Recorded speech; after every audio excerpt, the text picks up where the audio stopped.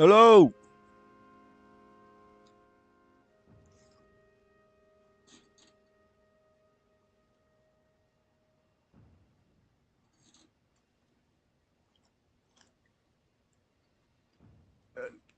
It's dinner time.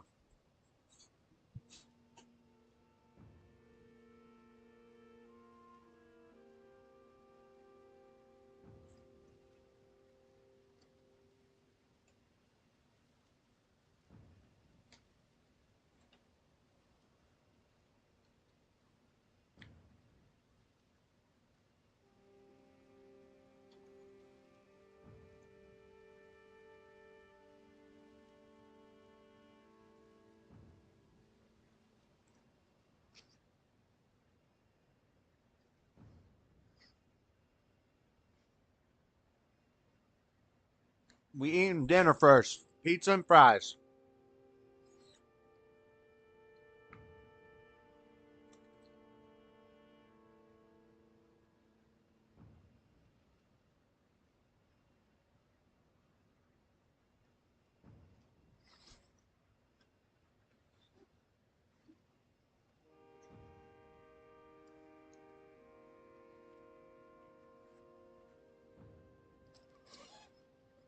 Give me a moment, guys.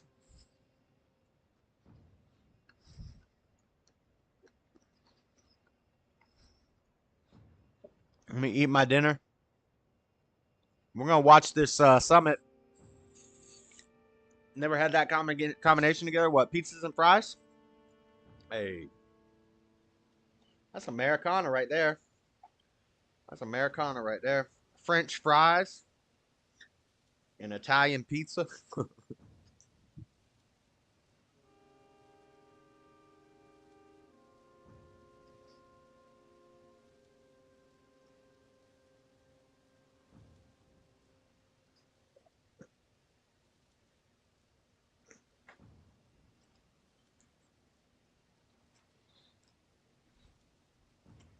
Ooh,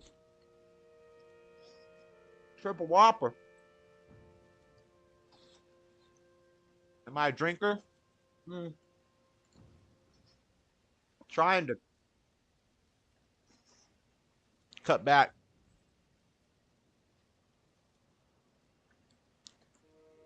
I drink beer. I don't really drink liquor because once I start drinking it, I drink too much.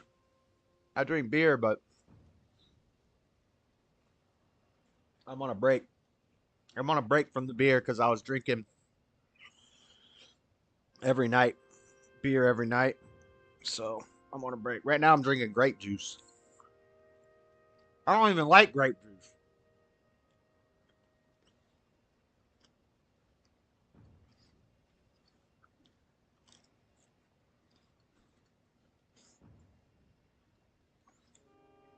All right, guys. I don't have a sip or a shot to take. You can take a sip or a shot and dedicate it to me.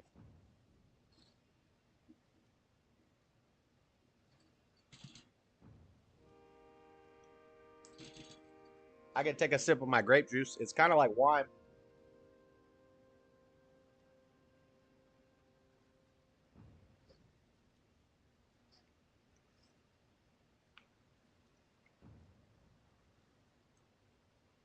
I'm gonna take my headphone out.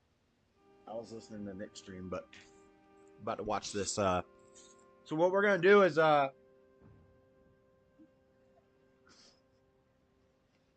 it's an 8 hour thing. The summit was 8 hours.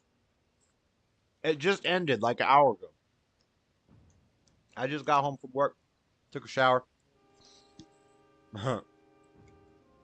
We fixed the valve, the on-off valve for the water system that goes up and feeds water to the swamp coolers. The valve was busted, so it was filling up with water like in a pool. So we cut the water off, we cut the valve off, we made a new valve system with one of those screw-on coupler things. And so my boss unscrewed one side of it so that I could put it on the pipe screw it in. I screwed it real tight, tightened it up with the wrench. The other side, the other screw on off side, I didn't touch because, well, one, my boss didn't tell it to me, and he put it together, so I assumed the other side was already tight, and I think it was tight, but it just wasn't real tight. And so we cut it on, and then we left to go mow some lawns and fix some sprinklers. When we come back, the other side, not the side that I tightened, but the other side had blown off, and there was like a flood. There was water everywhere. But we got it fixed again. And luckily, it's so hot out here, the water dried up real quick. I made a sprinkler, yep. That's what I told him. I was like, because over in that area, there's no grass. It's all just dirt. And the owner's been talking about getting some sod put in and stuff. But I was like, man, some grass might grow here now that it got water. Because it was like an inch deep of water everywhere. It was funny. Damn, I don't have no more ranch. But what we're going to do is we're just going to play the interviews with Tucker. And then we'll skip through the parts with Glenn Beck and all his Blaz people.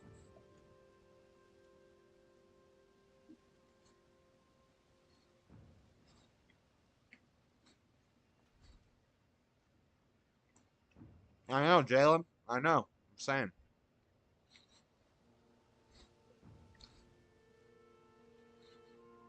Pina colada, maybe. But no alcohol a while ago. I don't know. I'm not saying I'm quitting drinking.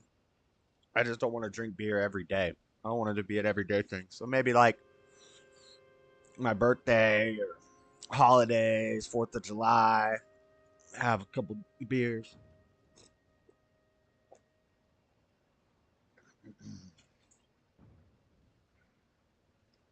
I haven't smoked no pot. I haven't smoked no pot in like a week either.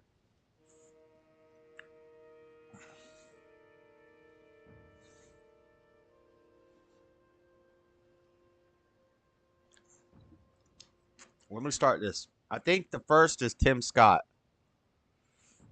Let me see.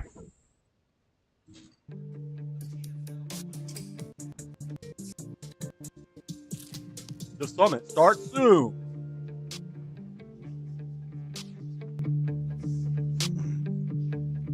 Sound like Mission Impossible. What the? Okay. No, the first is not Tim Scott.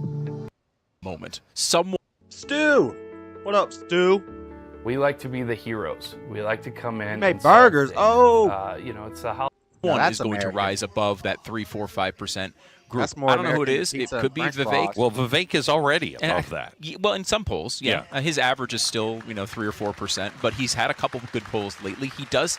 Look, the thing about Vivek, and we talked to Vivek years before he was running for president. One of the reasons why I think a lot of people even know who he is because of how much you had him on and talked to him about his book. Tucker had him on as well. Yeah, talking about his stance against ESG. And Woke Inc. was the name of the book, right? Right. And the one thing about Vivek, which is really impressive when you see him in person, he's a really good communicator. How did you know? He is a guy who really can break this stuff down for people. He knows what he knows very, very well. And, you sometimes see some guy who's like a former governor or some, congressman, and they're not good at it, right? Where, of course, you see that going on over a long period of time. Where Vivek is consistent. He can go on friendly and adversarial interviews and perform really well. Right. And I think that's what's had him stand out so far. We on stage right now is Bob Vanderplatz. He plays a very, very big role in Iowa politics.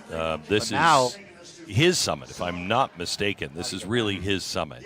And Steve Dace knows him quite well. Steve is going to be joining us here in just a few minutes to give us a lay of the land here in Iowa. It is the first caucus. Always plays a big role The Democrats are diminishing that. They're saying that it's not going to be the first caucus for the Democrats. It's too white. But I think that Iowa has gone very, very What does that progressive. mean? Too white? Ain't no such thing as too white. It's What not, Well, you don't think so? I wouldn't. I would be interested to hear Steve. Steve lives here, and he follows Iowa politics closer than anybody that I know. I mean, Kim Reynolds, who's the governor here, really conservative. Can I tell you something that's going to happen today at 1:30? Mm-hmm. Do you know she's coming? I did not know. Wait until you hear this. She is signing in the anti-abortion bill here. Oh, because it's the 6-week ban. That's going, I heard. Yeah. So she's signing that here on stage at 1:30. That's historic. Yeah, that's She right. announced it, I think, yesterday. Protests are scheduled to happen all around the outside of this building today. That's going to be huge, huge news. And you'll be seeing it live here. Yeah, this is funny. There's a, how you go to like a convention center like this. There's a million Wi-Fi names. One of the Wi-Fi names they renamed abortion is healthcare. So whenever people come here, they check and they see abortion is healthcare, which is a common troll. I mean, Trump did this. People who like Trump would do it to Democrats in the convention hall. It's simultaneously a pretty good troll and also a statement about wanting children. Something you a little. I think that's the first debate. Can you believe that? Yeah, but for introducing Tucker Carlson to Tucker! the stage. He's coming. Let's go! And there he is. Thank you. Bless you, man. Oh, God bless you.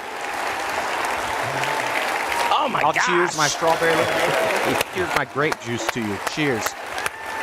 Oh. Thank you. I think I'm going to start doing I need to have a little thing put up on the screen that says if you Cash App me $5, I'll do 10 push-ups. $10, 20 push-ups. 2 push-ups per dollar you Cash App me. And the goal of the stream is to make me do so many push-ups that I can't anymore. And I don't think you guys could do it.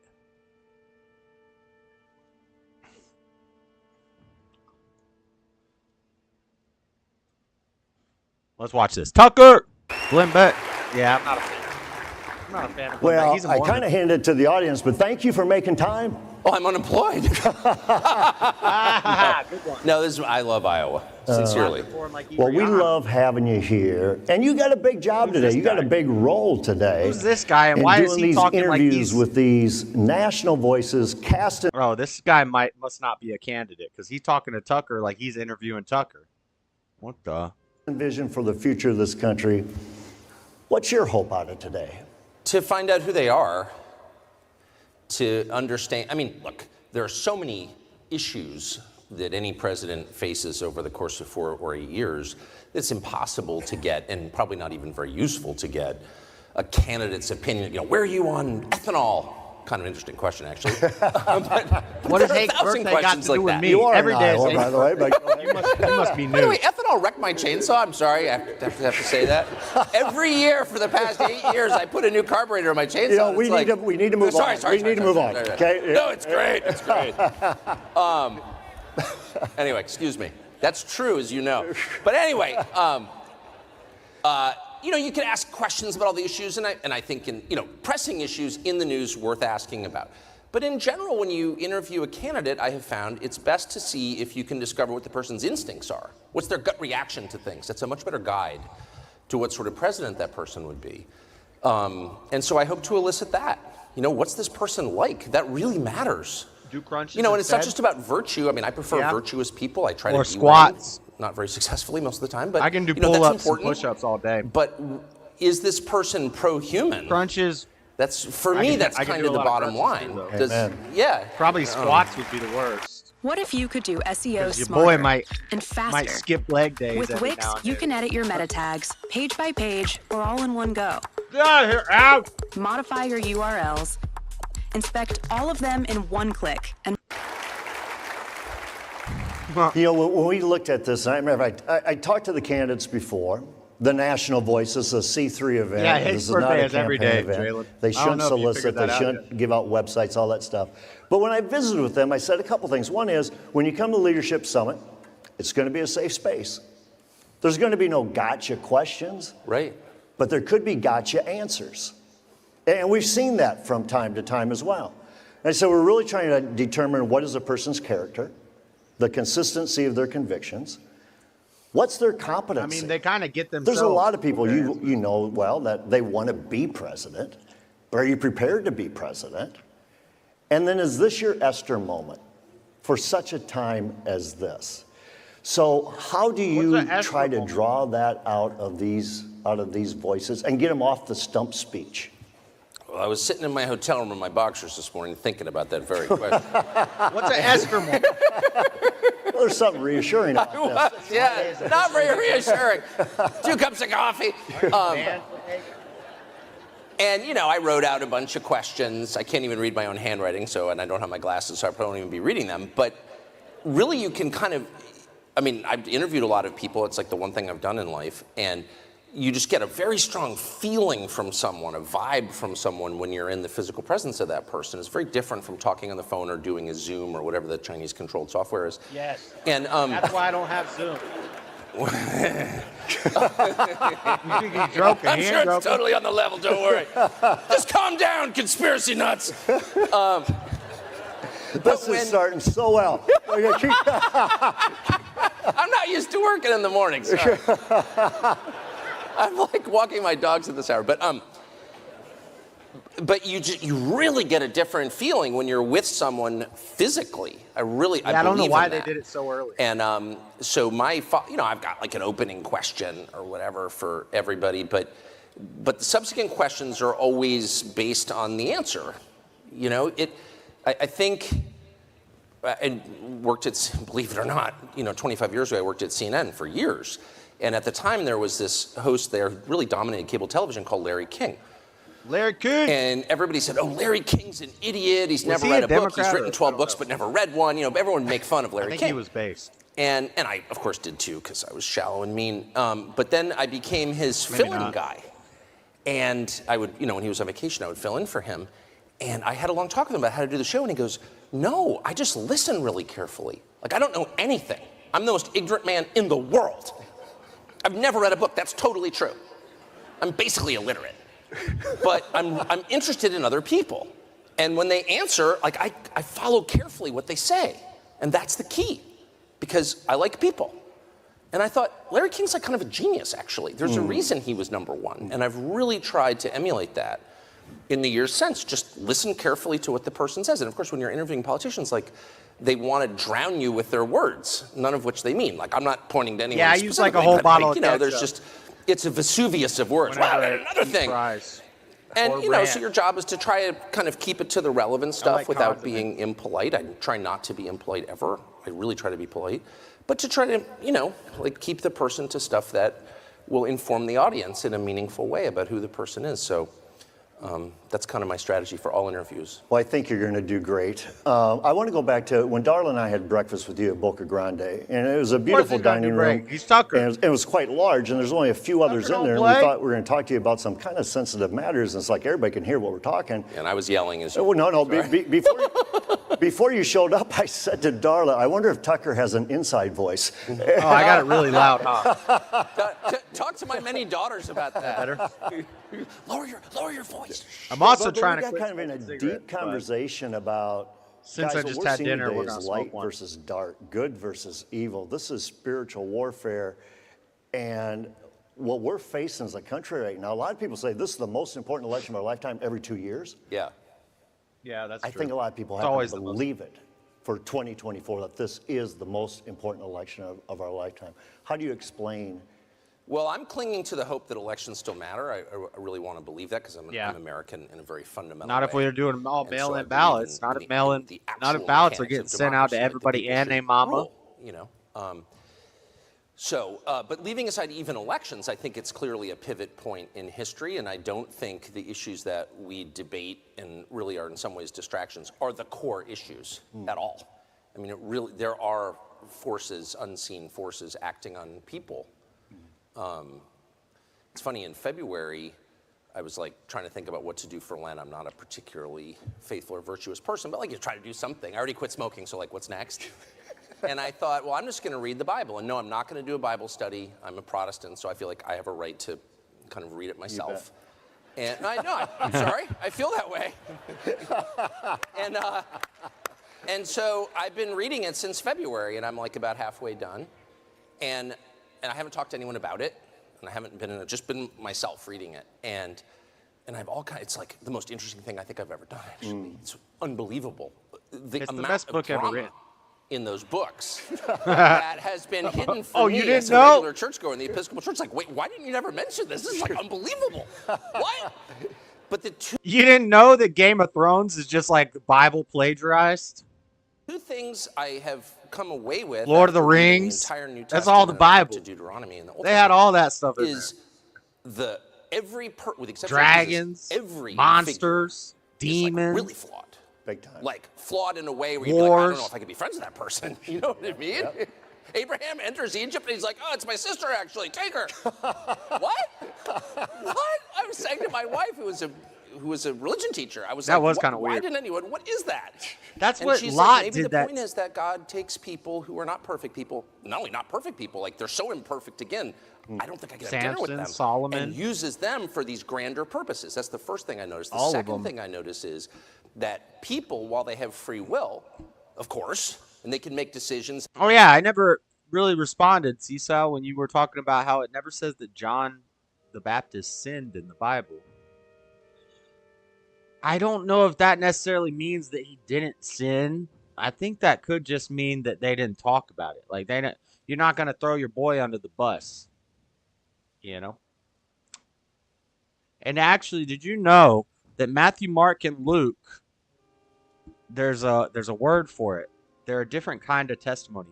Matthew, Mark, and Luke are the only testimonies that were written at like the time of Jesus. So those testimonies are a different, separate type of testimony than John the Baptist testimony. John was written way later after Jesus. And Paul is totally different. Paul's not testimonial. Paul is letters to churches for the most part. But Matthew, Mark, and Luke never called Jesus, never calls himself God. They never called Jesus God in Matthew, Mark, and Luke. But then in John is where you can find some things that can be construed as Trinitarian, depending on what translation you're reading. And they live with the consequences of those decisions. Found that They're not really in charge the of the arc of history at all. They are being acted upon a lot. Amen. Okay? And I never really appreciated that because I'm American. And so I grew up with this feeling that we're the sum total of our choices. And, well, that's not. That's a long story, Jalen. That's a long story, JC. Short story, I was raised in a Christian family, went to Christian school, went to church 3 times a week. Mama sang in the choir. I went to the worship groups. Really, I went to church in like middle school and high school to meet girls. That's a good place to meet some ladies, by the way. Then, as I got a cigarette, it's just a cigarette. I'm trying to quit, but I just ate dinner, so I need a smoke. We're trying to work our way slowly through this pack. Then I went to Christian school until 6th grade. And then 6th grade, when I went to public school, I think it had to do with wanting to be like popular and have friends. Because I had been in Christian school. So when I went to public school, I was like a weirdo. I didn't know how to dress. I didn't know all my clothes were from the Gap, while everybody else is wearing like Abercrombie and Fitch and American Eagle. And I realized quickly that I was not welcome in like the popular club, which is what I wanted to be in. So instead, I went the opposite, and I started hanging out with the skaters and the punk rockers and the stoners and stuff. And then I started smoking some weed, and then drinking, and then by high school we were dabbling in like pills and mushrooms and ecstasy and cocaine. And then by about midway through high school, I was off the rails and did a bunch of illegal stuff, got in trouble, in and out of juvie, went to a juvenile boot camp, Went to the juvenile detention center like 3 times. Started going to county jail. And then and I was just on probation, violating probation, go to jail, go to jail, go to jail. I spent like 2 years in county jail between like 4 trips. And eventually I just left Florida. I was like, this is a mess. I'm a mess. I left Florida. I joined something called Mad Crew, which is where you travel around in a van. There's a movie called American Honey about it. Traveled around on Mad Crew. That's when I was introduced to, because up till then I only dabbled in like cocaine and Vicodins and Percocets and stuff. Once I got on Mad Crew, that's when I tried the harder stuff like crack and meth and heroin. And then my life was a mess. I came to Utah with a girl. I got married to her. Our marriage didn't work out. We split up.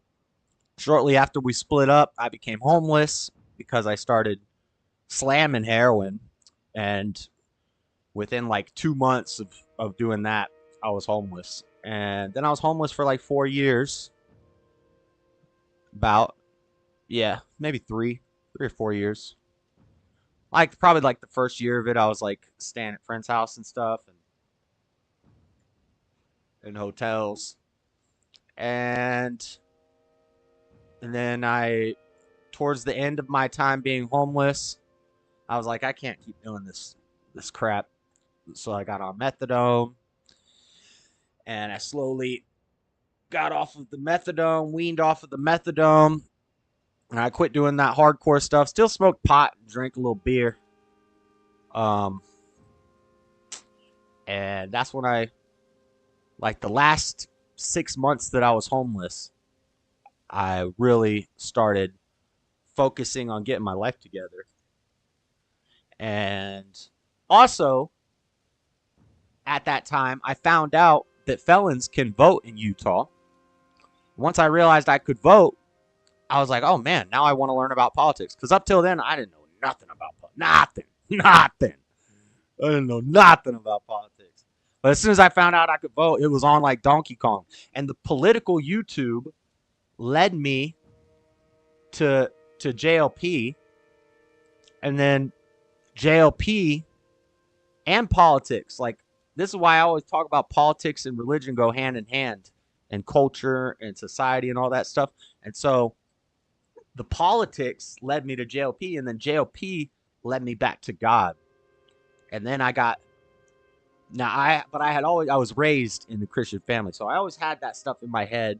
I always considered myself a Christian, but I wasn't living like a Christian. I got baptized when I was 23 after I got out of jail one time. And I had done the praying, like I told you earlier, praying with words and vain repetitions. Church never did nothing to change me. I still went off the rails. Baptism, Bible studies, memorizing Bibles. I used to have like all of the first 5 chapters of Genesis memorized. I had huge swaths of Psalms and Proverbs memorized. Huge chunks of the New Testament memorized. Like I'm talking memorizing chapters, not memorizing verses, memorizing chapters. And none of that ever changed me. And then JLP's message of forgiveness really made a difference for me. I talked to my mom, and I told her, I said, I never felt like I'm a man. I've always felt like I'm a kid, like I'm not mature, like I do all this stupid stuff, I make stupid decisions. Everybody always told me I was smart when I was a kid, but I made stupid decisions. And so, talked to my mama, started getting my life on track, and and then once I started doing that, and I got off the dope, within 6 months, I had a place to live, I had a job. And now we're chilling. I actually started the YouTube channel. I started this YouTube channel right after I quit heroin. And I was still homeless when I started the channel. A lot of people, if you go watch my old videos when I was on the streets, a lot of people think it was fake. It wasn't fake. You could tell because I'm wearing the same clothes in every video. And I'm never inside in any of the videos. But my door just opened. I need to close it to keep the air in here.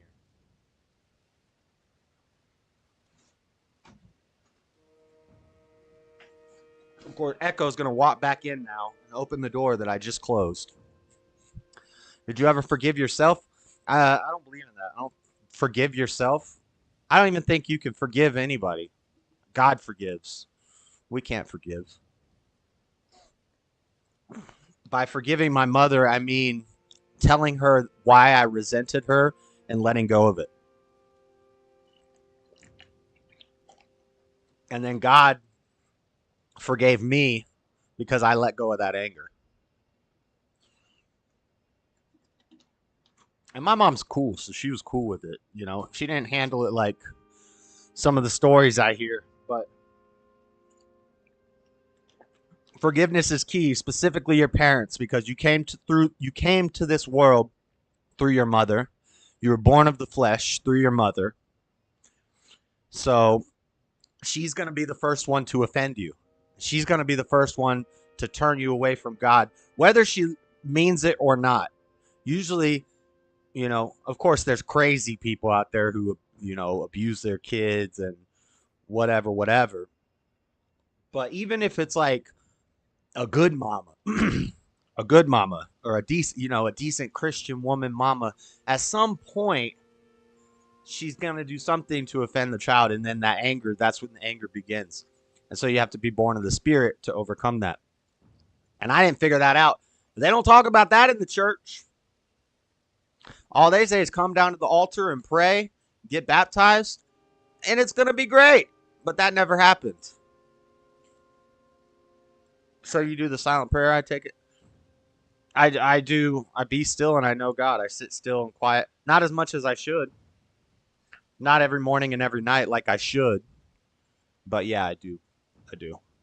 It's basically like meditation, but I don't like to call it meditation because it's not. Meditation is people trying to control their mind. You can't control your mind. You need to just observe your mind. You need to just sit with yourself quietly, turn off the TV, put your phone away, just sit quietly. And it's hard for me because I'm scatterbrained. I'm what the psychological industrial complex would call ADHD. I don't believe that's a thing, but they would probably diagnose me as that. I know. That's why I've never called JLP because it's always been like the only reason I would ever call JLP's show would be to disagree with him. Because I'm not going to call and ask for advice because the whole point of the message is that the answers are already in you. You already know the answers. Why am I going to call and ask for advice? Or just to call and maybe give like a testimony and say thank you to him. That's the only reason I would call. And I really don't disagree with him on much. Sometimes I would word things differently than he words them, but I understand what he's saying.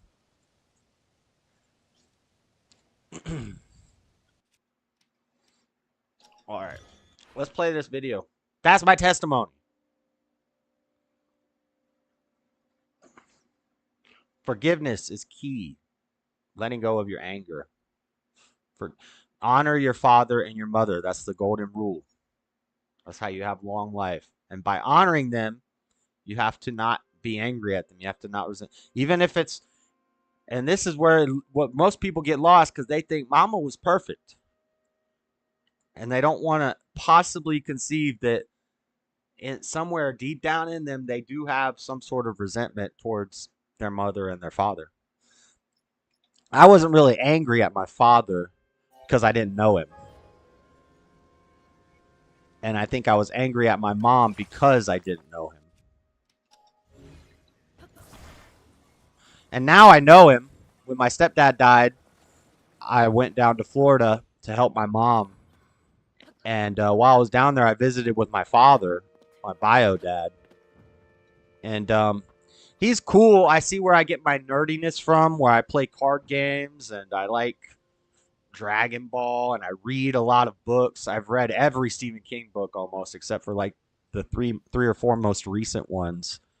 I read a lot throughout my life. I read a lot of books, and I get that from him. And I get the card games. He was like a national champion at one of these card games. So I get all that stuff from him. But all my views, my politics, because he's like an atheist liberal.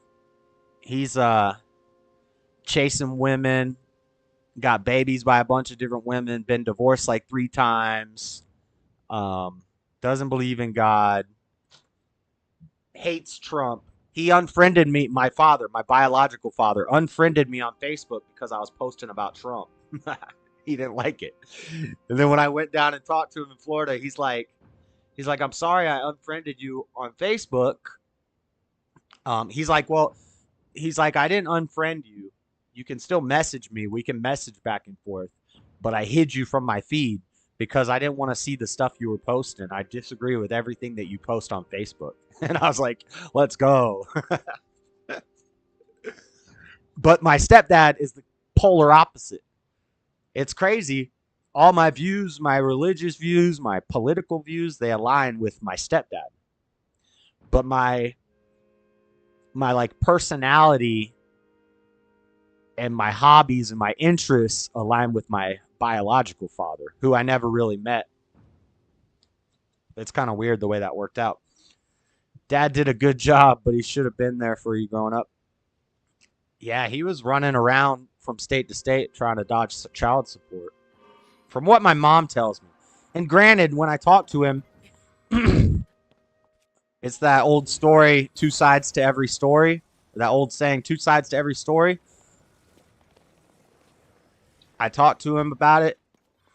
He blames my mom blames him. So after talking to both of them, and then I went back home to where my mom lives, because I was down in Florida staying with her. And she's like, well, what did you guys talk about? What did he say? And I told her what he said. She's like, that's not true. It was the opposite. Blah, blah, blah, this. And I was like, listen. I already knew that this was going to happen, that he's going to blame you and you're going to blame him. It doesn't matter. I don't care. I forgive both of you. It's of the past. It doesn't exist anymore. Let's move on. I don't want to hear excuses and, it's his fault or it's her fault. It doesn't matter. I'm over it.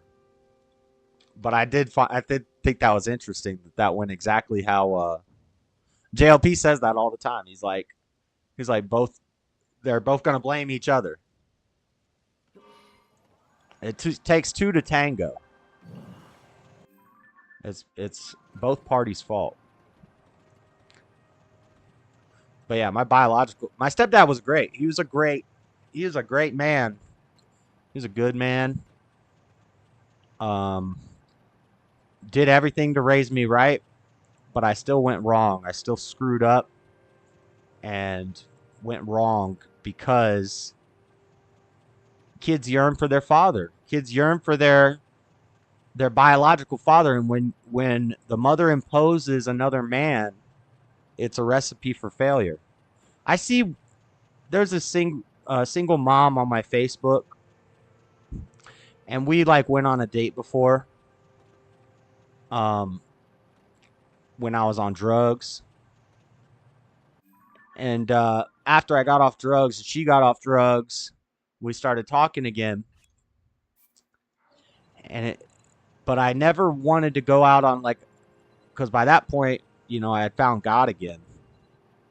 And I told her, she posted something like, I respect a man who is willing to get with a single mom and love her children like his own. And I responded to that and I said, no, that's a recipe. That sounds good, but that's a recipe for failure. You're imposing a fake father into your children's life, and it's not going to go the way you think it is.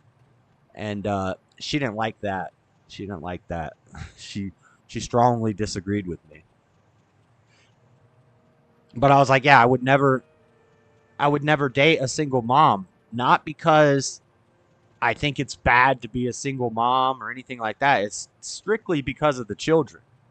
I wouldn't date a single mom because I would not impose myself on those kids as a fake dad. I wouldn't do that. You know? And I'm not angry at my stepdad for that. But I just saw what happened with me, and I've seen it in countless cases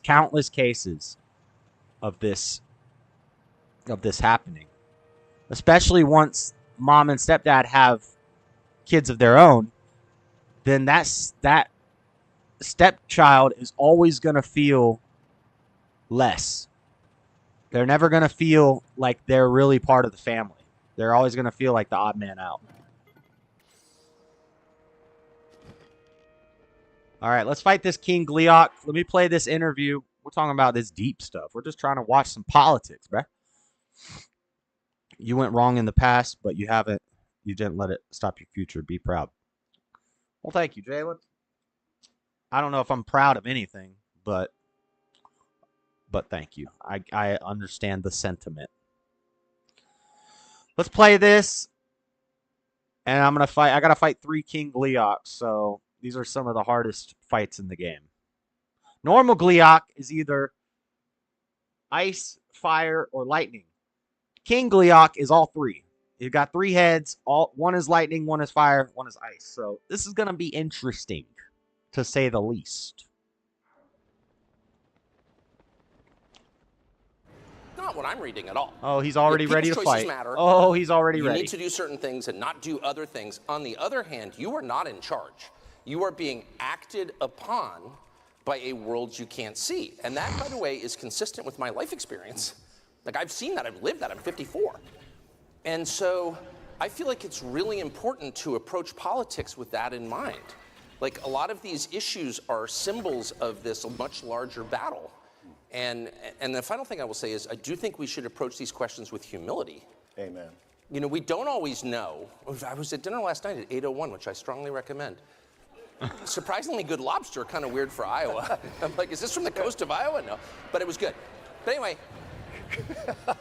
we were hit him talking with your about strongest weapon. Candidates, and I was eating with someone who's a Christian, and I said, I can't. Honestly, Oh, we're not can't doing tell a lot if of this person damage is here. A tool of light or darkness. You know what I mean?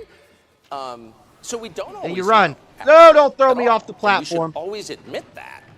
You know, I've got very strong feelings about all kinds of issues, but it's so important to be open to the possibility that I'm completely wrong. Oh! And that what I'm espousing is actually destructive, not constructive. So just to approach it with humility. Like, we're all about 100 times more ignorant than we admit. Yes, amen. Paul would say I'm the worst of the worst, right? Yeah, so I would. That's a good place to start. It is. I would suggest keep reading the Bible, and I want to finish here. I can't wait to find out how it ends. I'll tell you how it ends. I know. We win. We win. Real quick. And then we got to wrap it up. But I think one of the reasons Darla likes you more after she meets you more is because you are very focused and you love your family and you think families are the bedrock. Well, who else he is froze on your me. side? Good question. Some of us have family members that might. Anyhow. But you really, I mean, that really just exudes out of you the importance of family. My bow broke.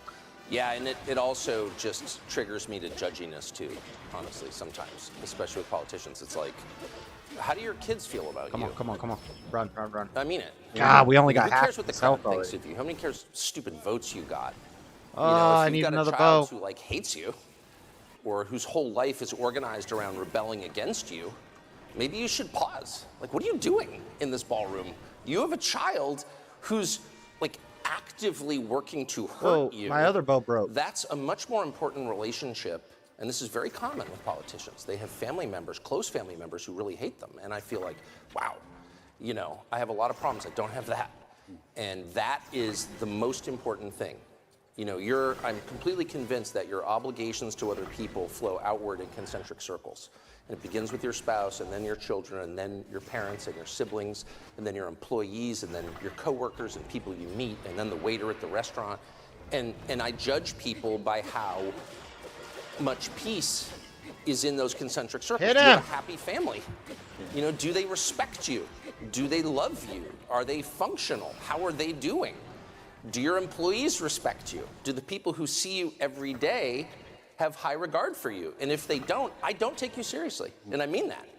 Well, family's our middle name. And just I want to clear this up. You'll see a small I in the word family in everything we do. And the reason we have a small I is because when you have a big I in family or in relationships, you're going to have a train wreck. So we always say have a small I in all of that. Tucker Carlson, you are going to do great today, and you have this whole audience cheering you on and praying you up. Thank you. All right. Thank you, Bob. Thank you. 36, 46, 52. Raise your hand if you like. I don't have We anything were strong. going to give away a free tube of the brand new 2023. Hold on, I got to kill this. I'll read Tucker all your Carlson, stuff once I kill this his stupid first, thing. live appearance, as I said to Stu earlier, it is interesting that the last appearance he made, he was talking about religion. Then he leaves Fox for some unknown reason, and now he is No, here. he's We are flying joined by up. Steve No, Nace, don't fly from up. Blaze TV, Don't who fly up. Lives here and knows this very, very well. You follow What does politics that sound? probably closer than anybody I know, and I know Stu said that earlier. Who would have thought you what and I does would have this deep convo? mean What game? here You in don't see it? Iowa? I think the most This is important thing TOTK. This is well, two Tears of things the Kingdom, that, Legend of you Zelda, just heard Tears Bob of the Vanderplat Kingdom, say that are in the very bottom true left about corner. events like this in Iowa. That if Iowans don't do gotcha questions. Oh, You know, crap. I'm considered Darth Vader here. You know, Crap. years This ago, part when is I tried bad. for a This job part in is New York gonna City suck. drive time, they told me I was too nice for the job. We got a bite, though. Okay, We got the so bite. Iowa nice, Minnesota nice. That's kind of a thing. So gotcha questions are not their things, but there are. Oh, definitely such no, things this as is gotcha not good. answers. I mean, you can absolutely face in the way that you respond, and so that's the thing. Is they're going to look for sincerity and authenticity. That's big for Iowans. The other thing that matters that Bob said a minute ago is 500 pastors in the room, guys. And the reason why that matters is because those guys are going to bring with them on January 15th, they're going to bring 10, 20, 50, 500 people with them to the caucuses. And those people don't respond to polls. Iowa is notoriously very difficult to poll, particularly the caucuses on the Republican side and the Republican primaries. Our people just Oh, my aren't God. easily What the? identified. If you do the math of Iowa, just how difficult it is, right now we have the highest amount of registered Republicans ever, I think, in Iowa, 681,000. Wow. But the largest caucus turnout we've ever had was I'm in trouble. I don't know only if I can kill this guy. Oh, my God. So if you're polling the state, you're trying to figure out, okay, Who's going? of those 100, which 150 How am I of supposed those to get up there? 680,000 are going? But on top of that, you can be a registered independent, come in here and switch and vote Republican that day. And so trying to figure out who those people are got a going rocket to be. shield. And We so got a that's rocket why shield. The polling of Iowa is notoriously terrible. Get me up there. Get me up You go there. back Ah, to he the hit Real me. Clear Crap. Politics polling average in 2012. It Whoa! underreported Don't Rick fall off Santorum's the final mountain, finish by please, 8.5 Link. points. Wow. 14 of the final 15 public polls in 2016 had Trump winning by an average of 5.5 points, and Cruz won is by that a 3.5 points. So it's just it's kind of hard to pin the tail on the donkey and figure out who's going to show up. So tell me, because what I'm hearing as I'm listening and trying to process it for myself and Come for on, the bro. audience, I'm also thinking about it as in regards to how it's going to play with the mainstream press. What if I am This all sitting comes in the down to newsroom luck. of Basically, CNN, if he I am hits us, already we're in trouble. writing that Christian nationalism is on the rise. You know what I mean? That this Christian is nationalism, Christian let's nationalist go. kind of movement. Right. And Tucker Carlson is part of that Christian God, that Christian guard. No! How do you respond God! to that? I think Iowans don't give a rip about any of that kind of stuff. I really don't. And, I worked at the Washington Times the last time we had one of these God, famous what the leader fuck? candidates came in. And so I was charged to write the post-event column about who was up and who was down. Come on, come on. And the guy I eventually went to work for, Ted Cruz, was Oh just my kind of mid. He did okay. What the heck? Donald Trump, who I was What the actually, heck? Let me up. contemplating going to work for. In fact, he was there. Courted you. He courted me. He was going to offer me a gig, from what I was told. I was waiting backstage, and And I mean, I heard so many groans and guffaws. Come on. John McCain as a POW and everything else. I thought this thing's toast. He's got that's no when that chance. happened? Yes. Oh, wow. And I mean, I'm 10 feet from him when he is saying this. And I turn around. I won't tell you who it was. There was another candidate in the room. All right. And I turn and look at him, and he's giving me the throat slash sign like this thing is done, you know. And then Bobby Jindal was the real big breakout star, and so so Go, all go, of this go, that go, we're go working up, in the- go in up, the- go up, in go up. the No, media, come on. And Washington Times is conservative, but it's I died. original legacy media too. And we all wrote Bobby Jindal breakout star, Donald Trump is toast. Bobby Jindal didn't make it to the Stream on Twitch. Yeah, I have. Oh, I can't believe I just freaking died.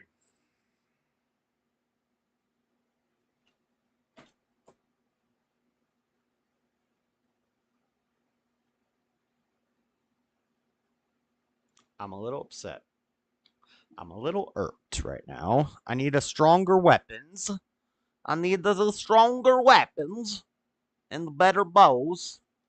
Okay. You think Trump ultimately gets the Republican nominee, that he will choose DeSantis as VP or Tim Scott, try to get the diversity votes? I don't know.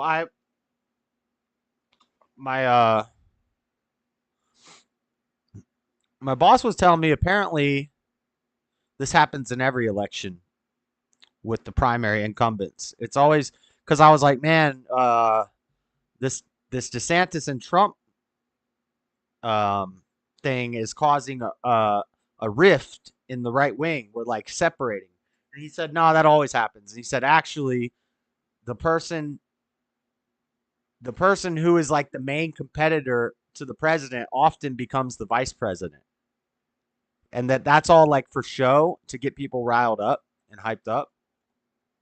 And he said he wouldn't be surprised if DeSantis was vice president. Now, if Trump doesn't show up for the debates, because Trump's not in this thing, in this summit that we're watching. If he doesn't show up for debates, he's not going to win. That's his strength. That's his power, is the debates. He makes people look foolish at the debates. That's what hypes people up, and we need to see that. So if he doesn't do the debates, I mean, that makes me lose faith in him, because I'm all about debating. I watch debates. I do debate commentaries and debate reviews. And if Trump doesn't show up to the debates, I don't like that. He's done a lot of things I disagree with, but if he doesn't show up with the debates, I don't know if I can support that. So we'll see. I hope he shows up to the debates, but if he doesn't go to the debates, that makes me think that this whole thing of him running again is just to raise campaign money, and that he really has no intentions of actually winning.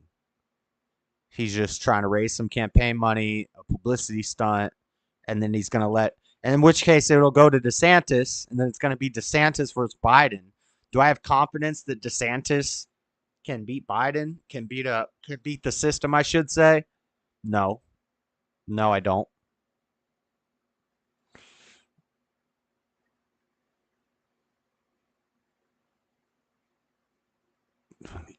That doesn't make any sense, Dean.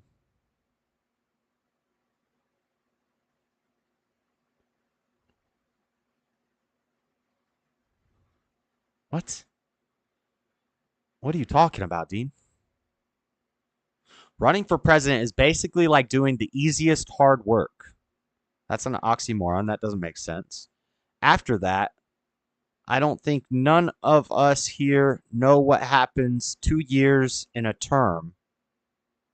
Let alone when what are you talking about, Dean? Nothing that you just said makes any sense.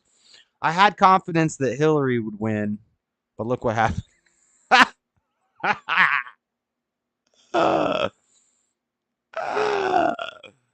Oh man, that's horrible. Why would you tell people that?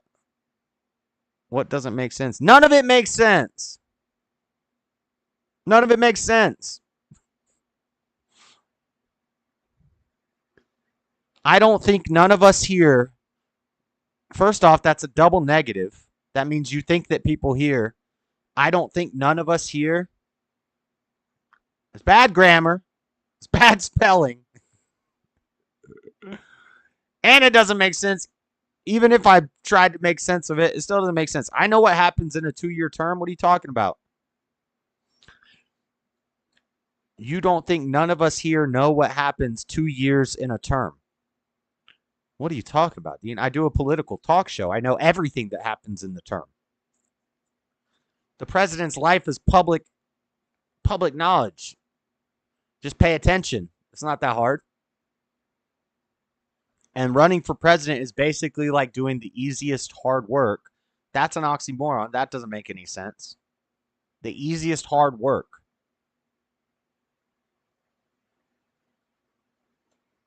What?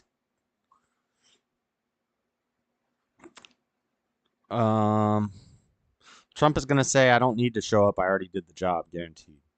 He's saying he doesn't want to show up because the moderator is going to be biased. Is this going to start me back with all my armor and stuff that I had before the fight began? I hope it does. The end of the year, and Donald Trump became president of the United States. So what you're saying is there's no reason to watch this or pay attention. Here's the thing, though. I remember when I decided to go work for Cruz, one of the guys that I urged Trump to hire is Chuck Wadner, who's one of the best organizers Iowa's ever had. Land. Trump took my advice and hired him. And so I waited about a week after I joined Cruz.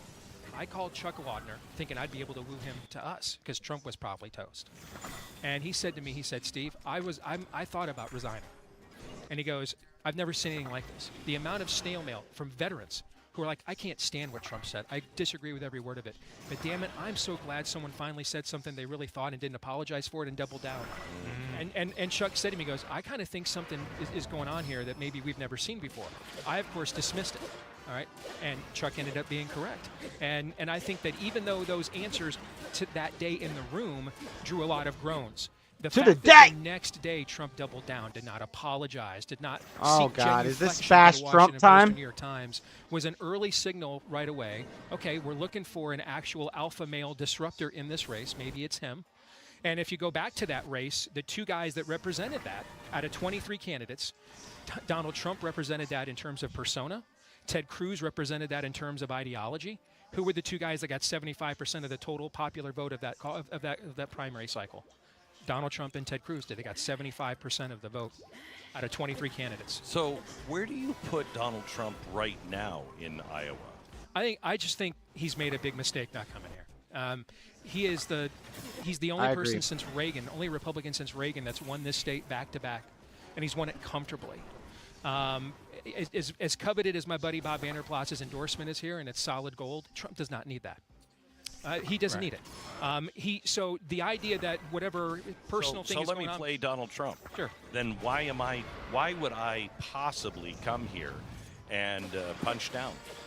You're not punching down. You're talking to these people. It's not, you first of all, I love Tucker to death. We all do. He has been very favorable to Donald Trump in his public comments recently. So you're talking to a friendly voice, someone you know personally for 25 minutes. Yeah, I don't know why he wouldn't show up. And you get to go around Steve Deace and Bob I don't like Vanderplatz it. and the I don't like it. It makes me talk think he directly doesn't to plan on 500 winning. pastors yourself. Imagine this scenario. Back in if he doesn't debate, I'll say it right now. One of the last if Trump doesn't go to any of the primary debates, I don't think I'll vote for him. I'll probably vote DeSantis. And that's, hey, listen, I got a big flag on my wall that says Jesus is my savior, Trump is my president. For me to say that, anybody who says these MAGA, but the MAGAites, like Gays for Groomers was saying, oh, these MAGA idiots, da-da-da. Like, first off, I don't even want you in the conservative party, Gays for Groomers. Or Gays Against Groomers, whatever the heck your name is. The fact that you have a group called Gays Against Groomers, that's grooming right there. You're grooming people to be gay. We don't even want you on our team. Maybe some people are like, well, we need the gay vote. No! I don't want you on my team. So, anyway, but Gays Against Groomers was saying on, what were they on? They're saying these MAGA cult members, which is like a liberal thing to say. They're saying all these MAGA supporters are cult members. I support DeSantis. Oh, well, she was on Timcast. And Tim's like, well, what about DeSantis doing the AI, the fake AI pictures of Trump hugging Fauci and all that stuff? The first AI attack was a Republican versus a Republican. That caught me off guard. But anyway, she's like, these MAGA cult members. Let me show you how not of a cult member I am. If Trump doesn't debate, I won't vote for him. How about that? How about that? If you're not going to show up for the debates, no. No. You don't get a vote. You have to debate. I require you to debate.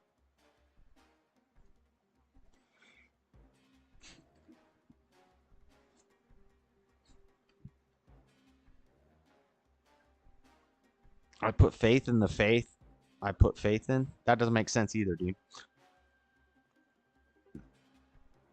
Nothing you're saying is proper language.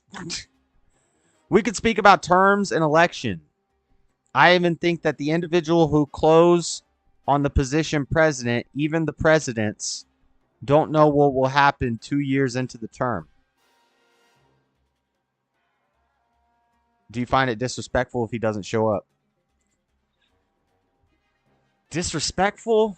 I don't know if I would say, yeah. Yeah, I guess that's a... I don't feel personally disrespectful, but it's disrespectful to the position. It's disrespectful to the American people in general not to show up. He needs to debate. If I'm Trump, if I'm talking to Trump right now, debate. Go to the debates. That's what you got elected for. You got elected because you demolished these clowns in the debate. Who cares if the moderator's biased? Tear the moderator up like you did at that town hall. People love that. They love it. They love seeing a savage. They love seeing a savage presidential candidate who's not going to be politically correct and go with the, let's be nice to everybody and say nice things. No, we want to see Trump demolish not only the other candidates on his side, not only the Democrats, but the moderator too, and the media, and all the naysayers. Crush them, Trump. Let's go. Not going to go to a debate. What kind of soft crap is that? National polls by 29 points. Dean, nothing you're saying makes any sense. 3 weeks before as usual. 3 weeks later, she finished in third place. Totally upended the paradigm of the race. If you're Donald Trump and you take all these people for granted, and you come out here in 100 and what is you it? Think that's the way days, they look at it? Absolutely, they do look at it like that. Our governor's more popular than Trump and any of these other candidates combined. Let me just break here for just a second and go to your governor. Mm-hmm. He's coming here today, and doing something historic. Yeah. We were, I think, the first state. We had this. Finally, we got serious about signing actual pro-life legislation that would challenge Roe after 30 years. And so we started signing these bills that define when life began, whether it's heartbeat or personhood, right? And so we were one of the first states that did that, and she spearheaded that effort. And then our Supreme Court basically punked out on a 3-3 tie and said, well, we're not sure if it's true or not. And so she calls a special session to do pro-life legislation. Come on. We've been doing We this can't let him fly away. We can't let him fly away. No. I've never heard of it. No. She calls a special session in the dead I of had summer another 50. and Yes. brings all these guys Okay, back we got another to 50. ratify the same Come on. pro-life legislation. We that the cannot let him Supreme fly Court away tried to once he tried to do a workaround. hit and him. she's going to Him. sign it here at this event. You know, when I was with Huckabee in 2008, if we could have Come gotten on, get up, Terry hit him. Branstad to endorse Mitt Romney, I'd have been like, I'll pay for that, okay? Because I've been involved in every caucus since 1996, and we've never had a statewide elected official who really had cachet with the kinds of Republican voters that show up at the caucuses. Okay, I need to... Instead, you know, people like Grassley... Before he gets big, I need a rocket shield. You vote shield. for them because they're not one of us. It's because they're not one of them. Yeah. Okay? She's one of us. I will so tell alienating her is just not, it's not a smart move. I will tell you that... crap! I talked to one of your state reps this morning early, and he said she wanted to go much further. We actually had to pull the horse reins back a bit, and I was thinking to myself, why would you do that? I mean, last primary cycle, guys, they couldn't get school choice. Come on, I just need to get up high enough to hit him with an arrow. She took out 6 Republican incumbents in a primary, including the committee chairman. to get this legislation What the heck? passed. Where's my Again, bow? she doesn't have the Ron DeSantis Where's my bow? persona. Okay, she's Iowa nice after all. She is a grandmother, but she's on a mission here, and she has an incredible amount of juice with this group of people back here, So and it's all earned. You think she's going to look? Come on, get up, Donald Trump not showing up as a slight get up on Iowa, and that pushes her away from Donald Trump? I think. Well, this came from Trump first, right? Like, because yes. she said she just didn't endorse at all, right? And he was disappointed that she didn't endorse him, and that was where the controversy. It was Trump who was attacking her. Yeah, my understanding. Yeah, he called her out first. He's down. Okay. He's down. I He's down. got a call from Jonathan Swan at the New York Times. Tear him up. 2 weeks He's dead. ago Let's saying, go. Hey, I'm hearing from my Trump sources that he's going to attack the governor, and it was the New York Times. So of course I wasn't sure. Okay, and I'm like, I just you don't have enough. You don't have enough security around you. New York Times would never get me on the phone. And I said I didn't want to listen to the Glenn Beck and staff of the Blaze talking, but they're talking about Trump, so that's why we're listening. Before I head out, do you have any questions for me? I definitely shared a lot tonight. No. I don't know. Why you go snaky? Why you being a snake and when you call in on other shows and stuff? You accuse other people of being hateful, but I think you're hateful of them.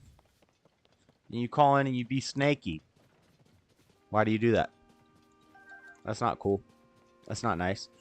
You're being cool with me. You haven't really said anything. Did my bow break? My Lionel bow, or did he knock it out of my hands with lightning?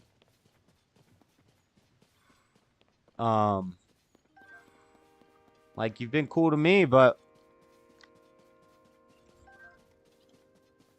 why you go in and be snaky with other people? Are you black? Are you black, Jalen? I've noticed a lot of politicians put focus on physical attributes. What? When in the Bible, with Sodom and Gomorrah, Dean, if you spell it phonetically how it sounds, you would spell it right, but you're adding extra letters. It's spelled exactly how it sounds, but you added like a H and a U and another U. Just spell it phonetically, and you'll probably get it right. That's a pretty simple explanation to not follow this world, because that's what happens. I don't know. That doesn't make any sense again, dude. I don't understand what presidents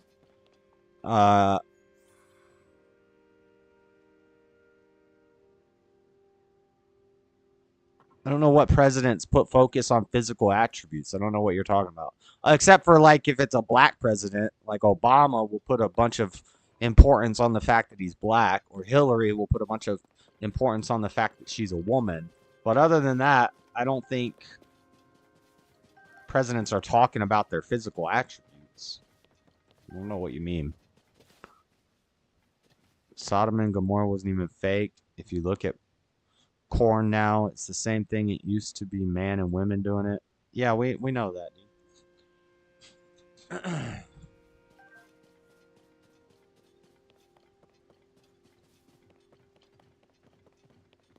Who said Sodom and Gomorrah was fake? I don't hate anyone. I'm snaky because I don't believe.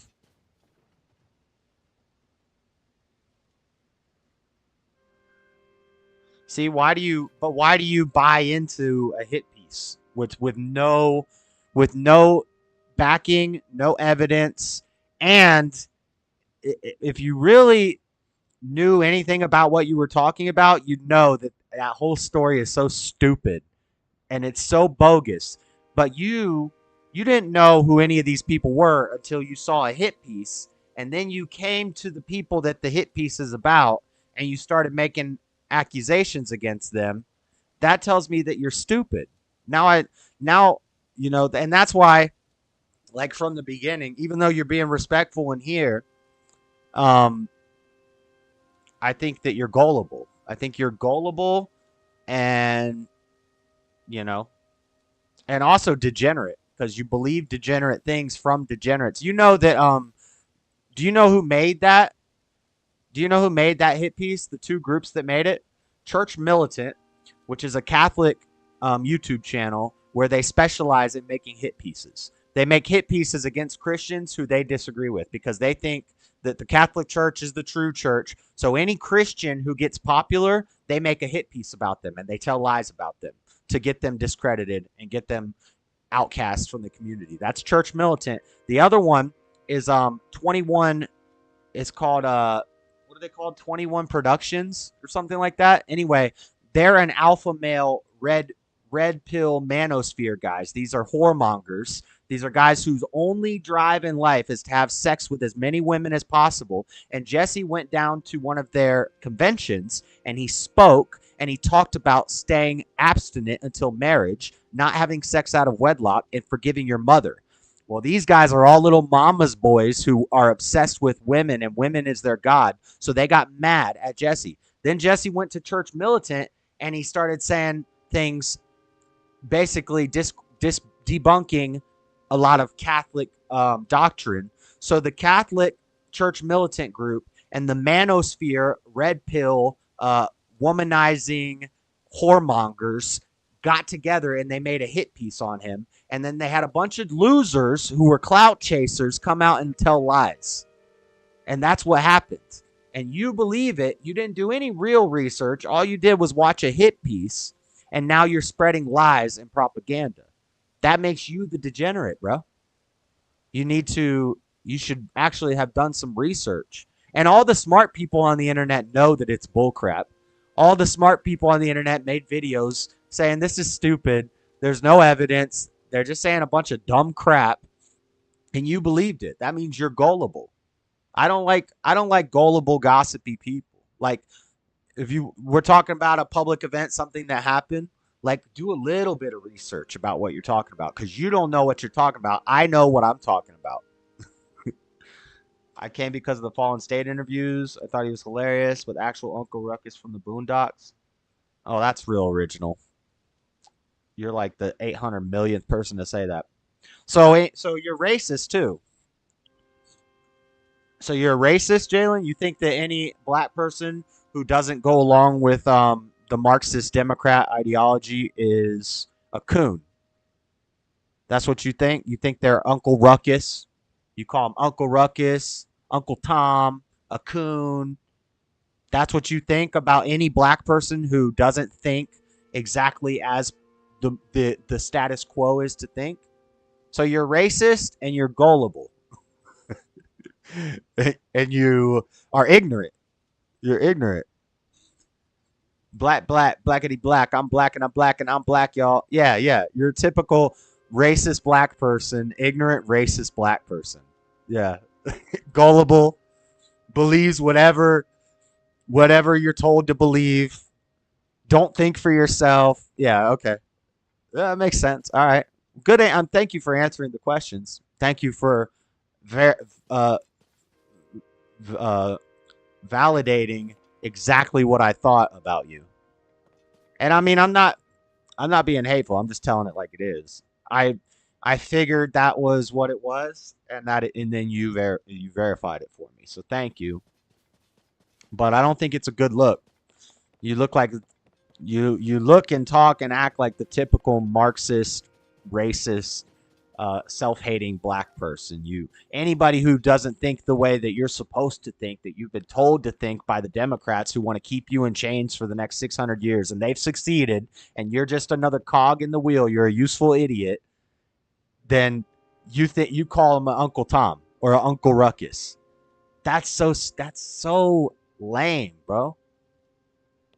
But I respect you for coming here and talking to me about it, or not respect you, but I appreciate it. Did you hear my call and take? I said red pill in reference to his appearance on Save a Ho. I intentionally did that, just like how I hate to. He didn't. And now you're spreading lies. Oh God. Yeah, you definitely gay. I mean, I could tell you're gay from your voice. The first time I heard you, I said he sounds like gay Forrest Gump. You sound like a gay. Oh, hey, God, hey, oh. Yeah, you definitely gay. That's gross. That's gross, bro. Overcome that. You said you were a Christian. I thought you said you were a Christian. I don't think you're actually a Christian. I think you say that. But I don't think you know the first thing about being a Christian.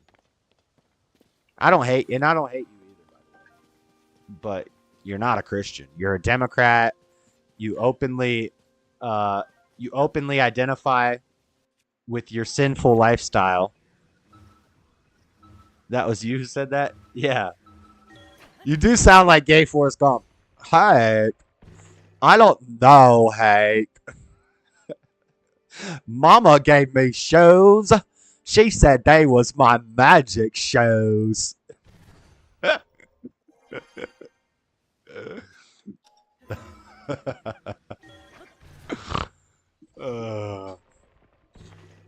yeah, you didn't get him to defend them. But you were being a Fed because you were trying to get him to talk about ban-worthy topics. Like you were trying to get him banned, and that's whack.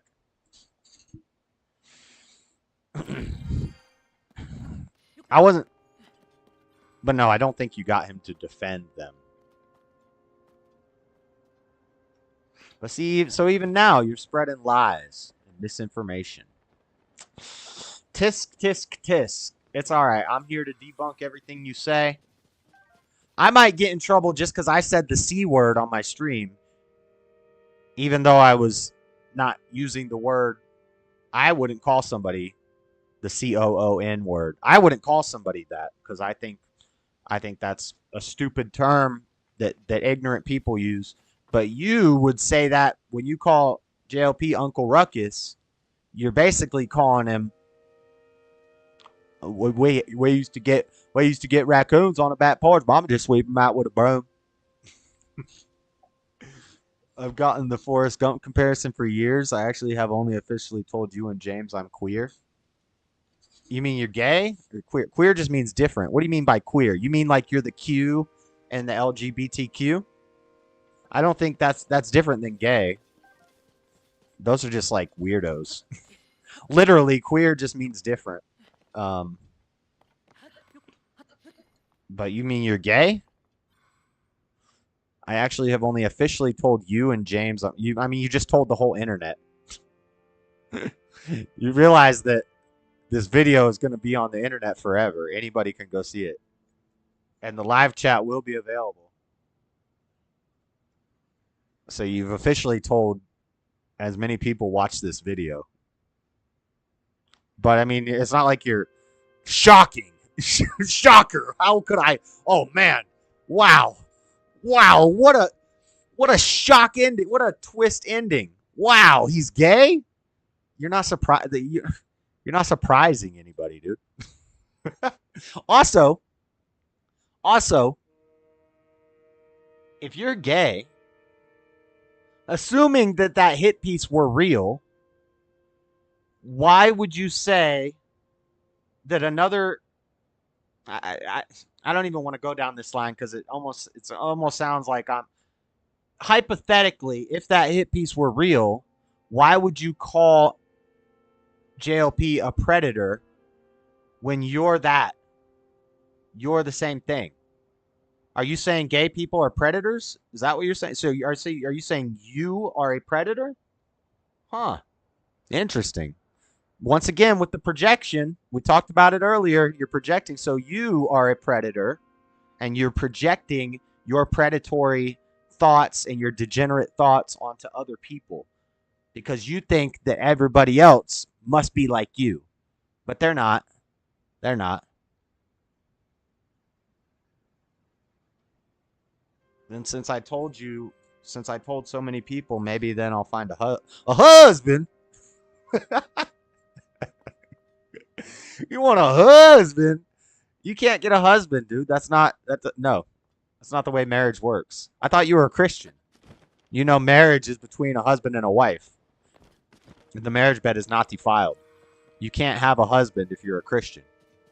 Duh. And that's not me saying that. That's not. I didn't make those rules. God made those rules. The God that you supposedly claim to believe in.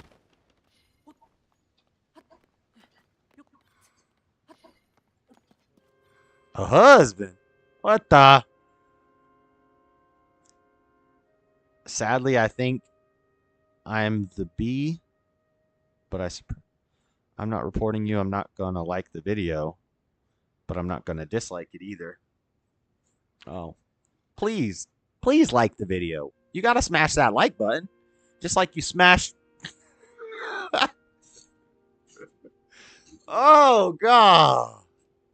Stop it. God. Smash that like button, just like you. How are you not going to like this? What are you talking about, dude? This is great.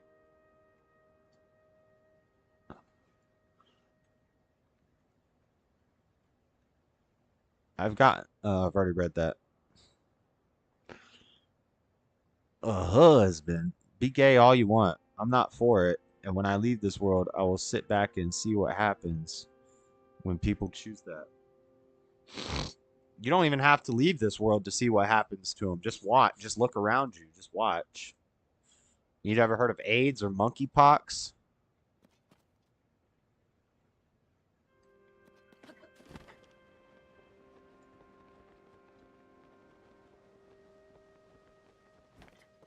You never heard of like a 60% suicide rate? You don't have to die to see the negative effects of that lifestyle.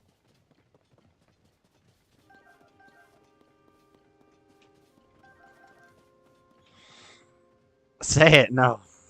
No, I'm not going to say it. It's super gay. That's super gay.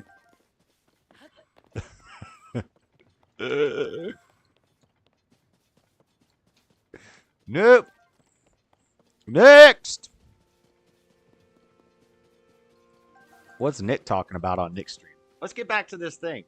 Let's get to the next. And I said to him, I said, about to start. I can't imagine Tim Scott. anything Tim that would be Scott's dumber coming than up. that, so I'm just not going to possibly believe it is true. And then about 10 days Tim later, Scott it coming happened. up. Coming up. And, Coming up.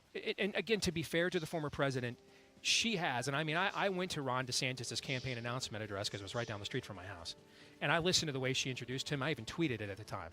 I mean, All right, she we has gotta go to given the Ron next King DeSantis Bleop. every positive comment without an Why endorsement. is it so So hot? I Is this understand- air so to be conditioner fair, I can see why he's working? What the heck? irritated, but she has not endorsed him formally. She has not formally put her organization. It's 100 behind him. degrees outside. And the window way right that he there. is behaving, it's like he is begging her to put her thumb on the scale. See, of people the like you process. is why I fight. I just don't think that would be a good What are you situation talking to do. about? Imagine we get into January. What? What did I say? Oh, you didn't like the comment about the suicidality or the AIDS or the monk. You didn't like that part? I took it too far? Too bad. Too bad. That's facts. That's just facts. I'm just pointing it out. I'm just saying.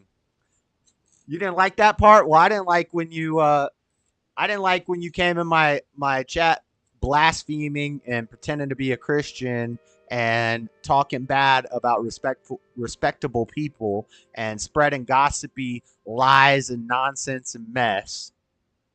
So, we're even. We're even now. You could almost say it's equality. It's equality. It's equity. Diversity, equity, and inclusion. We're all for die around here. Diversity, inclusion, and equity. Are you a Marxist too, Jalen? Do you believe that your people have been oppressed by the evil white man? I'm pretty sure Bond is down the street. Oh, Lord have mercy. Who cares? California is a cesspool. There's nothing wrong with having a church. I mean, you're supposed to go to you got to go to the people in the worst places. I don't know why you're saying all this to me. I don't work for them. I'm just a fan. I'm just a guy that likes their content. Probably because if you go there with that stuff, they'll ban you, which I'm totally okay with that. And if you came in here lying about me and saying a bunch of mess about me, I'd probably block you too.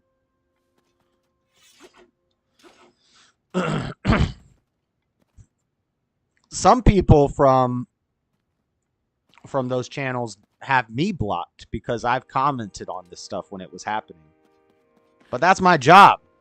I comment on current events, things that are happening. So that's what I do. But I never said, I always defended them. I always said it's bull crap and it's stupid and anybody who believes it is a retard. Jalen. You asked a question, I gave my answer. I'm glad you at least acknowledged the documentary. It's not a documentary, it's a hit piece. Right. Yeah, I'll acknowledge it. I'm not going to be like, oh, I'm not going to talk about it. It's a public thing. But I understand why they don't talk about it, because when you acknowledge the trolls, when you feed the trolls, they win. When you acknowledge them and you are explaining and defending and trying to, well, no, listen, it's this, you already lost. I think they handled it pretty well by just forget about it. Don't talk about it. Don't even bring it up. If somebody brings it up, get them out of the chat. If they're that retarded, get them out of the chat. I think that's a smart way to handle it. There's two ways to handle it. You either get out on top of it or you don't acknowledge it at all. You only get out on top of it if it's true. And it's not true.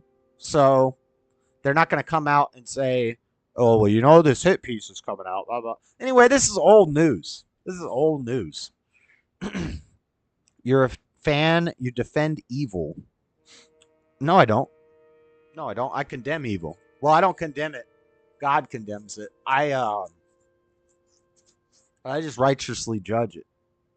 I just see it and observe it and discern it.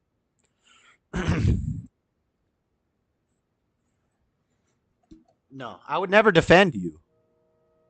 I defend evil? I would never defend you. I am trying to tell as many people as I can about how evil... No, you're trying to spread lies and gossip. And gullible retard information that isn't true. With like anybody who is like the slightest bit critical could tell that. If someone lies on you, would you not defend yourself? I don't know. People lie about me all the time. But see, I'm not the same as them. Everybody's different. People lie on me in chats all the time.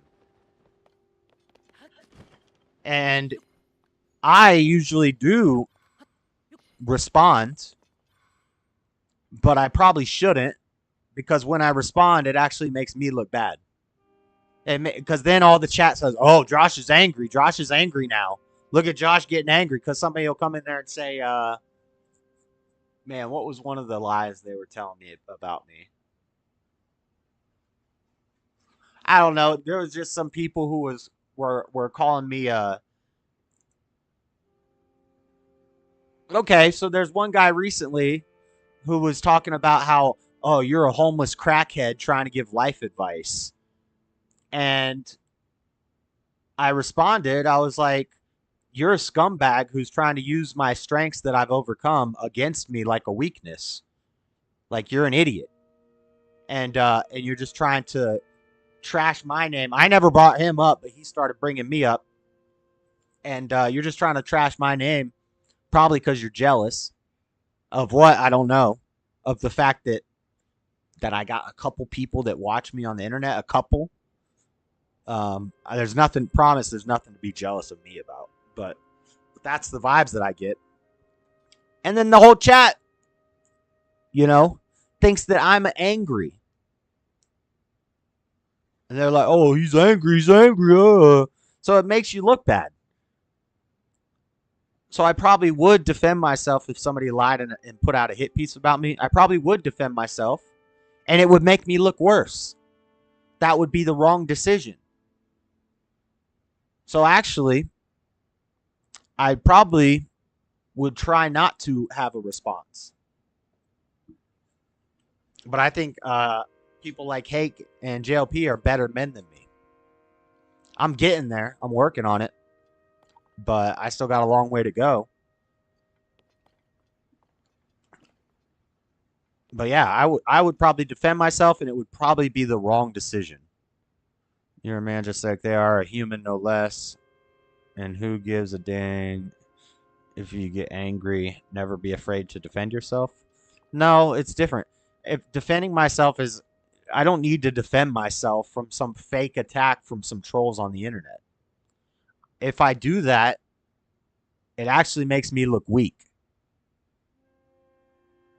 So I think the way they handled it was excellent.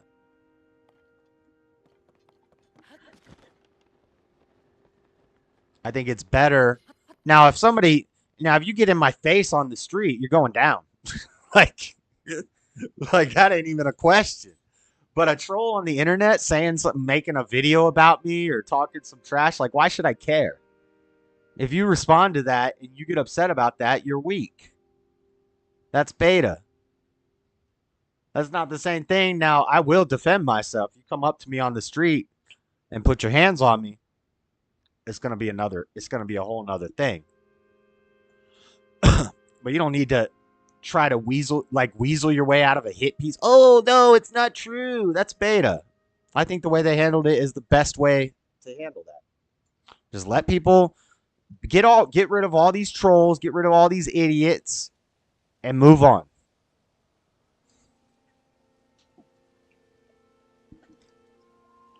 Please don't strive to be like them.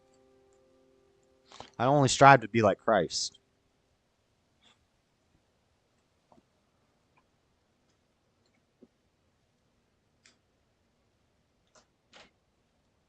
But those are my brothers in Christ. You're not my brother in Christ. I can tell by just this conversation we're having right now. But those are my brothers in Christ. And just as Jesus is a perfect example of a man, followers of Jesus can also be perfect examples of men. Maybe not perfect, but maybe very good, strong examples of men.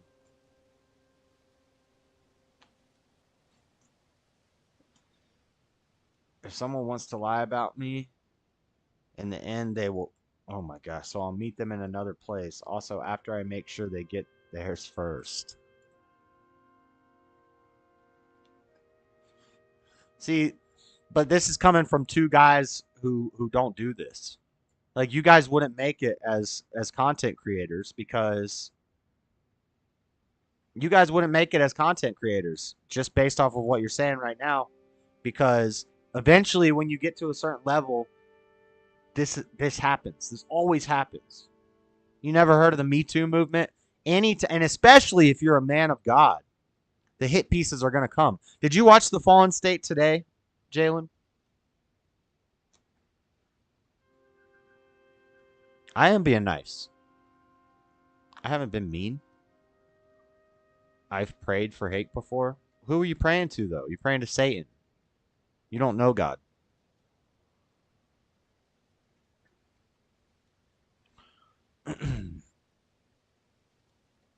I wouldn't want you to pray for me either.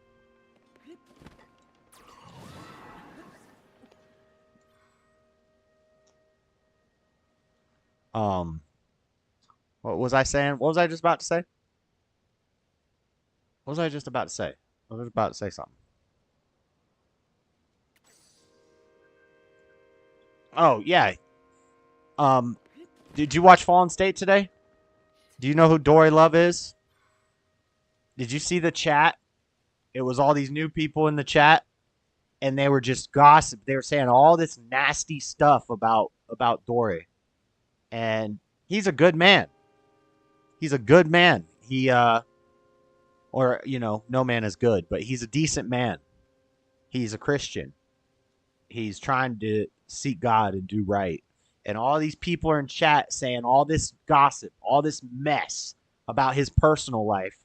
Who knows if it's true or not? It's probably all lies.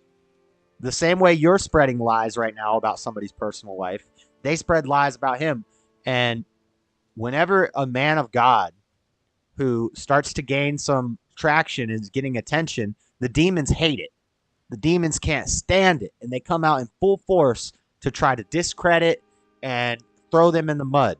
And that's what you're doing. That's how I know you aren't a Christian.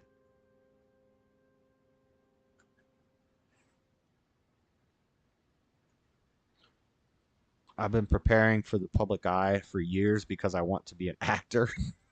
I mean, you probably do great in Hollywood. All you got, once you get on that casting couch, you're going to blow them out of the water. Ooh, pause. Pause. Oh, man. Yeah, man, you'll probably be a star. You're gonna climb up the ranks real fast.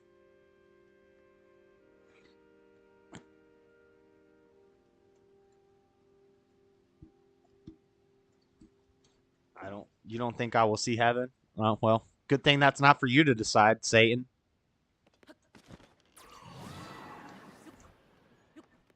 Praise Jesus. Praise Jesus that Satan doesn't get to make that decision. You could be right, though. I don't know. I don't know where I'm going to go when I die. None of us know. God knows my heart. Did my bike blow up? Oh, I died, so I lost my bike. Let's play this video. I think Tim Scott's about to come out.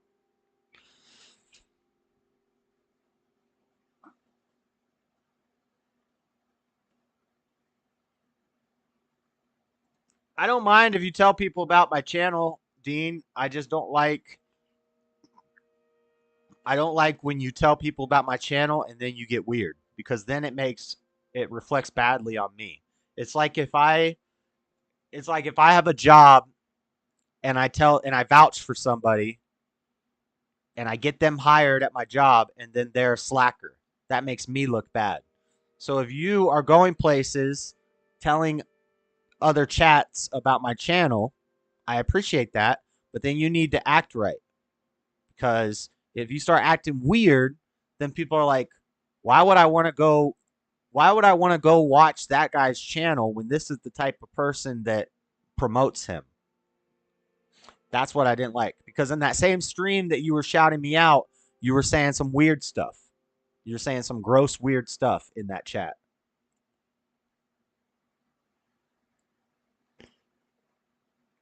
You don't even know the load. You don't know the load. You keep your morals. What morals? You haven't shown me 1 ounce of morality, Jalen. What are you talking about? January, and still every poll. Let's watch Tim Scott. This is what we're here for. And then we have the first time the vote You're distracting me. And someone other than Donald Trump wins. What are our shows? Oh, race bait and Tim. Whole world has changed. Whole paradigm has changed. Does he look at it though, Steve, and say, in 2016, I didn't win Iowa. I didn't need it then. I don't need it now. He wasn't an incumbent then. And we didn't know that he didn't need it then at the time. Yeah. I mean, yes, you are here as the opposition. I agree. Any contested state was the lowest percentage you got was here, 23%. Yeah. So again, you are the opposition. I agree with that 100%. I don't need Iowa. If Ted Cruz doesn't go out there and make one of the stupidest mistakes I've ever seen in apologizing to Ben Carson for something he didn't do for 3 weeks, and then your former boss, Roger Ailes, gave the code red, Ted Cruz was persona non grata, could not happen. And so Marco Rubio is celebrated for 2 weeks on Fox with the greatest third-place finish in the history of intergalactic competition, right? Those are things that Donald Trump did not do himself. Fox did one thing for him. Cruz did one thing to himself. If those two things don't happen, the momentum that Cruz has coming out of Iowa is totally different. If you're Donald Trump, in general, you believe, if you just watch his behavior, he believes in something I greatly believe in, solving your problems with aggression. I think I already did this Letting other people and other events kind of take control of your fate, you just don't build the empire he built. You don't overcome the things that he has overcome, the scandals, the controversies, the persecutions we're seeing now. You don't overcome those things and rise above them because you're letting other events you're not in control of control your fate. And that's what he's doing right now. And if you're close to him, I think if that ought to be what you're telling him is, you're Donald frickin' Trump, man. Walk in, own this bleeping room. Yeah, walk and out. he would. And he would. He would. No question he would. Yeah. So, I'm enjoying the debate. who has the I like to know why hardest exactly why job people hate today me. I don't hate in you. this room? It's Ron DeSantis, and it's not even close. This is he's very well. I don't hate known you. for Iowa. He has put together. And in fact, you can join in the Discord whenever I'm doing Saturday streams. Whenever I'm doing Saturday UFC streams and I open up the Discord, you can join in. I don't care. If you get weird and start saying gross stuff or just want to... And now that we've talked about this, I don't want to talk about this every time you come in, this gossipy stuff. So, but yeah, I don't hate you. I wouldn't care if you came in the Discord. I am going to roast you, though. And if you're going to tell me I'm not going to see heaven, I'm going to respond. Do you like Skittles?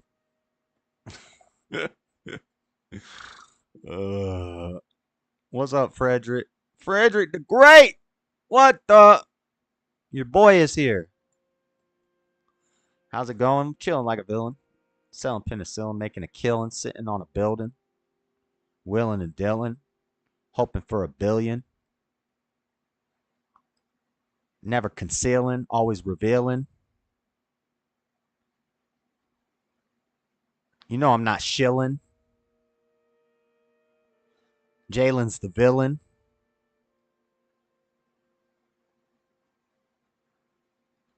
We're about to watch Tim Scott.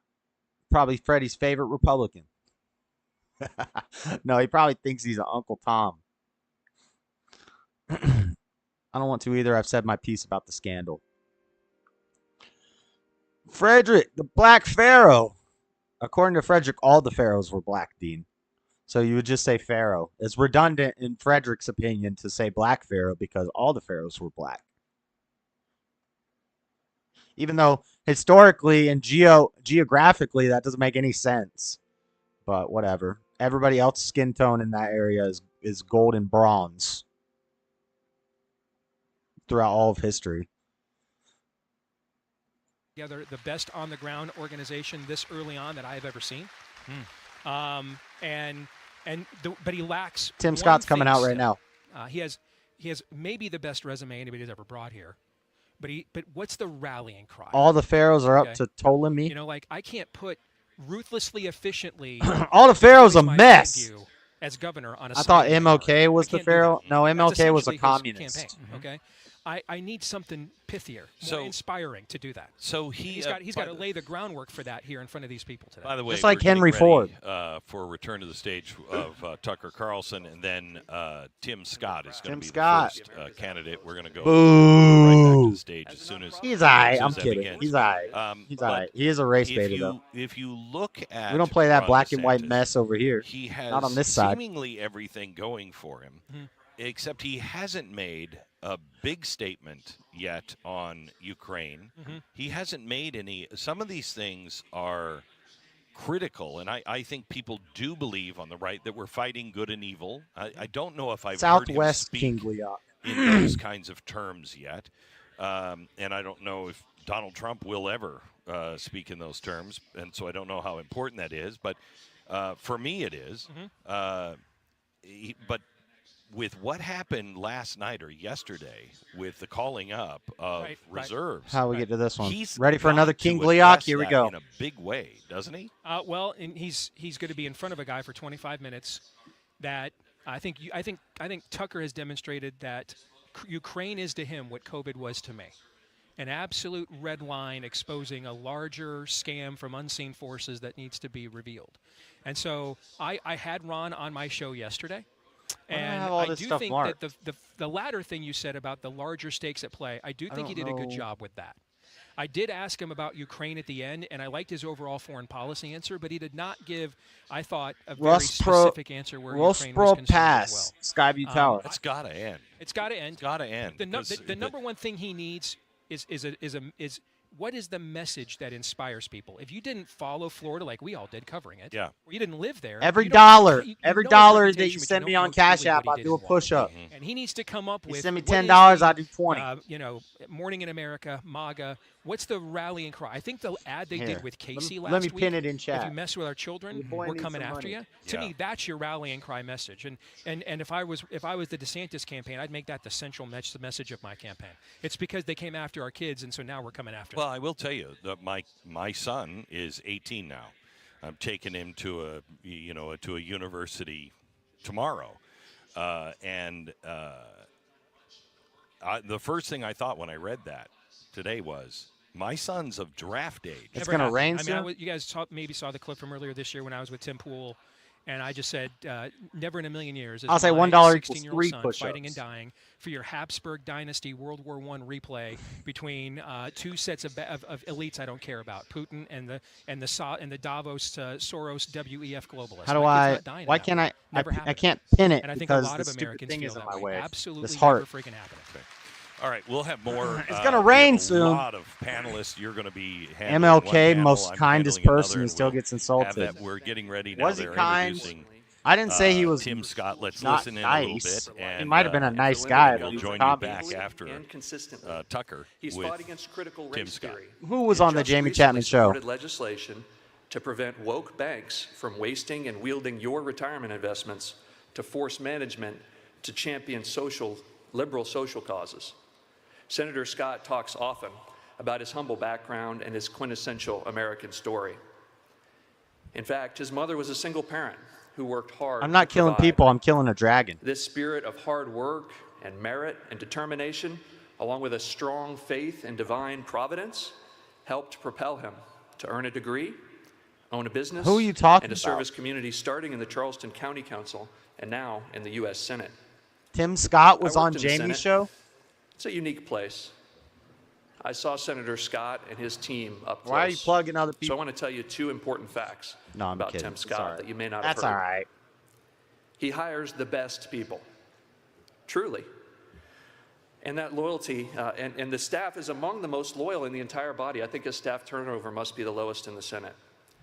And his loyalty is 2 ways. They know that he's there for the right reasons. What is the that he walks out his faith, that he leads with wisdom and humility. You know, it's said that familiarity breeds contempt, and that's often true in Washington. But for Tim Scott, it's engendered loyalty. That says a lot. He and his office also provide, even to this day, key support for believers. I'm thinking in particular the senator hosting numerous faith and law meetings for Bible studies and public events. This is a man who prioritizes his Christian faith and exhibits tremendous integrity. We were proud to host the senator in April for Heritage's 50th anniversary, which we also had Tucker Carlson at. You might have seen his remarks. They were outstanding, as were the senators. We really appreciate the hard work that he's doing to restore America to its true founding principles. So would you please join me in welcoming to the stage Senator Tim Scott. It's time to bring your dream backyard to ad. And you can create the ultimate escape. Get the ad out of here. We'll get you everything fast so you can start relaxing right away. You're out.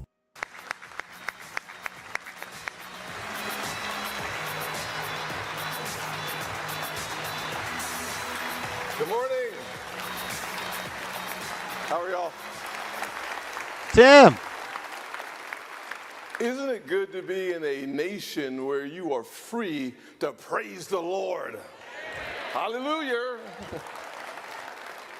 Oh, no. JLP Since wasn't Tucker's on not the here, show. I'll just continue. But there he is. There he is. I was listening to you.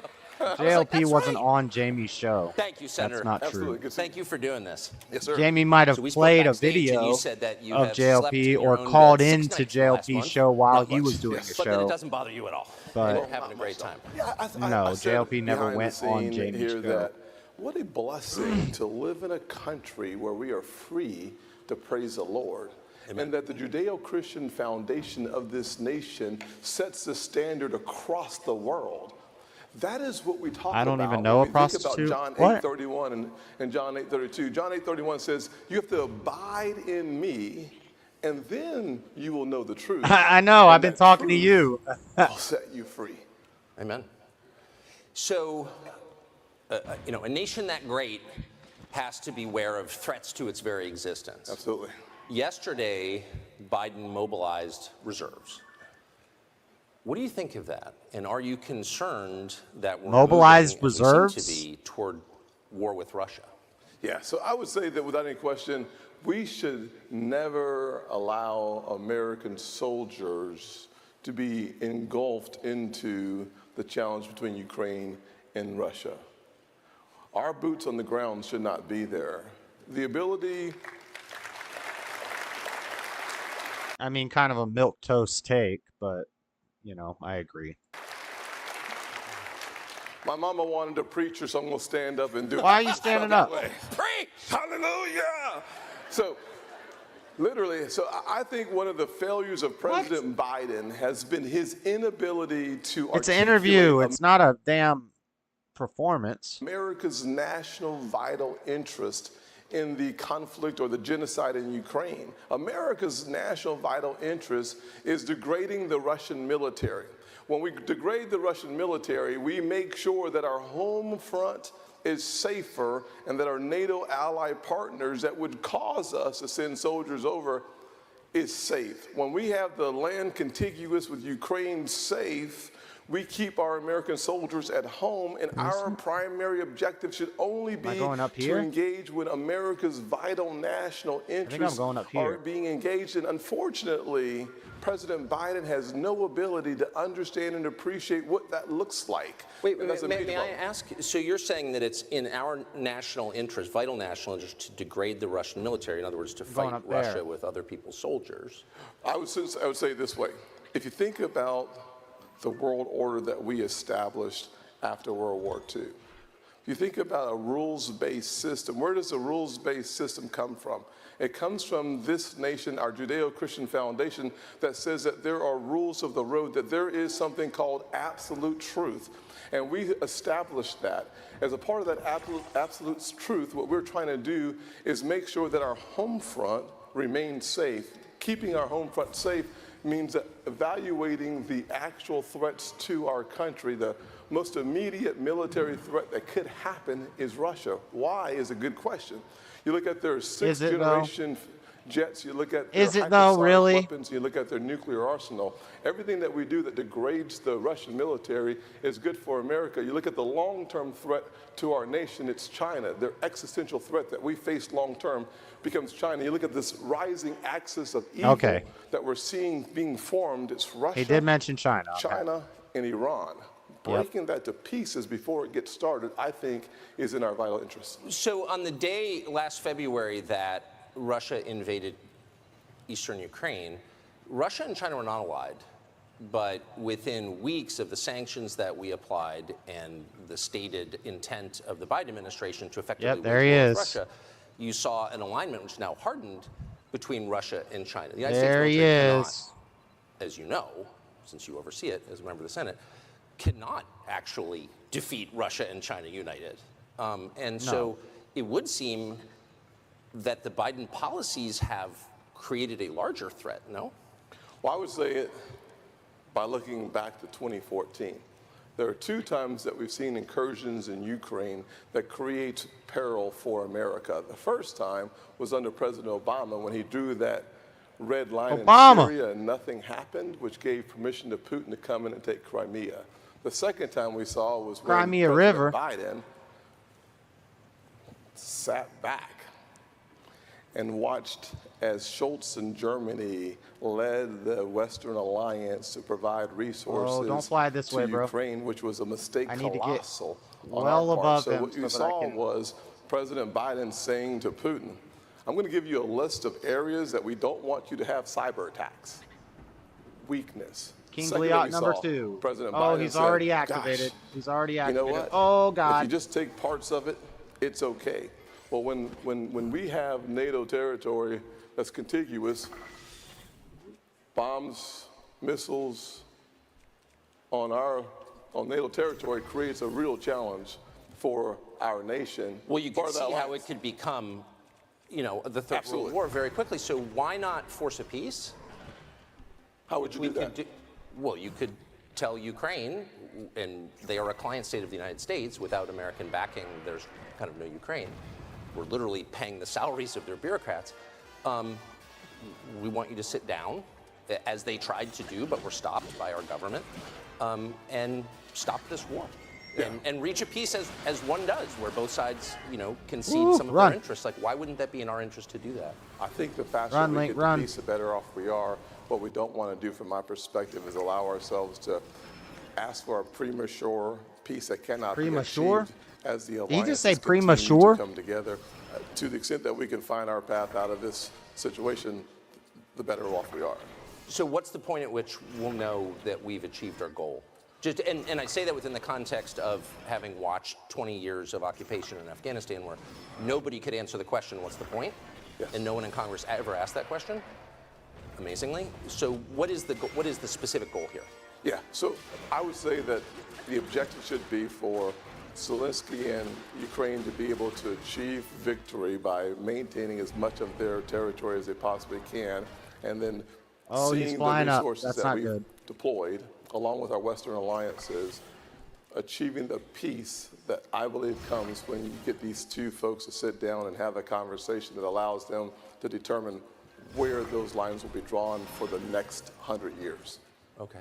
Where are you on the matter of sending cluster bombs to the Ukrainian military? Well, if I was president of the United States, we wouldn't have to. Here's what you saw. But now that we have, what do you think of it? Well, I mean, I think they're there. So here's what I would suggest is well, they're not. I don't think they're there yet. Do you think that we should send them? I think that the mistake is when you have President Biden saying to the world that here are a host of weapons that we no longer have the ammunition to supply. You have a request coming from Ukraine saying we need more of the weapons that you say you don't have to provide.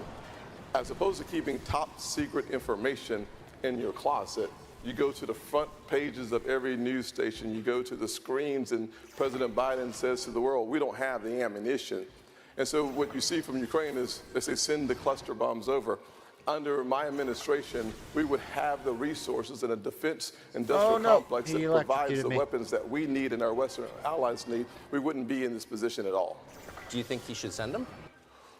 I wouldn't have to. He already has agreed to do so. That's not what he asked. Huh.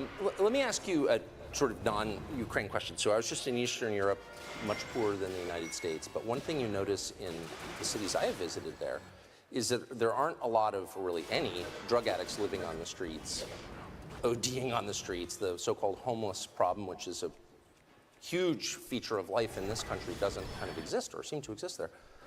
What do you think of the fact that we've got hundreds of thousands of people? You're not flying away, buddy. Dying there? What should we do? You're not flying away today. In America? Yeah. Yeah, I think one of the things that we need to recognize is that we are in the midst of a mental health crisis as a nation. Yeah. You think about the fact that there are several pieces of the puzzle that come together that we have not yet addressed. You look back into the 1980s and the early 90s, we had Master Sword is not doing enough damage. Hospital beds for mental health issues that we have today. So part of the crisis that we see manifesting. Come on. Don't let him fly again. Don't let him fly again. Don't let him fly again. Get him. If we address the actual mental health crisis that underlies those issues. The first one is the fact that over 100,000 Americans don't let him fly up there. Have lost their lives to He's overdoses. Dead. Boom. Got him first try. In the last 12 months. 70,000 Americans have lost their lives because of fentanyl. We could stop fentanyl from crossing over our southern border. Pharmaceutical companies are going to make it anyway. Border. Building a wall. Hey, let's go, Tim. Tim wants to build the dang wall. Shout out, Tim. Okay, he just scored some points with me. Tim just scoring some points. Let's go, buddy. Sorry, I haven't read chat in a minute. I had to fight that Gleok. 33333. +5 if you think Dean would body Jalen. Yeah, we got 8 viewers. Shout out, viewers. Hit that like button. Sorry, I haven't looked at chat in a minute. Daddy Jub, tucker these nuts. Hold on. What's chat saying? I had to kill the dang King Gleok. I wonder who told Tim Scott he had a chance. Hey, he just got some credit from me. He's gonna put that wall up. I'm gonna walk around in the rain today. It actually feels good. I wish we had some rain. It's supposed to be like 100 degrees all weekend. We got severe storms on the way though. 2, always bet on he black. What? 3, laughy laugh laugh. Frederick, how does it feel to have a fan club? He ain't got no fan club. He ain't got no fans. I wouldn't fight Georgia, Florida. Well, you wouldn't have to because he did. Press 4 if George would whoop both Jalen and Freddie at the same time. Not if he was high. William, why are you talking about callers from other? It's not even like you're talking about other shows. You're talking about callers from other shows. Like, who cares? 4 definitely, but at least I know. Tucker D's called in Nick Stream Lion. Gossipy. Dean don't catch a cold. I called in and said it straight and told Nick about his self for what the heck are you talking about? Gossip Girls. Frederick D mentioned your name again, joking. He said you're Kleenex. What are y'all talking about? Of course, never responded to. Okay. The girls are talking. Dang, now girls are talking. Get him, Dean. Dean's a mess. Press 5. You think Dean would? I already read that. You're not a boy with no face, are you? No, that's some weirdo troll. When he wants to be doing great, Dean. 3. Wall builders going up like the wall. Shout out, wall builders. Fred, they can't handle. You know what else is a wall builder? A mason. Uh-oh. Does that mean? Is that something? Is that a conspiracy theory? Read my comments, hair hat. I know, right? I like it. Laugh my butt off. Great. All right. We got 8 viewers, only 2 likes. Y'all need to hit the like button. What are you doing? It's not that hard. Even Jalen needs to hit the like button. I don't care if you don't even like it. I don't even care if you like it. Just hit the button. This is a call to action. This nation spends $7 Has anybody paid me to do push-ups yet? Y'all scared. It would take $10 billion to finish. I bet y'all can't pay me enough for an additional $5 billion to have me fail at push-ups. Technology. You'd have to give me $1,000 to surveil our southern border and our ports of entry. I really don't catch colds. Fentanyl from coming into I didn't our say country. that. Somebody else said that to you. This is a part of that mental health epidemic that we face. Second thing I'd say is that we always hear people talk about gun violence in this nation. No one actually takes a step back from the conversation about gun violence and ask yourself, what does it appear to be? We do talk about that all the time, Tim. 50% or so, over 50% of gun-related deaths are trannies. I mean, I'm sorry, I didn't suicides. No one ever says that. That was a joke. That is a mental health crisis. Oh God. And you add those two but a lot of the gun statistics, they don't even count suicide. Reality that because of COVID, we locked our kids out of schools because the left is so committed Who says to the teachers' unions. Not one of the 2 likes. I'm not one of the 2 likes. You better be. Hit that like button, bruh. See, we got 4 now. Increase of our youngsters going to the ER. I'll be in Utah at the start of the. We need to get back to some. What is that? What is that? Bedrock truth cheese that trap? Sets captives free. Cheesin'? And the way that we do that is by. What is that? What is that emoji? Where did you get that? It looks like cheese in a trap. What is that? I'll be in Utah to start the trapping in 3 weeks. Oh, okay. All right, let me know when you get here. I'll get the gloves. When you get here, we're gonna do a we'll be taking bets. We're gonna do a fight. We're gonna do a boxing match. By focusing our attention on these 3 major issues that we need to address as a nation. May I ask, and thank you for saying that about the 100,000 Americans, mostly young people, mostly not in the cities, dying every year. So that's hundreds of thousands just in the last several years. Why? And you said we should build the wall that was started and then dismantled. Build the wall. Build that wall. Oh, the wall going up. Wouldn't they be defending our border? Totally agree with you. Yeah. Well, but there's no effort. I mean, the Pentagon has said, the last president kind of suggested that, didn't do anything about it, but he suggested it. And I think most people thought, well, that's not a crazy idea. And the Pentagon Where are you staying, no, Freddie? You need a place to we're stay? Not gonna do that, as if it's I their got a call. room. I got a Why would room you can fund rent the out. Pentagon if they are refusing to defend the United States. 700 a month, 600 on the first, 100 on the 13th. I got a Here's what room. I've already done. You can rent it on out. my legislation. I created legislation that says, now, let me just do a survey of the audience. How many of y'all think we need 87,000 new IRS agents in America? I can't hear you. Say it one more time. I think y'all said no. I don't know. Tim Scott seems kind of cool. I kind of like Tim.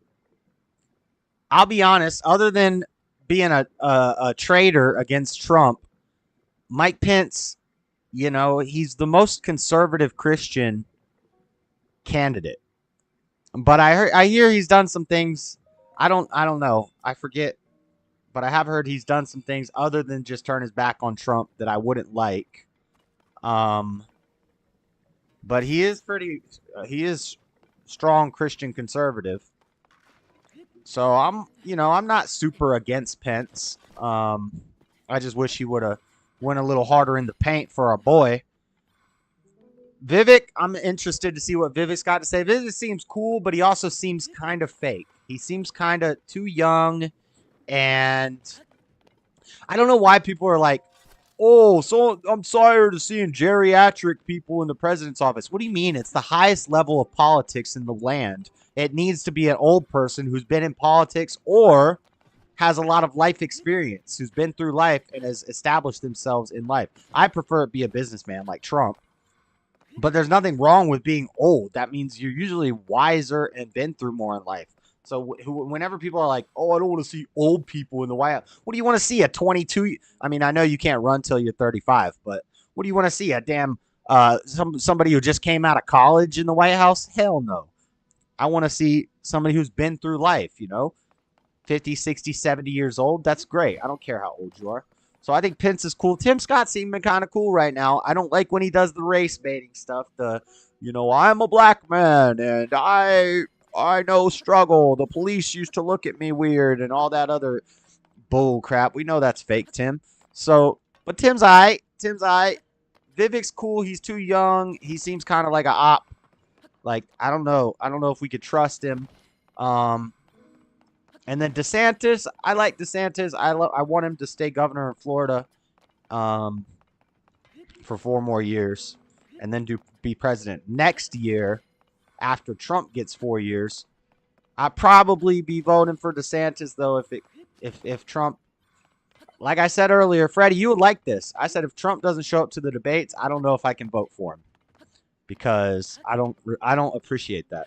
I think Jalen's words were disrespectful, and I think I agree. That's disrespectful to the office. It's disrespectful to the country to not show up for the debate. If you don't show up for the debate, also that's why Trump won is the debate. So he needs to debate. If he doesn't debate, I'm going to lose a lot of faith in him. DeSantis is all right. Tim Scott's all right. Mike Pence is all right. Vivek's all right, too. Really, we got seems like a lot of decent choices, overall, except for Nikki Haley. She's a woman. Vagina is a disqualification from presidential office, in my opinion. And then this Asalapsa guy that goes after Tim Scott, we'll play him here in a minute. He's a mess. I don't even know why he's running as a Republican. He needs to just go to the Democrat Party because, no, you're not welcome. I agree. Why not take the Inflation Reduction Act that actually increases inflation and the 87,000 new IRS agents like that Leslie are funded Jones by in the $82 face. billion in additional funding for the IRS, which that $82 billion, about $40 billion is a target Shut people up, making Freddie. under $200,000 of income? Why not take those 87,000 positions and put those folks on the border? Why not increase the pay of our border and patrol agents? Why not give them the resources they need to surveil our borders and do the jobs that they desperately want to do? As President of the United States, I would sign my legislation and divert the resources from the IRS to the border so that we could secure our border. You're going to audit all those people coming in? They said he was witty. I see it with my own eyes right now. I'm for it, by the way. Yes. Well, thank you very much. Let's take a look at your taxes. Well, here, listen. I mean, no, but you would. Bottom line, I would put armed Americans, federal employees. The resources. I would hire more. I would not take the IRS agent. No, I know. I'm just totally joking. And run them to the border. No, that's not exactly what I mean. What I mean is that. Take the billions of dollars and put them where America's security needs are first, which starts with our southern border. And by putting that $40 billion of resources on our southern borders, we could close the door. If you don't control your own back door, it's not a country. Well, aren't you kind of being invaded at some point if you've got millions of military men coming into your country? I'm talking about the back door. Jalen's going to get excited. Not the job of the military to stop. Listen, I don't disagree with you. One of the things I've said is that I would use every resource we have, to include the United States military, to stop the flow of fentanyl and to make sure that the Mexican cartels cease to exist. Right. I have legislation that does, I'll wait for that clap. I heard 2 people. I'm looking for 3. Can I get 4 in the house of God? Yes, this is great.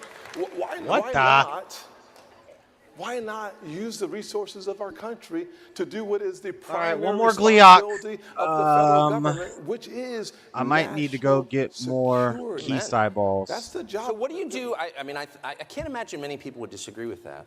I wonder what you do with the millions of foreign nationals here illegally, many with fake papers, who are here. Like, what do you do with them? You become president. Yes. Sworn in January 2025, and you've got, let's say, 7 million people who've come in the last 4 years. What do you do with them? Do you deport them? I think it's a very difficult task to deport them all at one time, but here's what we make sure they never do, is you never break the law and become an American citizen by breaking the laws. Well, hold on, but would you deport any of them? How many would you deport? I think you have to start the process of identifying where they are. Listen, this is a really important question. I hope that we don't miss this. Because those folks who come into our country illegally, even those who are seeking asylum, go around our country, and some of the asylum dates for your court appearance is 2033, 10 years from now. So finding those who've come to our country illegally has to be Look at Tucker. Job number 1. Tucker's listening intently like, are you going to answer the question or what, bro? And that means that we're going to have to take a look panoramically across our country and make sure that we stop this thing called sanctuary cities and sanctuary states that receive our resources to make sure that the federal government cannot figure out where the folks are. So in order for us to achieve the goals that the really brilliant guy on the stage, I'm not talking about myself, wants us to achieve, that was a compliment, by the way. Oh, sorry, I went right over my head. I was like, I want to make sure I got it. Sometimes I give compliments, I have to let people Brilliant's know. a little strong. Okay. Really smart cookie over here.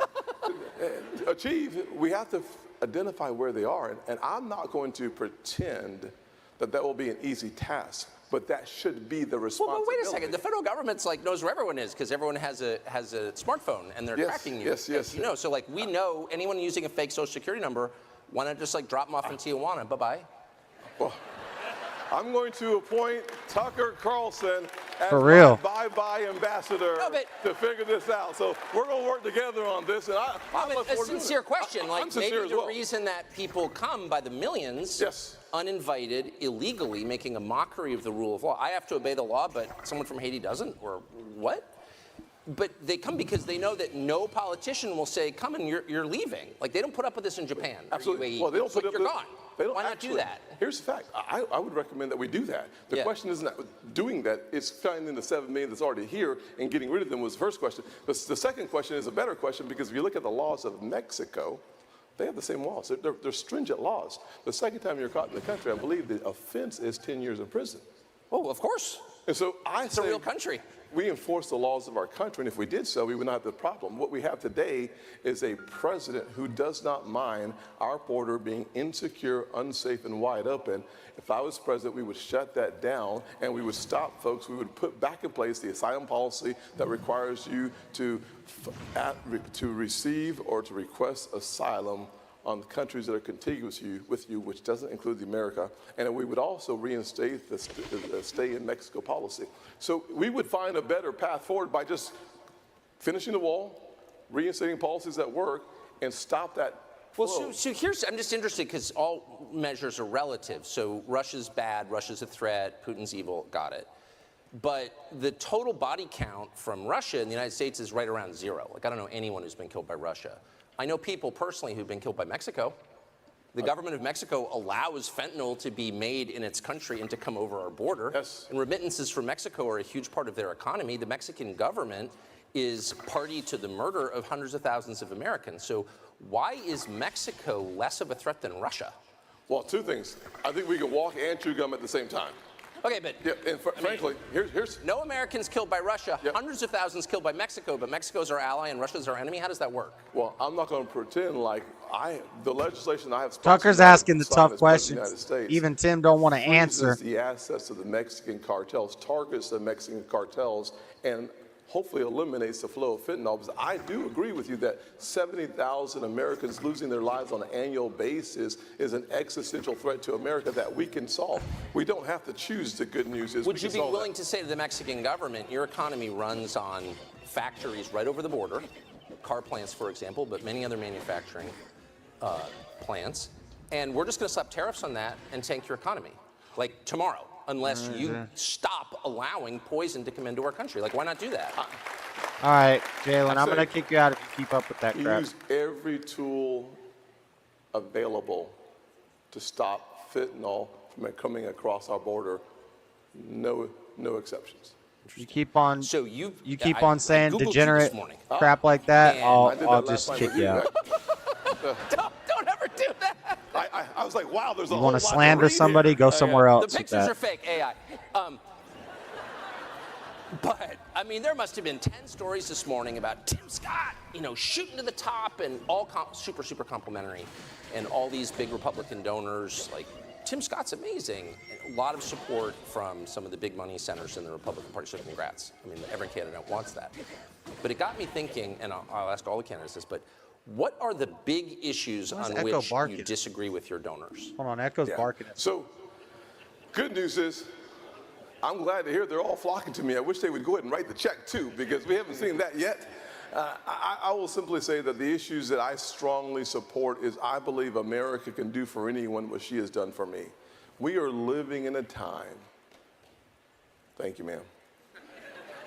We are living in a time when there is this I think it's the Mormons. Pervasive force, radical left, parts of corporate America that continues to force this culture of grievance I don't want to talk to on the American people.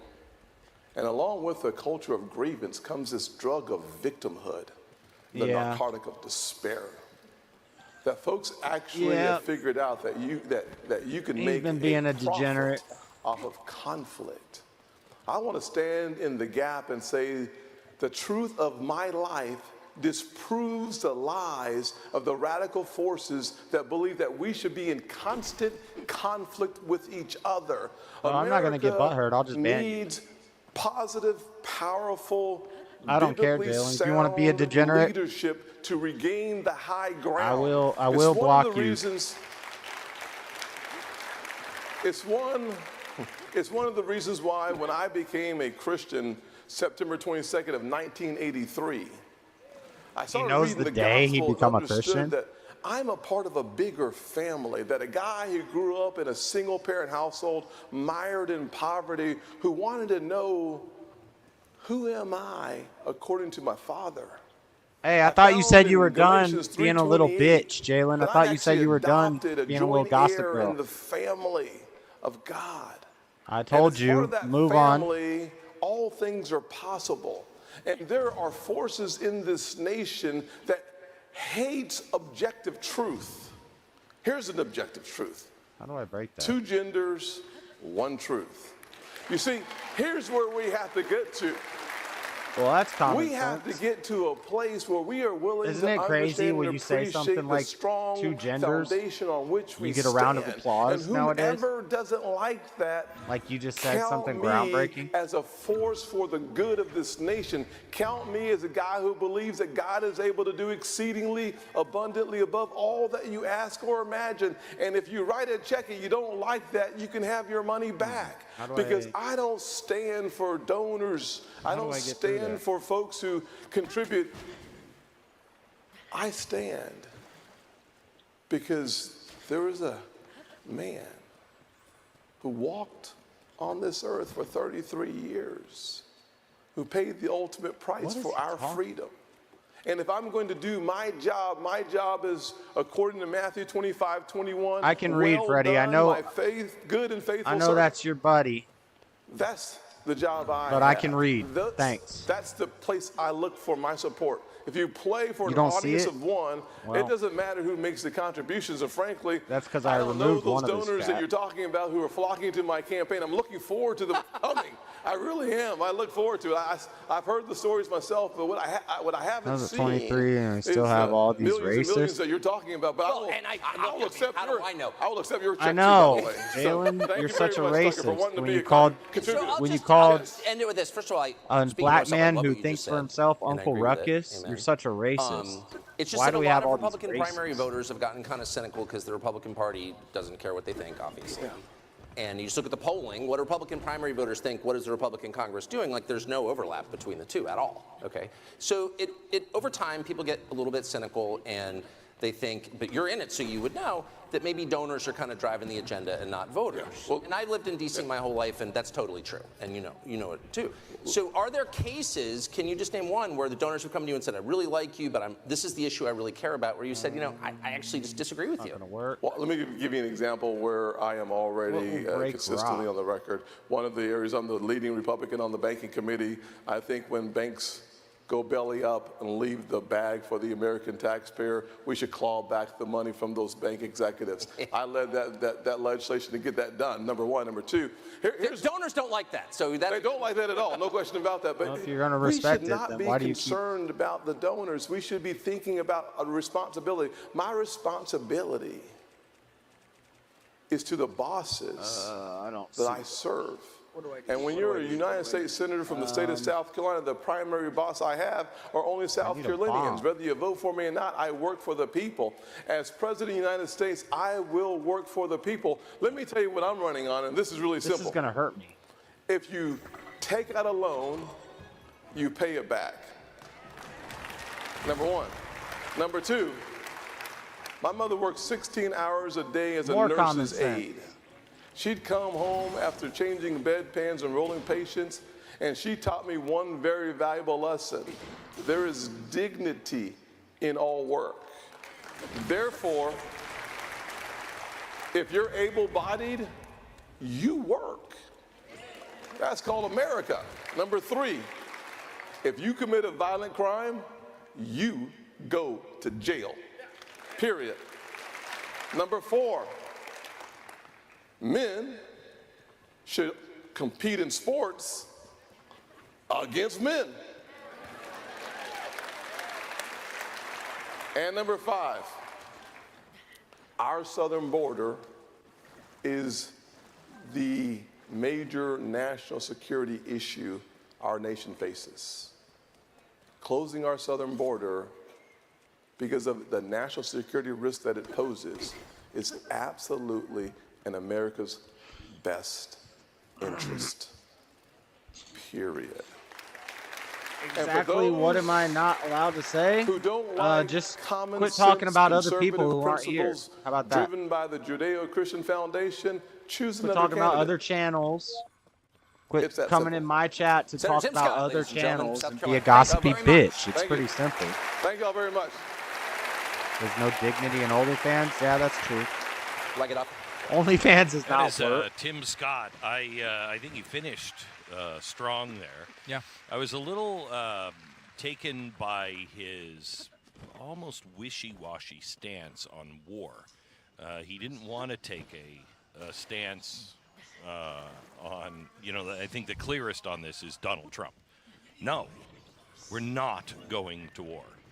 I thought it was interesting that he wouldn't condemn the cluster bombs. He just said that he wouldn't send them if he were president, but he won't condemn that. So he's going to be joining us here in just a minute. We are with Stu Bergier, and our live coverage today, we have most of the hosts from the Blaze here, and we're going to be switching. They talk on about and, people that are in the and chat. off and watching Tucker interview all of the candidates. You're talking about And then somebody who tonight, 30, 40 minutes with Tucker How about, Carlson. Freddie, how about to talk question? really about Listen, him. It's very simple. What I say is the rules. Why? Because I said so. It's very simple. It's really simple. That's how it goes. And his I don't need a past and future. justification. That's a one-on-one tonight, and that'll only be for the Blaze subscribers. You can subscribe to the Blaze using I don't the promo need to code explain Summit and myself to save. you. What are your initial thoughts? It's interesting the because reason Tim is Scott's going to because be joining I us here said in a so. couple of seconds. You can call me daddy. You look at this field, and I think I think at one point we had this discussion on the radio show where you have Donald Trump as kind of the leader, you have DeSantis as the number 2, and then you have a bunch of people who are trying to be that number 3 and have that moment where they can kind of rise up and hit that 10%, 12%, have that moment where they look like they might be the competitor. Of course, that also does other things for you, right? It opens you up to other positions, whether it's the VP or cabinet positions and all those other things. And I think one of the people that people pointed to most often was Tim Scott as maybe that third guy, the guy that could break out of the field. And you see him; he's a good speaker. He's got a lot of energy. He's not a boring dolt like some of these candidates, which is nice. Not at all. No, and he's accomplished something, in the Senate. See, this is why you get blocked, Freddie. Just He's a great go back senator to on ESG. doing what you were doing with before. the banking system, which he talked about. He's very, very strong on that. If you want to Thought be he a was very bitch strong and be on, retarded, then the border I'll block as well. Yeah, maybe I'm one of the things you really can not you can trying ask to him, listen to your crap. while you're talking to him is, we have these. We're going to hear from a lot of people today, and about 80% of the stuff they talk about will be things that they can generally agree on, right? Asa Hutchinson might be the most moderate that we'll hear from today, but still, most of the stuff he's probably going to agree with the other candidates on. What's the bumper sticker for Tim Scott? What makes him stand out? Why not? All right. You think about Donald Trump. He's a businessman. He was a former mom. Him too. But I mean, someone. This who is takes 8 hours responsibility long, for their so own I'm gonna lives. skip. And also, Let's watch tells this everyone that retard. they are sitting there. Let's watch this clown, Asta, whoever. And are in this leading back societal position out there of Arkansas. Serious. Are we enough? This is Iowa. We'll pick I was at the newspaper in Little Rock 30 years ago, and you were an indelible figure then. You were the establishment. You were the. He was an editorial writer for the Arkansas Democrat. Yes, I Freddie and was. Jalen. So you were in charge of the world. I had to then. pay 0 speeding tickets while I had that job. It was the Great, best. little women It's a and great state. Thank you so much for doing this.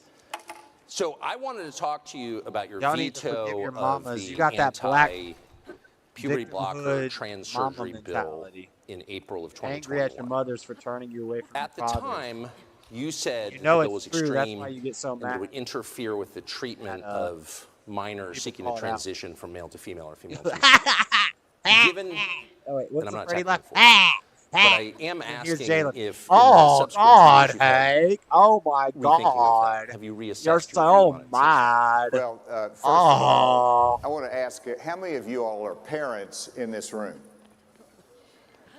I'm a parent as well. This is And, the, what I believe in is that parents. This is the guy that vetoed the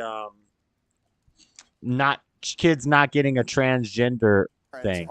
Give you all your view on it. First And question given- Tucker asked him. And I'm not attacking you for it.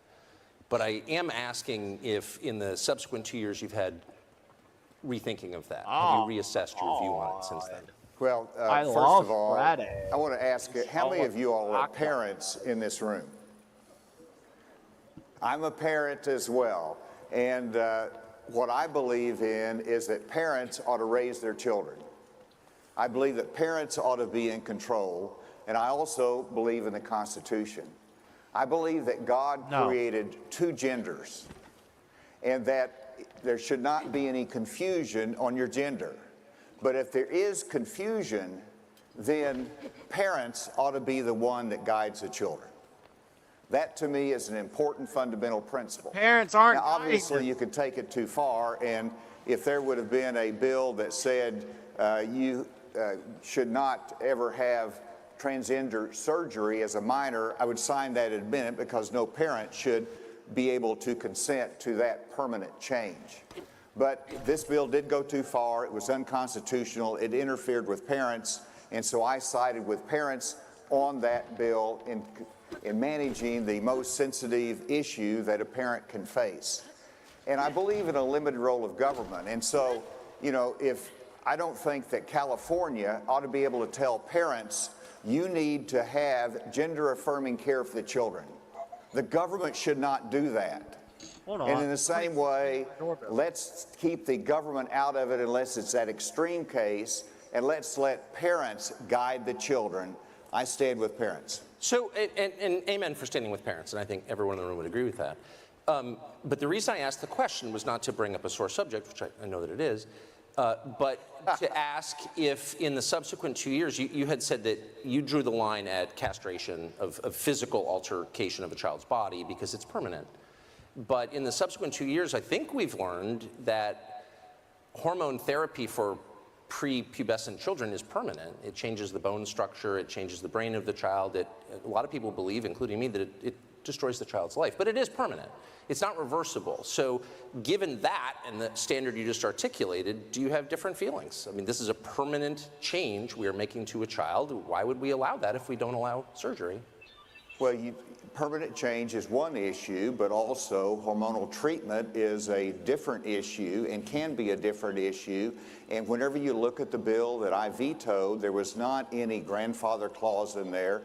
Again, I respect legislators that have a different view, but I think independently, I think of the parents, I think of the Constitution, and actually the court, if you read the decision of the federal judge that struck it down as unconstitutional, really sided with parents as well. But how is it treatment? I guess that's my question. If you have a child who says, who's born a boy, I want to become a girl, he hasn't gone through puberty yet, he's say 10. Is it treatment to prevent him from going through the natural process of adolescence? How is that treatment? It seems not like treatment. It seems like something else. Well, you have to, Tucker, I hope that we'll be able to talk about some issues. I know that. Well, this is one of the biggest issues in the country, and I think every person in this room would agree that it is a central issue, because these are children who are being altered permanently, and you can defend that alteration, that change, if you like, but there's really no debate about whether or not it's permanent. And so I think it's fair to ask you in a calm, rational, and I very much hope polite way, why you would support that. Well, I didn't say what I supported, I said what I vetoed.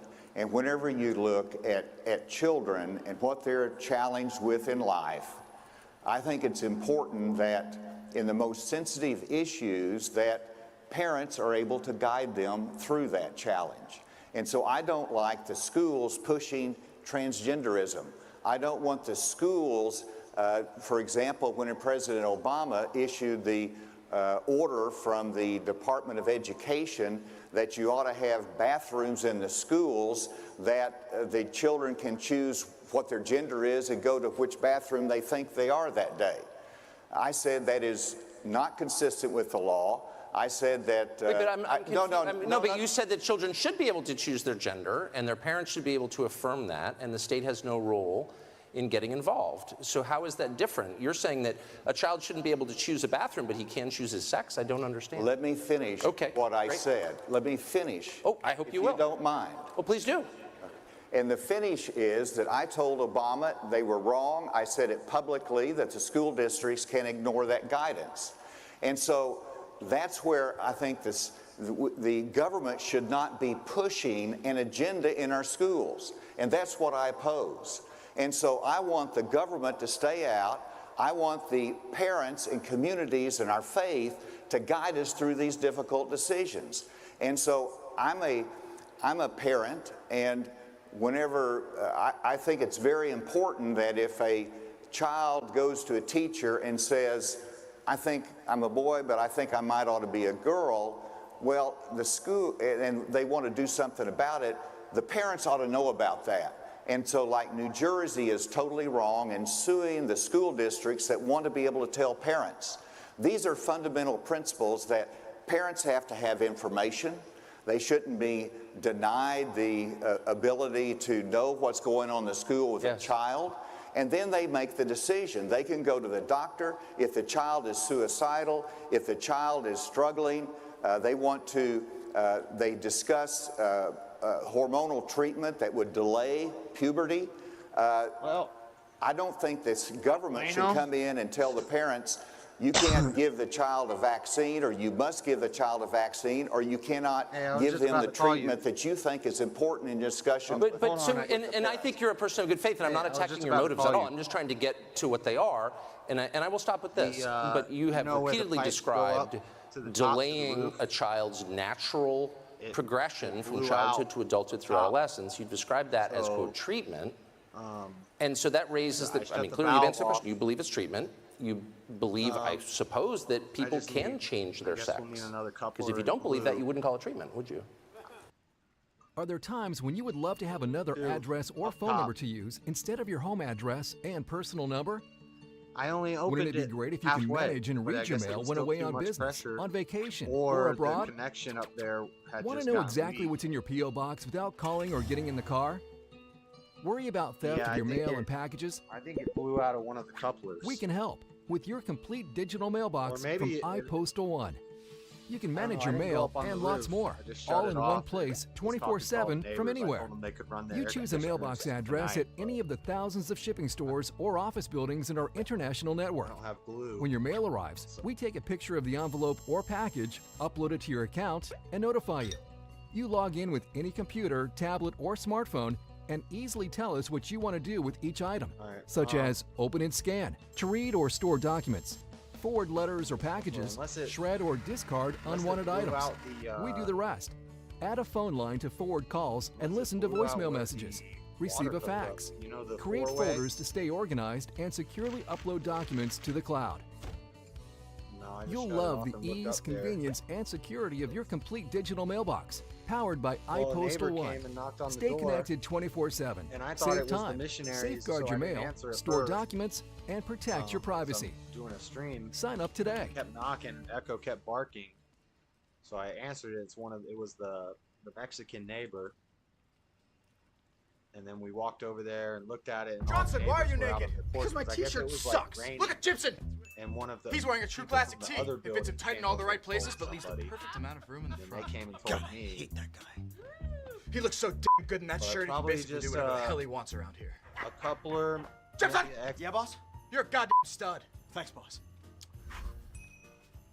True Classic is designed to enhance the male physique in all the right places. Right, Jimson? That's right, boss. I have strong arms, but also a little bit of a gut. But you wouldn't know because I wear True Classic. And if you're a skinny guy, True Classic fits tight around the arms and accentuates your biceps. But how can Jimson afford premium t-shirts? He's the worst salesman here, and I don't even think he can read. We got to add. Well, God created two genders. All right. And that's what I have stated.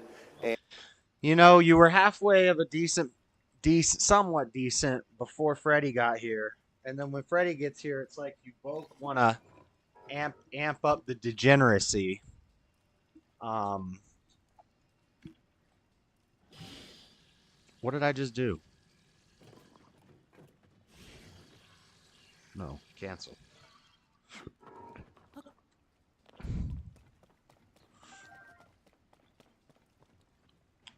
The freaking that I only opened that valve halfway because the water pressure is so high in that thing and the pipes are old the water pressure's so high that it will blow the pipes out. So I only opened it halfway, and it was still too much. It blew out one of the pipes up on the roof going to the swamp cooler. So I guess there was just like Old Faithful blasting water all over the place. And they came and told the neighbors from the other apartment complex over there, came and told somebody over here, and then they came and told me.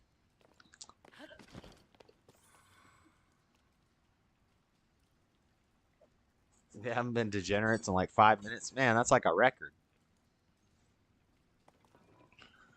Stutka. I don't like this heart in my chat. This thing. This thing, do you guys see that? Why would I want to like my own video? That thing's annoying. It gets in the way of my 3 dots where I can read stuff. Anyway, this guy is a joke. This guy's a clown.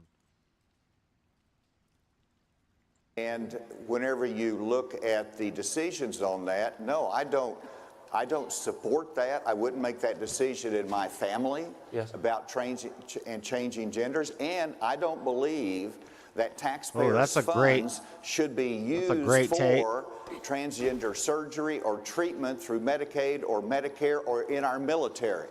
I don't believe that should That's a real happen, base take. Well, don't clap for that. That's like traditionally, whether it's the Hyde Amendment that you prohibit funding of abortion with taxpayers' dollars because it violates the religious commitment of many people, the same principle should apply here.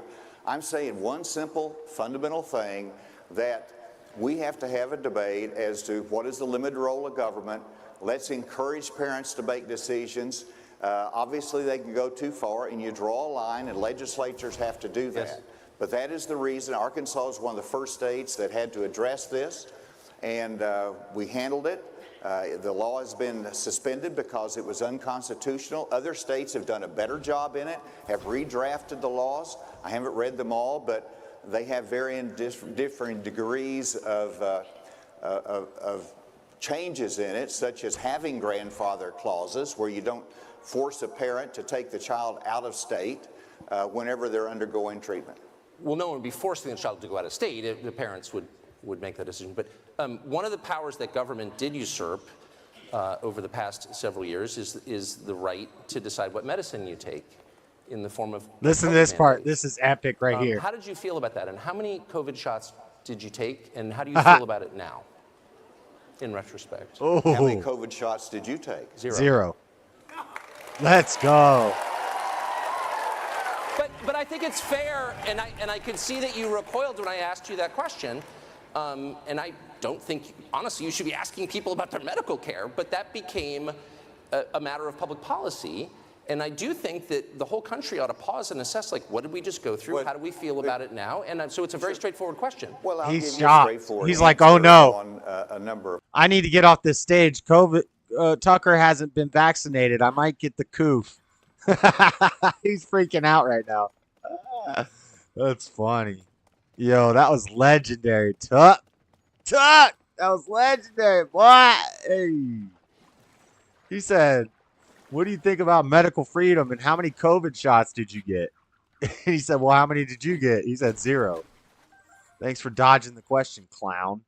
Get out of our dang what's it called?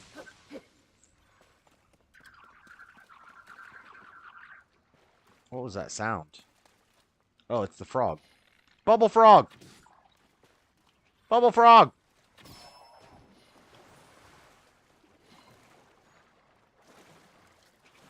Ah, he's gonna hit me. Bubble frog, get him.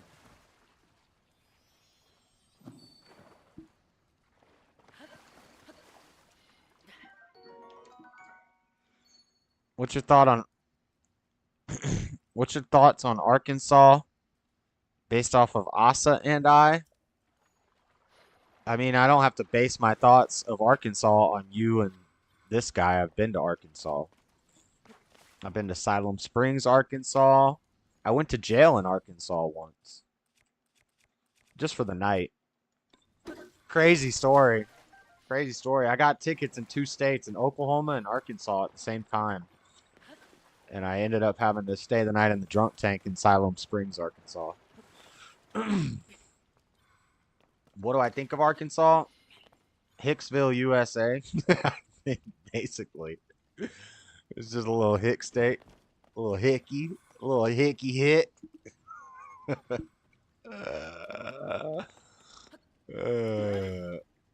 Man, I knew a girl named Ashley from Arkansas.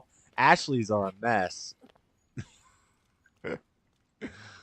Anytime I meet a girl named Ashley, I know I need to stay away. I just need to stay away. Because Ashleys be crazy, bro. I knew a girl named Ashley from Arkansas. Man, I don't even want to get into that story. Don't ever date a girl named Ashley from Arkansas. I didn't date her. But, let's just say I didn't really date anybody back then. I just macked. Climbing boots.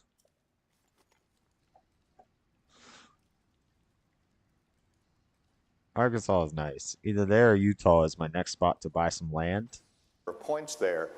First of all, in Arkansas, we had no governmental mandates. In fact, we passed a law which I signed that prohibited government from mandating. Yeah, what's the casino called? Right on the border of Oklahoma and Arkansas. Bless you. And whenever the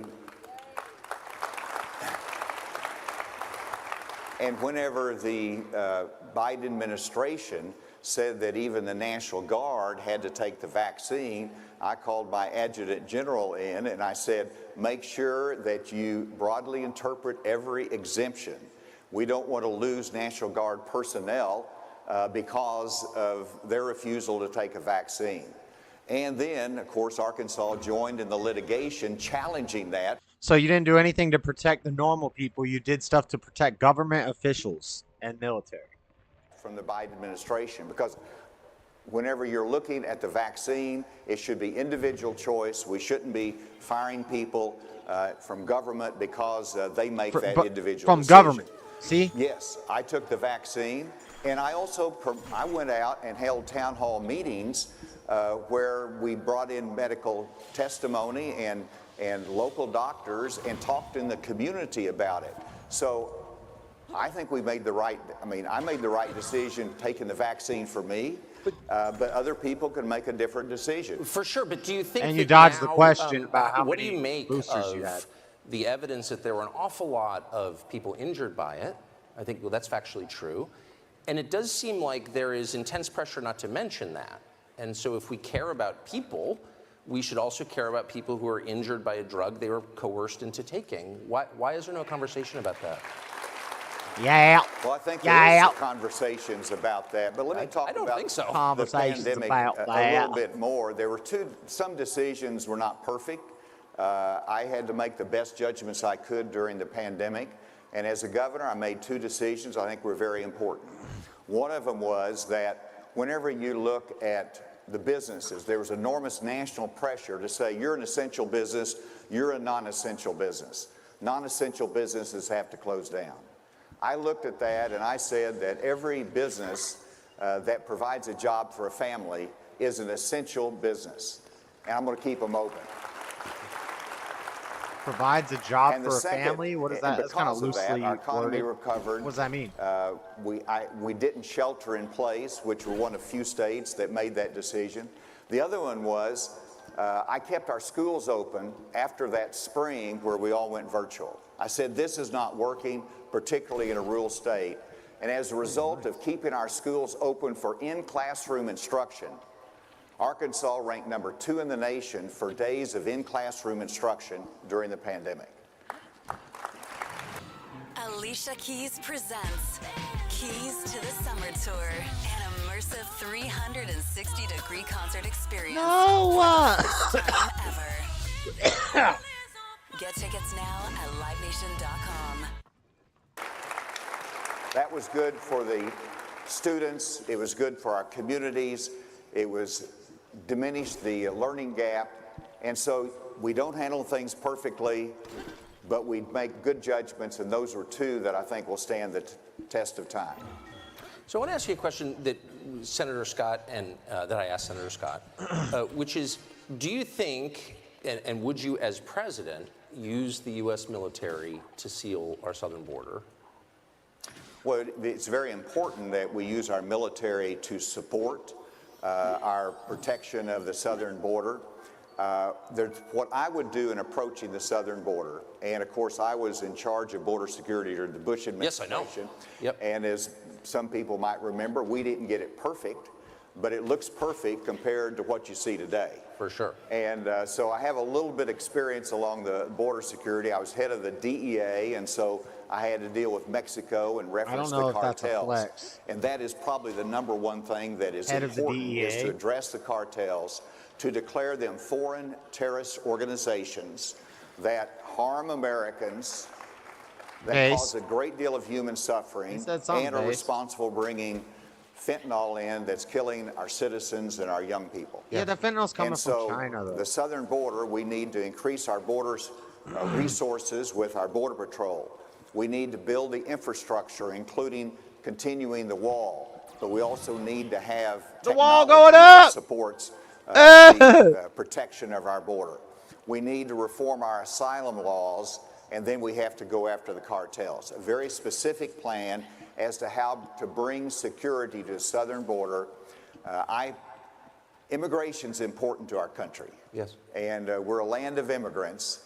And we want to cherish that. We don't want to lose that. No, don't. But we also need to make sure they need to assimilate. We need to be a land of Americans. From a security standpoint and from a sovereignty standpoint, that defines a sovereign nation whenever we can control our borders. Amen. And I think most people agree with that or say they agree with it. But just to more precise action questions. So we have U.S. military personnel in over 100 bases around the world. The president, as you saw yesterday, mobilized some reserves to support the effort against Russia in Eastern Europe.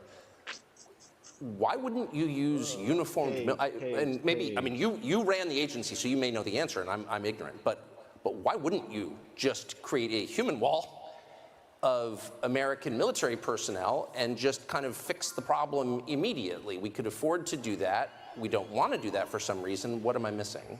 Well, a couple points there. First of all, the military is always an option that might be needed at some point. But I want to be able to fix it without having to. How about when 7 million people come in? Is that the point? I would like to be able to do it without using the military for a couple of reasons. First of all, we want to show strength with China and making sure we have a military presence in the Philippines. We want to make sure that we show strength in Europe and that we're able to maintain a military that has a global presence. And so the military has a lot of responsibility. Secondly, the military... May I ask you to pause? Are those responsibilities more important than protecting our own borders? I'm going to finish my answer first. The second reason is the military is trained to kill people. And they're not trained in traditional law enforcement responsibilities. So it's a different mission. We utilize the National Guard, but our regular military, I hope we don't have to use in the border, that we can solve the problem without that. Now go ahead. Okay, but if I describe to you a nation in which you don't tell Tucker to go ahead. He'll go ahead when he wants to go ahead. Without permission, most of the military-age males. Go ahead right upside your forehead. And bringing with them, they brought poison that killed over 100,000 citizens of the country into which they were moving every single year.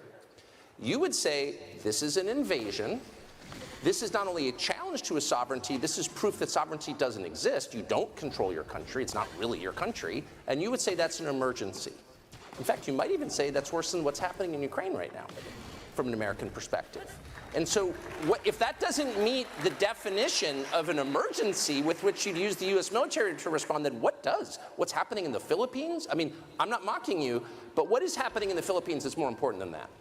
Well, the Philippines is close to Taiwan, and so that Taiwan is close to China. Of course, that fact that we have our bases there, that if we have the right personnel, the right equipment there, then we send a signal to China, don't touch the freedom of Taiwan, and I think that's important. But in terms of what is important, obviously, For some whenever chips, you look why, at the some Trump chips? administration, they took gotta have our steps along the chips. border, but they didn't put the military personnel No, they there. didn't. And whenever you look at how we can solve that problem, if we can solve that problem short of it, there could be, there's some candidates that advocate using the military to bomb the labs in Mexico. Well, that is called an invasion, and I'd like to be able to do something short of invading a neighboring friendly country, and there's ways to do it. I've worked as the head of the DEA with President Vicente Fox at the time to dismantle one of the cartels. Oh, good and for you. we can do it again. We've got got to one use cartel. economic pressure on Mexico in order to be successful in targeting the cartels. This last week was extraordinary. Sign Down guy. in Mexico, you're seeing them use Oh, I already did it. roadway bombs, the cartels, and it wound up killing civilians. Mexico has to wake up to the threat to their country and to their economy and to their citizens from the unleashed power of those cartels. Come on, the United Keith. States Come needs on, to Keith. support that and pressure Mexico Where if they're are not the going to keys? cooperate. I'm a little confused by the orientation. So, of course, there is a drug war ongoing in Mexico. It's been going on since you were involved in government. But it's the carnage in the United States that I think most Americans are worried about. So you just described Mexico as a friendly country, and we need to help Mexico get the drug cartels under control because they're killing people in Mexico. But they're also killing hundreds of thousands of people here, and nobody seems to care.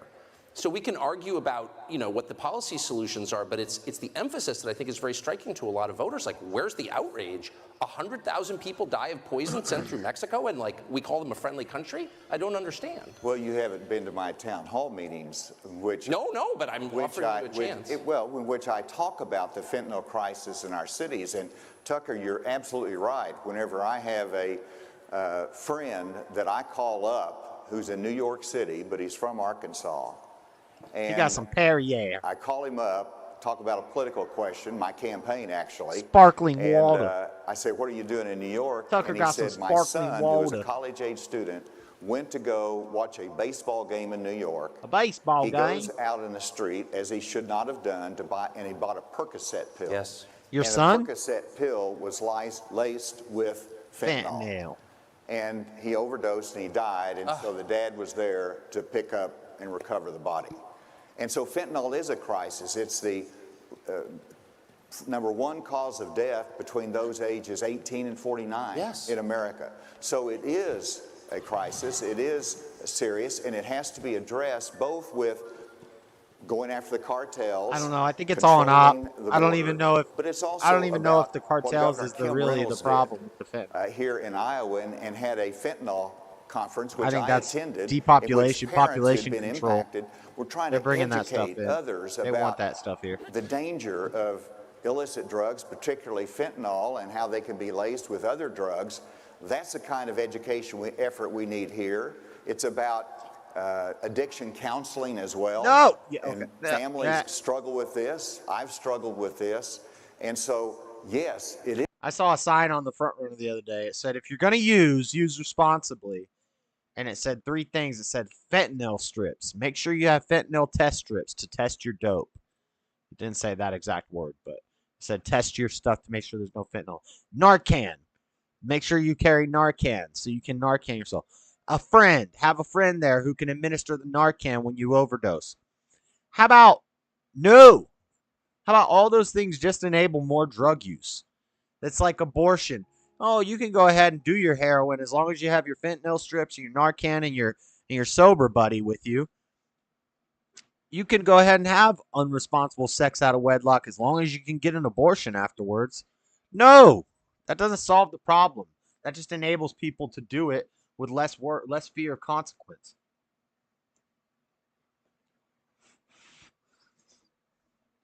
How about we ban fentanyl strips and Narcan and junkies from having friends?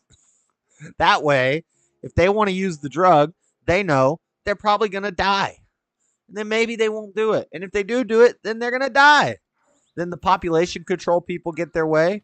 And yeah, is that eugenics? Maybe a little bit.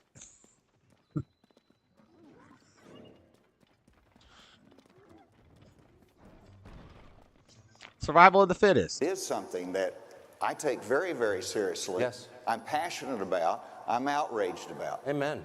When you pray, what do you pray for? No. Great question. I heard your interview. It was really great today with Bob I'm a Vanderplatz, survivor. I saw that you got to Deuteronomy. I'm a survivor. I've only gotten there, but I'm pretty psyched for Judges, I'll tell you that. When you get when you get to James, you asked me what I prayed for. There you go, Bob. I pray for wisdom. In James, it talks about, if any man lacks wisdom, let him ask of God, who giveth to all men liberally and upbraideth not. And that's the old King James Version, I know. And upbraideth not is like a child that's coming to a parent and saying, can I have something, and you fuss at them. God never fusses at us or upbraids us for asking for wisdom. So I pray for two things. One, that I'll be a good steward of God's blessings to me, which are the opportunities in public service. And secondly, that he'll give me wisdom. And there's human wisdom that understands the affairs of man that Daniel and David were so wise in. But then there's also the eternal wisdom, the wisdom that we can see our lives through the lens of eternity and recognize that the votes that I cast, the vetoes that I do, it's not just a matter of accountability in history or with your constituents, but we're accountable. Screw it. I think we're just going to go fight in eternity. We're going to go fight this Gleop. Get done with I ask for the wisdom to have an eternal perspective, the biblical worldview that's important to me, that I learned at Bob Jones University, that I learned at the Religious Freedom Conference at the University of Notre Dame, at which Francis Shaver spoke. And I put that into practice in my life as a young lawyer before I was the youngest U.S. attorney. We started a Christian radio station, first FM radio station in Bentonville, Arkansas, in which we had James Dobson, we had John MacArthur, Chuck Swindoll on there. We believed in that Christian ministry in our community. We started a Christian school before school choice was the movement of the country, because I wanted to make sure my children had those different options. And so that's how I put wisdom to apply in my life personally, but also in the public arena. That's the best thing to pray for. I appreciate it. Thank you, Governor. Great to see you. I got to say one more. Yes, please. All right, I heard you say, Bob, that I can do this. First of all, I want to congratulate Governor Reynolds and the legislature for the heartbeat bill that's going to be signed today. Hello? Arkansas has been ranked as the #1 pro-life state in the nation. I'm proud of that. We want to protect the unborn child. That's when But I also wanted to say that all kinds of people here with different backgrounds, you've got different candidates as a favorite.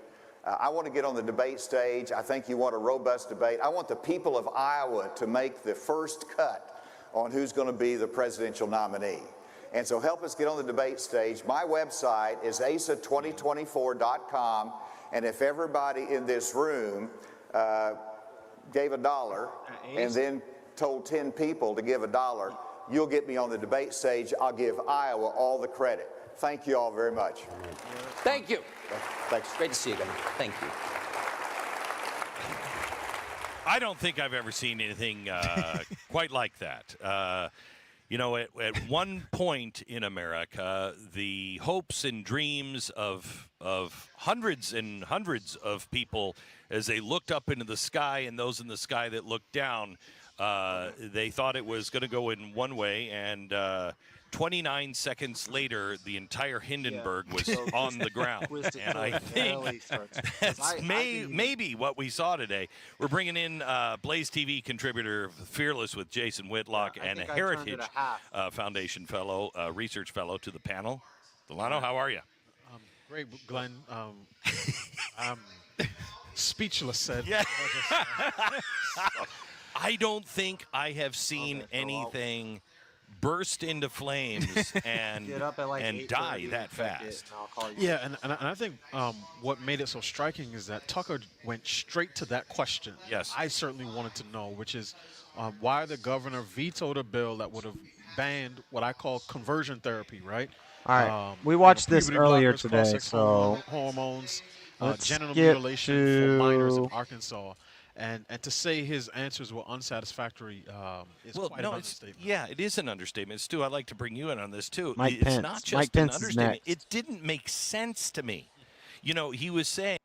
As SBA Pro-Life America, our goal is to strengthen Mike the pro-life Pence is commitments of the entire presidential field. We got Pence, But Vivek, wait, Nikki Haley. Look no further than Vice And then I think we're President done. Mike Pence as a candidate who needs no persuading. Ladies and gentlemen, please join me in welcoming the 48th Vice President not be of the pawning United that man's States of schools. America, Mike Pence. Some copper that came up missing. No, he said I need to. He's saying that he was gonna. The first time he called, he said he was gonna run because I need glue and PVC and a coupler, and he said he was gonna run it down to me in the morning. And then he's like, it's gonna cost me more in gas to go there and back, and than it would to just buy more stuff. So he just wants me to go to the hardware store in the morning. He's gonna send me some money. Anybody pay for some push-ups yet?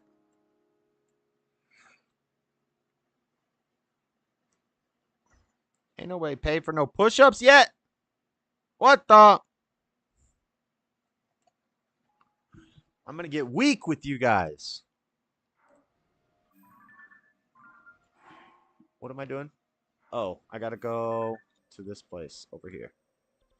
What's the best way to do this? We need to get here. That's a long flight, boy. That's a long flight, boy. All the way over there? What's a better way to do this? Can we get there from a Skyview tower?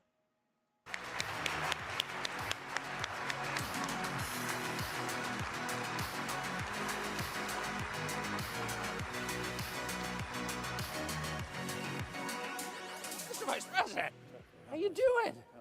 Thank you for doing this. Sorry, my mic is on. Woo! Thank you, Mr. Vice President, for coming. You bet. Thank you, Tucker. So great. How about a round of applause for Tucker Carlson for being here and doing this, everybody? The only I thought I was going to get off easy. I got on stage. There was no Tucker. So, You know there's a recession when one of us doesn't have a job. It's me. that would actually be two of us, Tucker. Actually, I'll start there. Are we in a recession? You know, I think there's a real Yeah, that's possibility that's already hit parts of the country. Look, I could make more Joe somewhere Biden else, comes but into I'd probably office and, along be with Democrat majorities working in House in and a Senate, they place launched doing a gusher menial on task all day spending, long. $2 trillion in unnecessary spending. With a bunch of coworkers who I don't like, initiated the working worst for a inflation manager in or a 40 boss years. that I don't like. They launched a war on energy. They dismantled all and of I would our get successful bored quick. policies at the border. Whereas created the worst border crisis in history. And the where I reason work I'm running now- for president of the United States is because I know we can do better. We can bring this nation back. We I can do all restore kinds of different the stuff. American economy. We can secure our border. And we can stand for the God-given liberties that have always made this country strong and true and great. Amen. Where am I trying to go? Amen. Well, thank you. And we can certainly do better, that's for sure.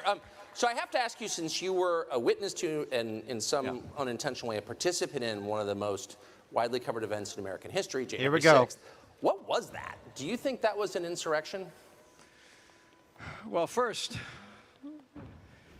Ooh, can tough I one. just take a moment just to say thank you to the family leader.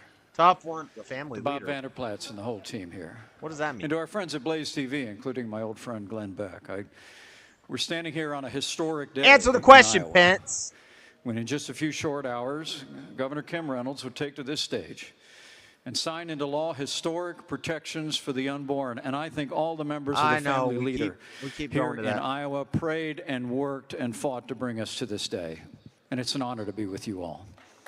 It really is. Shout out the unborn. Now, as to that day, let me just say, all I know for sure, having lived through it at the Capitol, Everybody lived through is it. that it was a tragic day. Except for the people who I've got. never used the word insurrection. Except for the white last 2 women who years, got but shot by black cops. It was a riot. Or that took beaten place with at the sticks to Capitol death. that day.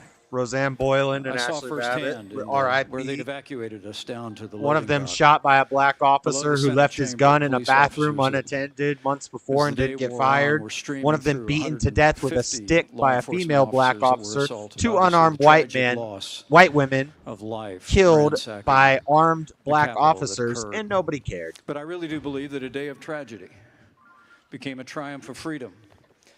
And I'll always believe that by God's grace, I did my duty that day under the Constitution of the United States of America. Oh, I'm not going to make And it our all the way to that. institutions What have. are you talking about? When you say the tragic loss of life, who are you referring to? Well, obviously, Ashley Babbitt would come to mind. What about immediately. Roseanne Boyland? What do you When think I of the think fact of that she was shot? Well, I just think it was a tragic moment, without question. But I have to tell you that What seeing about Roseanne people Boyland? She got beat to death with a assaulting law stick. enforcement officers, smashing windows, breaking into the Capitol building. It infuriated me. I'm not going to make it. I'm not going to make it. It's I'm not very going to make it. likely that, I got to get through the it. restraint that was I shown gotta by get law through enforcement it. officers I got to saved make it. lives Got to that make day. it. Got to make it. But I think it's important that we I don't think I'm going to make it. hold those accountable who perpetrated acts of violence and vandalism in our nation's capital. But I also am still Vandalism. waiting Oh, for man, equal not vigor vandalism. and equal prosecutions to be brought on those that brought hundreds of BLM riots Based. to cities across America. Base, Mike. Base. I mean, the truth is, you know, we don't make progress in this country by walking away from the rule of law. We uphold the rule of law. I need one and of we those apply fairies. it equally and Come here, fairy. fairly. And I think that holding those accountable that rioted at the Capitol that day is right and proper. But I also believe that I wish there was a people way that to engaged shoot in them out of the hundreds sky. of riots over the summer of 2020 literally burned The summer down of love. Literally their family burned down businesses and family communities businesses and also communities cost lives and all that. must be held to account. Amen. So we spent, when the BLM riots happened and the riot in front of the White House that injured more law enforcement personnel than January 6th, we spent a lot of time talking about why those rioters were mad. They were mad about systemic racism and the death of George Floyd, et cetera. Why do you think the people who swarmed the Capitol on January 6th were mad? And why haven't we talked about that? And why didn't you do anything about Well, it? first Vince? off, I would tell you No that, balls? No balls, Pence? I think the January 6th committee was a partisan committee in the Congress of the United States. And it failed its historic mission of bringing the facts forward. Yep. And I know your commitment to bringing all the facts to the American people, Tucker. All right, we're going to And I know we're need... grateful for that. The We're truth of the actually going to matter need a is, as third some fan on this. members of the staff of the And some January batteries. 6th committee said after it adjourned, they spent all their time focused so much on one Control individual stick and one more. and on placing blame that they spent very little time focusing on law enforcement failures that happened that day and intelligence failures that happened that day. And I hold to the view that we can never let this happen again. We can never allow the capital of the greatest nation on earth to be subject to a riot for any purpose, for any motivation. And for that reason, Why? But we why? need to understand why law enforcement that day was not We're not allowed to defend better our equipped, better country prepared, against a where the tyrannical intelligence government? failures were. And I believe that in time we'll have those answers. Amen. But I wonder, though, again, about motives, since these were, and I'm not excusing any act of violence ever anywhere, including on January 6th. However, they were American citizens. Most of them didn't commit acts of violence, and they were really mad. And they were mad because they thought the election was unfair. Right. And I wonder why more time they weren't hasn't allowed to been talk spent about by it. either party reassuring Americans that our elections are real, that all votes are counted, that the electronic voting machines, which no one seemed to trust 10 years ago, now are infallible, why mail-in voting is a good thing. Like, why doesn't anybody try to reassure the public that the mechanics of voting are legit? Because they don't And- want and them are to they? be Do you think legit. the last election was fair? Well, as I said on January 6th in my communication to the Congress, and have said many times since, All right, this should be good. there were irregularities We need to get... in the 2020 election. Oh, There's there's no a question. shrine over there. What There are the... about a half a dozen states that changed the rules of Yo. elections in the name of COVID. Yep. And that undermined public confidence in the outcome of our elections. There's a shrine and Now, at the end of the day, we brought more than 60 lawsuits. States engaged We need to in go there. recounts. We'll go there and do the shrine, and then we'll go do the King Gliot. When states ultimately certified and courts upheld those changes no, in we'll do the virtually Gliot every first. instance. We'll do the Gliot first. And ultimately, we were able to determine that the changes, there was no evidence that the changes had changed the outcome of the election in any way. I knew that my duty was clear that day. But candidly, as I've said before, my duty was brown. President Trump's words that day were reckless. I believe whatever his intentions in that moment. You need to learn how to ask nicely for things instead of trying to give commands. You're not. I believe you're not ranked up high enough to order me to do something. Just as the law will hold everyone that engaged in acts of violence. But may I just get, to the rest of us who weren't there, who were just participating or trying to in our democracy, 10 years ago, Democrats said, look, electronic voting machines can never I don't know what those islands are, be but secure. I'm going to put a thing there. And of course, that's obviously true. Anything electronic can be subverted. Real countries don't use electronic voting machines. Are you confident that a country with electronic voting machines, we're already running out of all our can batteries? have an Are you election serious? that you're participating in? Whoa, we got to get way up there. Well, there's no I believe way. we can, There's but no way I'm making it to I welcome that. the fact that since 2020, Republican-led states around the country have enacted election integrity reforms. I'm somebody that believes that, and Indiana was the first state to do this. I'm somebody that believes that you ought to be required to give a picture ID when you go in to vote. We ought to have voter ID in every state in America. But with regard to voting machines, I would tell you we had them in Indiana, but in Indiana and elsewhere, they produce paper We're not going to ballots. make it. Recounts were taken in We're not gonna make states around the country. No, I think it's absolutely we're not going to essential make it. that we What do the everything in our heck? power to restore public There's confidence. no way I'm getting away over there. in the What the? one person, one vote principle at the heart of this republic. Why not just get rid of electronic voting machines and call it a day, and then we don't have to debate it? Pretty simple, huh? Seems pretty simple.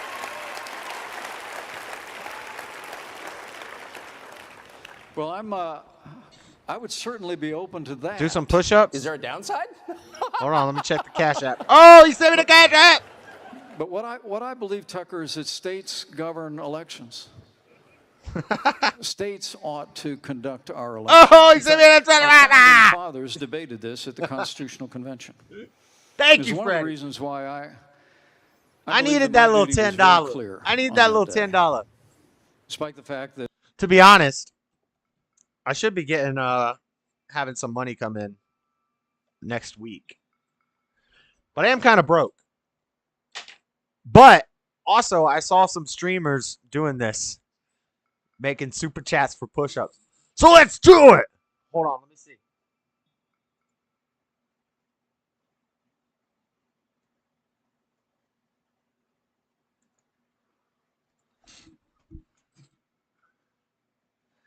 I gotta get through this. I gotta get through this. I gotta make it, gotta make it, gotta make it.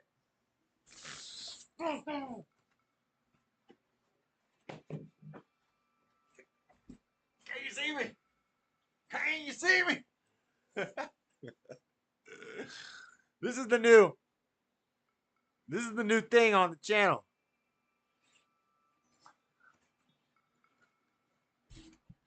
We gotta do the push-up. Hold on.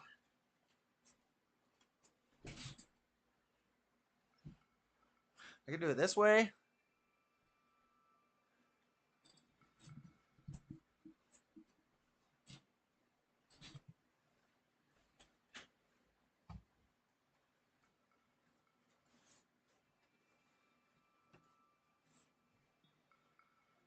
One, two, three, four.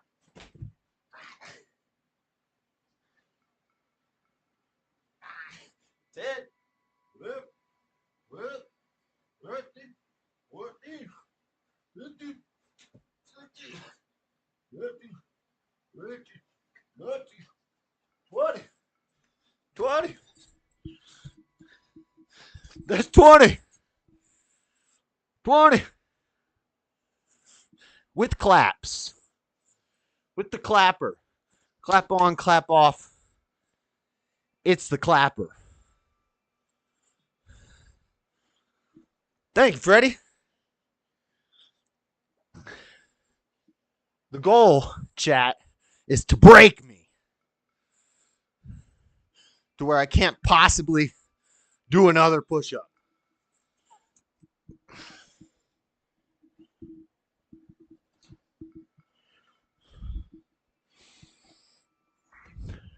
The things people do for money.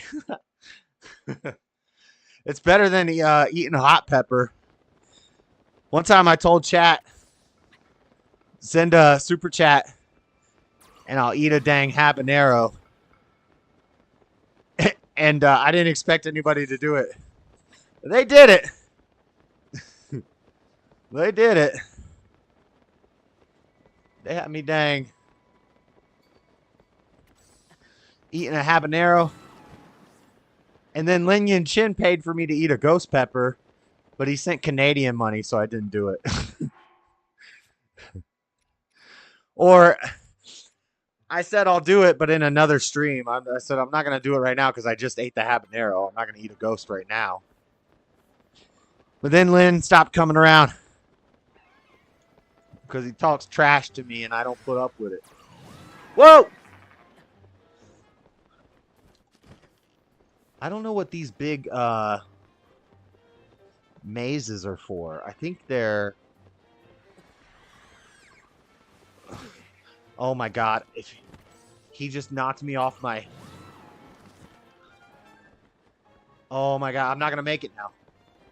Oh my god, I'm not going to make it because that thing hit me in the sky. South Lomé Castle, top floor. What the heck?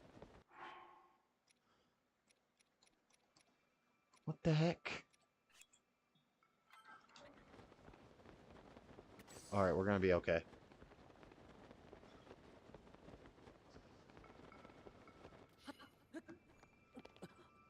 What is this place?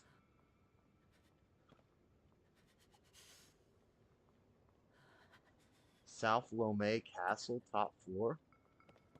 I don't even know what this place is, but I'm freezing. Would you still eat a habanero again? I don't have any habaneros right now. But yeah, I love habaneros. I have I think I have some dried ghosts. You send me a $50 super chat or a Cash App, I'll eat a dried ghost pepper right now. Actually, I'm not going to make that promise because I'm not 100% sure that I have any. I think I have some. How much am I renting the room for? $700 a month. $600 on the first, which covers rent and utilities and fees. And then $100 on the 13th, which covers gas, electric, and internet.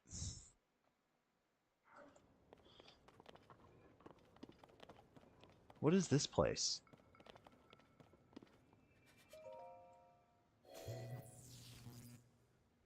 Yo, what is this place?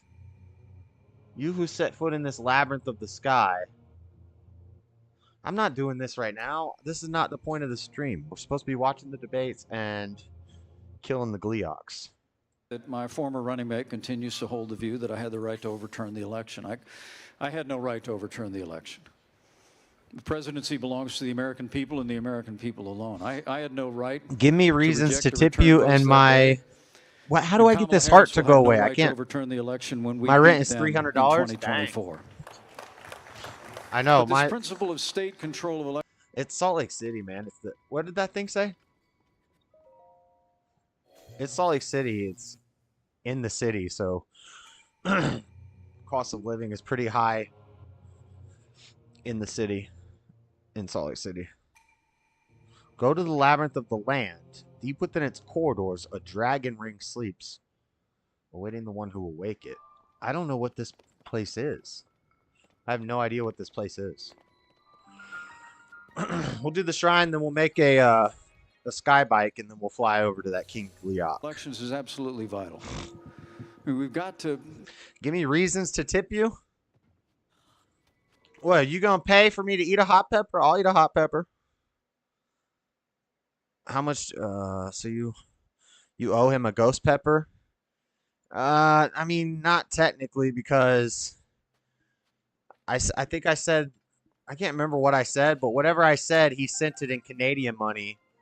I think I said $50 and I'll do a, and then he sent 50 Canadian dollars, which is only like $30. So he was short. I would eat a ghost pepper on stream just for a video. What the heck? What is this? Whoa.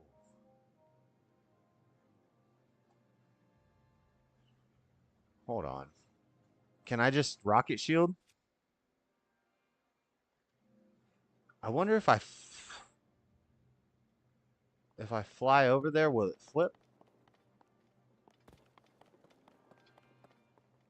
What the heck? By the way, I think I know where that treasure is. I just haven't been able to get over there. There's 2 trails I would need to hike. One is a 10-mile trail. I'll go pull a jalapeno out of the garden and eat it for free. One is a 10-mile trail, and one is another shorter trail. But I think that's where that Utah treasure is.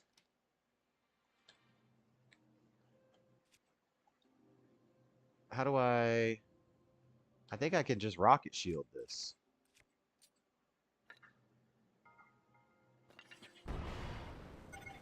Yeah, easy. Easy as I'll get out. What's down there? Why would I? That was easy. What was was that supposed to be a challenge? The heck? Whatever. That was too easy. I might tip $5 on Monday if you do something to impress me. Listen, I'm not a dang whore.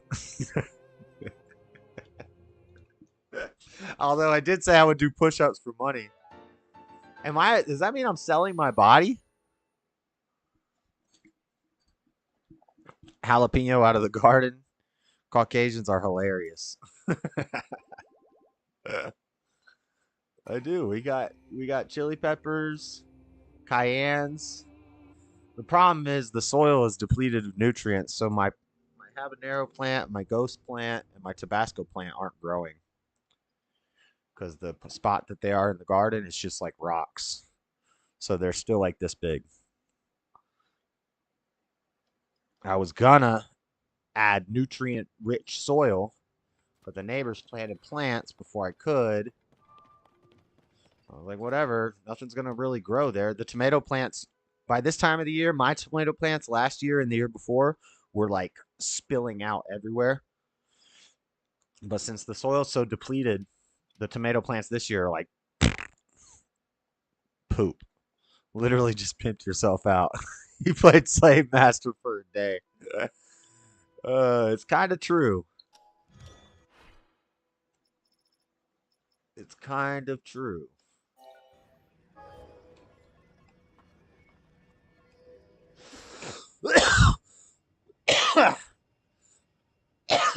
God, I got something in my... I'm gonna say that.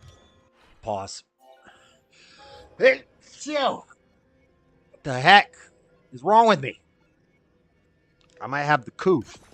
I should have got Vaseline.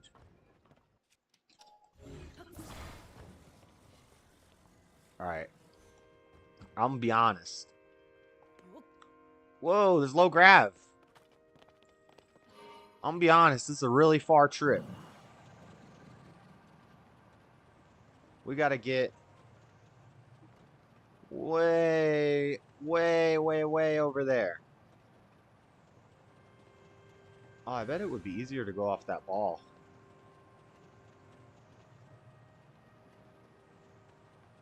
I'm gonna stop by this little island to see what it is.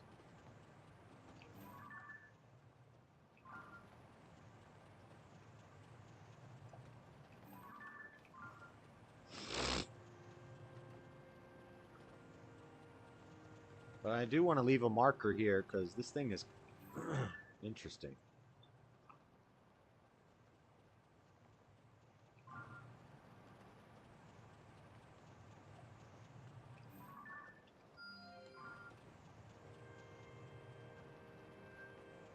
Okay, come on, Pence. Let's get it.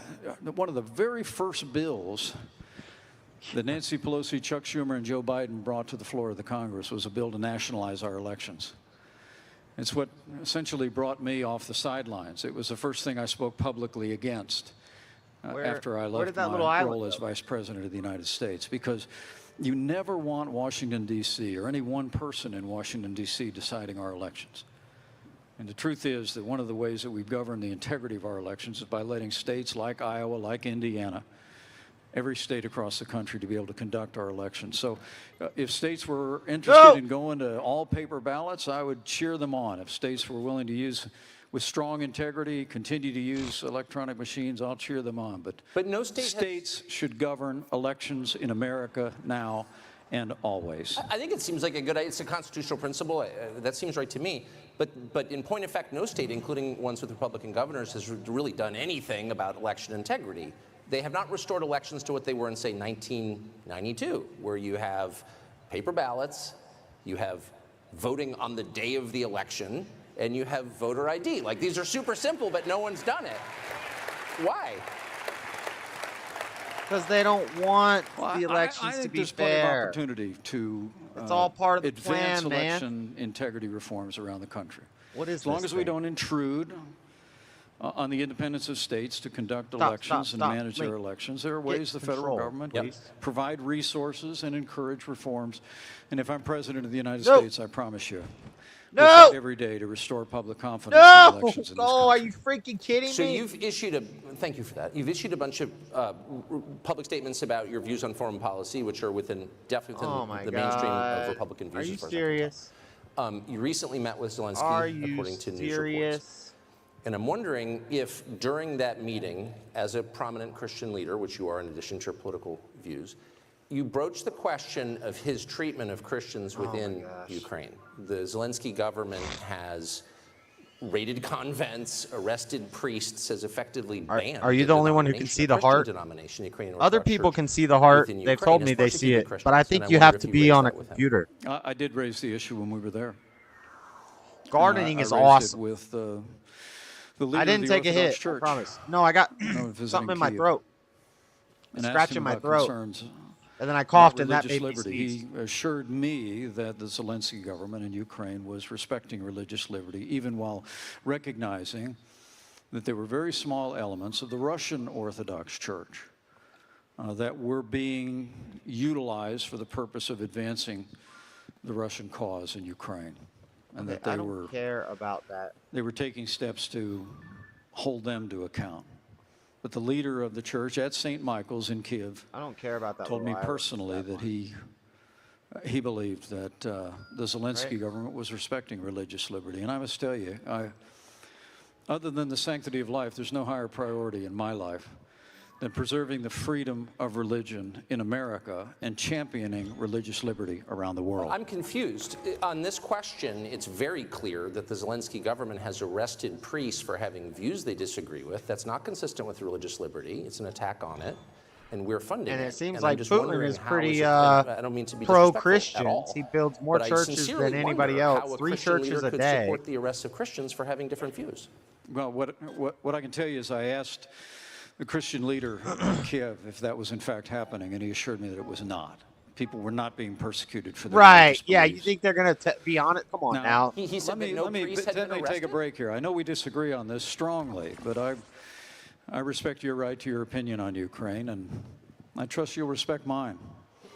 Look, I've been to Ukraine now twice.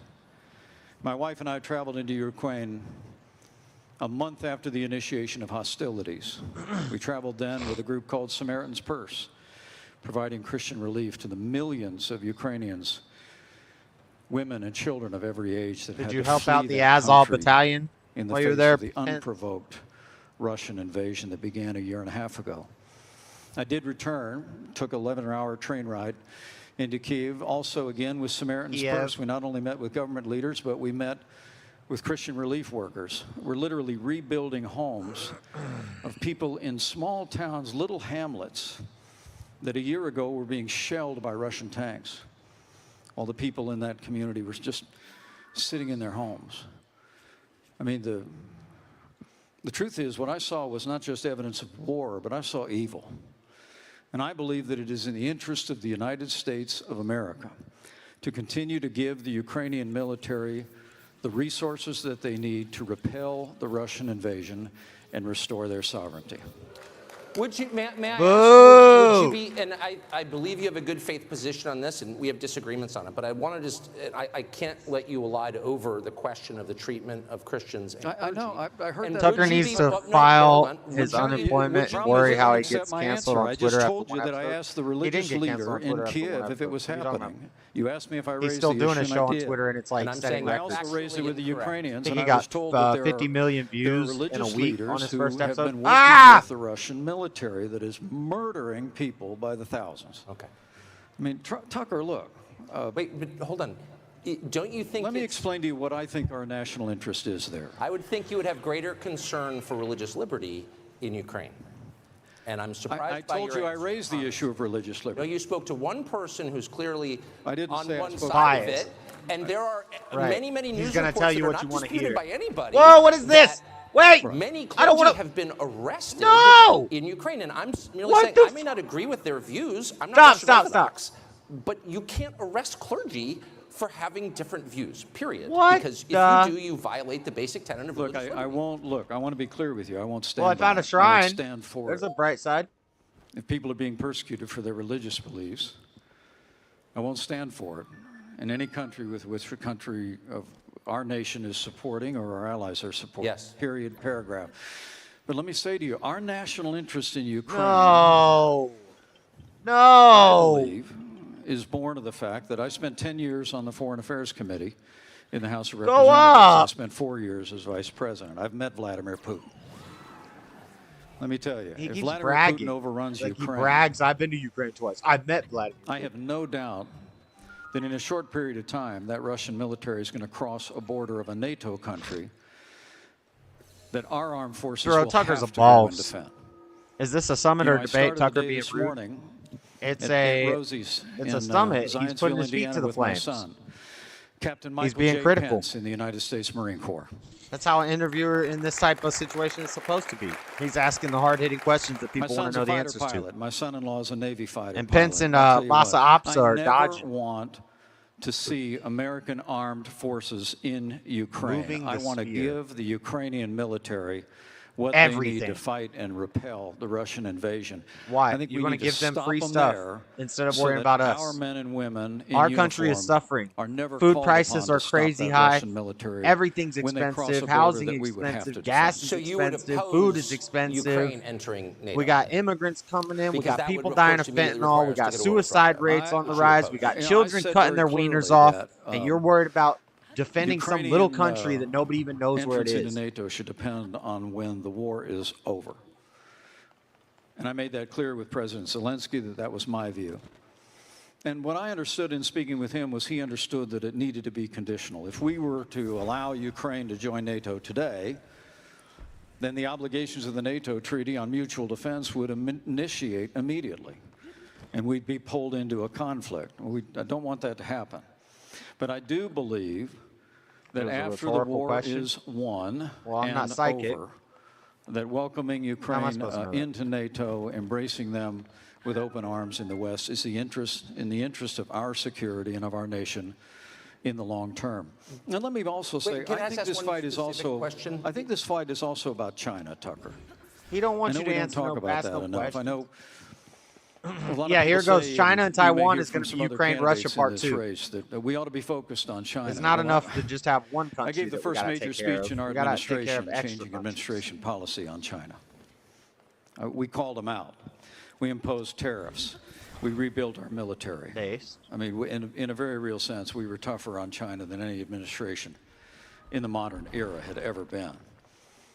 But I really do believe that by giving the Ukrainian military what they need to repel the invasion, we will also send a deafening message to China that America and the free world A conspiracy theorist, you know, conspiracy theory is a term made up by the CIA to discredit truth tellers. You know that, right, Freddie? Or their intention that becomes more clear by the day. You always use three-letter against agencies Taiwan or talking any points. other any other place. Wonder But we how I really should do do believe this. peace comes through strength. What if And the I- United States of America needs to think I wanna continue to project do- strength. But Hold on. let me say one last But thing we've on run out of ammunition, so we're sending him cluster bombs. So because we've sent our ammunition to Ukraine, which has not yet won the war, whatever that means, no one has defined it, but isn't that prima facie evidence that we have become weaker militarily by our support from Ukraine, or how am I missing something? Well, we're out of ammunition, so we're sending cluster bombs. Well, first off, since Joe Biden took office, he's been working to cut military spending. Oh, has he? And frankly, the recent debt ceiling deal that was done, if they don't pass all their 13 appropriations bills, will result in a 1% cut in our military spending after inflation in 2025. Look, China is floating a new battleship every month in the Pacific. We don't need to rebuild our military. We need to build a military strong enough to meet the challenges America will face in the 21st century. And as President of the United States, I'll do that. I promise you. Last question on Ukraine, though. The Pentagon says that because of the munitions and the material we have sent to Ukraine, we are we're very low in our stockpiles. Is that a concern to you? Yeah. On the 155 artillery. And I have no reason to disbelieve that. Look, it's the answer, though, is not to shrink from America's role as leader of the free world. The answer is to invest in our national defense. I really do believe that. Look, remember, in a year and a half, and again, we have a strong disagreement on it. Well, I'm not sure we do. That's okay. Well, that'd be great if we didn't. But let me say to you, we've made real progress there. Look, a year and a half ago, Russia had the second most powerful military in the world. Today, they have the second most powerful military in Ukraine. He might be one Republican for it, but it's best for his new committee. That's progress, and that's a result of... Yeah, the stuff Pence is saying right now, this is why, yeah, I don't like him. He's a warmonger. He's a warmonger.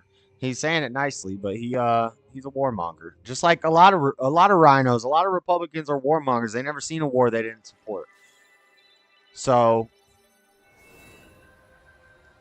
yeah. I see like 5 likes and 8 people. Can you guess the 3 who didn't like? Probably... maybe Jalen. I see 6 likes. Jalen hit like, I think. We probably got a couple lurkers. I think I usually have 2 or 3 lurkers. And when I say lurker, that's not a pejorative or a derogatory thing. I think maybe some people watch on TVs and they can't chat because they're watching it on like my brother watches YouTube from the TV. So there's no keyboard hooked up, so he can't chat. So they can't chat. If people are watching from TV, maybe some people just aren't chatters. Usually in a stream, not everybody is chatters. There are always some lurkers. Lurking isn't a bad thing. I love the lurkers. Hey, we got 7 likes now. Look at that, 7 likes. What are you talking about, Jalen? That probably just means that one person just can't hit it. That's it. Of what the United States and our allies have invested. But let me say one thing about Joe. Can I say one thing about Joe Biden? Jay only likes I've been Trump and critical of him. No, Look, I said Tim Scott's all right. He's not my guy, but he's all right. I said Vivek is cool, but he's a little too young, and I don't know if I can trust him yet. He hasn't been on the scene long enough. He came from somewhere, and plus, I mean, he's American, but is he really? Vivek Ramaswamy, you know? What is this?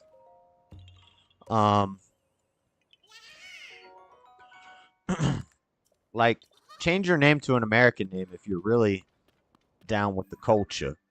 But Vivek seems pretty based. I just don't really trust him. He's too young. DeSantis is cool. Tim Scott's cool. Pence is all right, too. He's just a warmonger. I'm not a fan of that. I can't hit the like button now. Why not? I wonder if I turn the TV off. If I turn the TV, if you'll go to 8.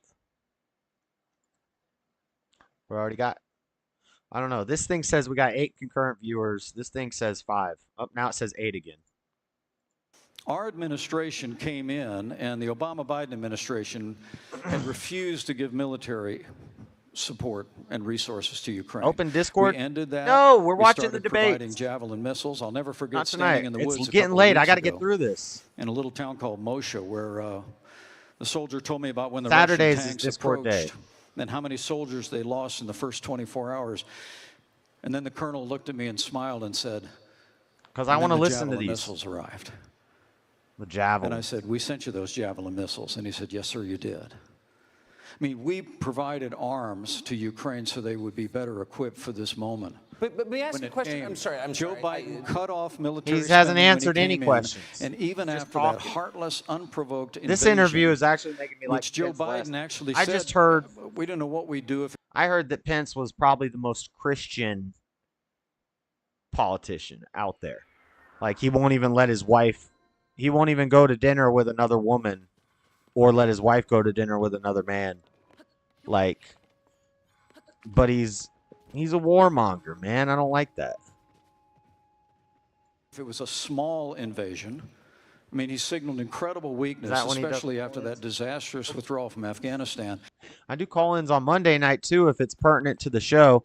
Mr. Mad called in on Monday night, and I thought it was going to be, like, relevant to the topic. I was talking about secret societies, and I thought he had something really relevant and some, like, cool information to give me.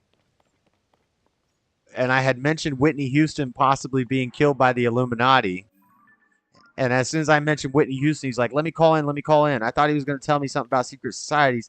He tells me, did you know Bobby Brown, Whitney Houston did so much drugs that Bobby Brown had to physically remove her excrement with his hands? And I was like, what are you talking about? What is this? We did end up talking about the Freemasons. I kind of had to rein him back into the topic of the show, but I was like, what? That is not relevant. And I didn't want to know that. It was funny though. No, sometimes I'll do call-ins during gaming streams on the weekdays too, but right now we're specifically doing a summit listening party. So, did I just throw that off the mountain? No. So, if I do a call-in, I'm not going to be able to listen to this. I want to listen to this. I'm getting distracted enough as it is. This is taking too long. We got to get this over with. And all along the way, the Biden administration has been slow in providing military support. Make no mistake about Asa this. We Hutchinson, promised he's them one of the 33 candidates. Abrams He tanks talked in earlier. January. I heard He's again the one 2 who weeks ago vetoed in the Ukraine, bill they to still stop don't have kids them. from getting We've been transformer telling them we'll train their surgeries. F-16 pilots, but now they're Tucker saying laid maybe into him about January, vaccines. We'll let somebody transfer some jets. I'm sorry, Mr. Vice President. Have you? I know you're running for president. You are distressed that the Ukrainians don't have enough American tanks. Every city in the United States because has it's a become money. Much worse over the past 3 years. It makes money. The military-industrial complex makes these politicians money. When they vote to send them more weapons, they get paid. Rate has jumped. Public filth and That's disorder why and they're crime warmongers, have because it's a money exponentially business. increased. That's why Rhino Republicans never seen a war they didn't love, because they get money in pocket. Who've received tens of billions of U.S. tax Like we went to dollars, don't Iraq have enough because of the tanks. Twin I think Towers. it's a fair Shut question up, to ask, Bush. like, Shut where's up, the concern Bush. for the And United States in that? warmonger. Well, it's How not much my money did you concern. make off that? Tucker, I've heard that routine from you before, but that's not my concern. Looking for imaginary I'm running for nukes. president of the United States because I think this country's in a lot of trouble. WMDs. I think Joe Biden has weakened America at home and abroad. That's true. That's true. And as President of the United States, we're going to restore law and order in our cities. We're going to secure our border. We're going to get this economy moving. When Frederica again, does his and we're stream, are you make going to sure watch? that we have men and women on our Yeah, I'll courts watch at it. every level that will stand for the right to life and defend all the God-given liberties enshrined in our Constitution. Anybody that says that I we can't be the unsubscribed leader to of the it. free world and solve our Just, problems at home has just a to- pretty small view of the greatest nation Just on to be earth. funny, I'll We can do resubscribe. both. And as president I was like, of the bro, United you just States, went we from will secure our border. you just went from we will 12 support subscribers our to military, 11 we will revive subscribers. our economy and stand by our values, and we will What happened, also man? lead the world for freedom. Because he under told my me, administration. he said, I promise you. Amen. Vice President Mike Pence, thank you very much. he said, I'll start a channel. He told me a long time ago, I'll start a channel and I'll have way more subscribers than you, way faster than you. And I was like, all right, do it. I hope you do. Do it. Please prove it to me. And then maybe you can give me some advice. And I told him, I said, I had 100 subscribers in my first month. And then I had 1,000 subscribers within my first year. I think it was even faster than that. I think I got 100 subscribers in like 2 weeks, and I had 1,000 in like 4 months. I can't remember, but anyway, it was growing pretty quick, and then when I started talking about religion and politics, it came to a halt. And now that shorts are a thing, we're slowly getting the numbers back up because of the shorts game. But when I started talking about religion and politics, it slowed down a lot. But yeah, anyway, he made his channel, and now it's been like 3 months he's had that channel. And he's got like 12 subscribers. I'm like, what the?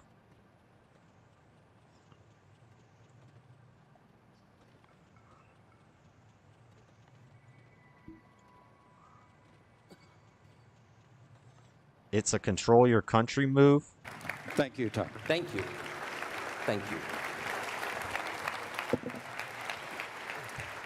All right, we just heard from Mike Pence. I'm checking in here, Sarah Gonzalez. I am joined by, of course, Delano All right, Squire, last still fight. here with us.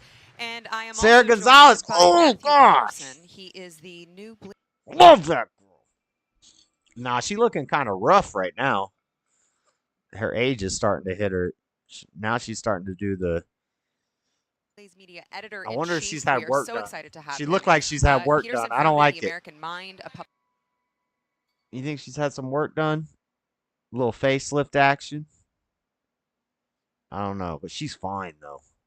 publication of the Claremont Institute and served as their vice president of education. He has 2 decades of experience in digital Sarah media Gonzalez. communications, political consulting, Sarah and program Gonzalez. coordination, Okay, arising let's from a skip. lifelong dedication to shaping hearts and minds to renew America. And he, I would say, he lives in Dallas. This isn't on the paper, but I know he is a California refugee, which I find to be important because you do know what it's like to live on the other side of the country. Yes, I am very happy to be back in America. yeah, we're glad you're here. So, obviously, a little bit of some tense moments. They gave me a gift, and it's wrapped in new baby wrapping paper. I think this is where the guy's going to sign the heartbeat bill. And then next we have Nikki Haley. And then Vivek. And then Ronnie at the end. And enclosed in this wrapping paper, I'm told, is the flag that flew over the Iowa Capitol on Tuesday when they passed the heartbeat legislation. Thank you.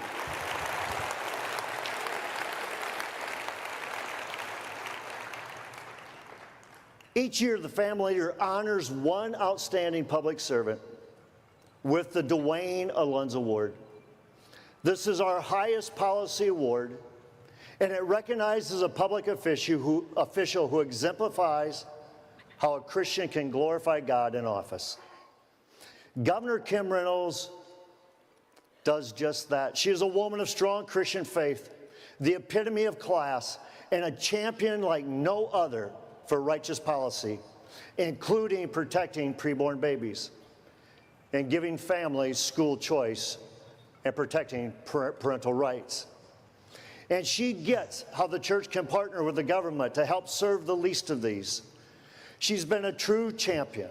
I'm going to get way up over his So head. as We I got give one more the last Dwayne King Leot Alonzo battle. Last King Award Leot to battle. her, would you please join me in giving the most enthusiastic welcome that you can. We're going to drop in on this fool. Our governor, Governor Kim Reynolds.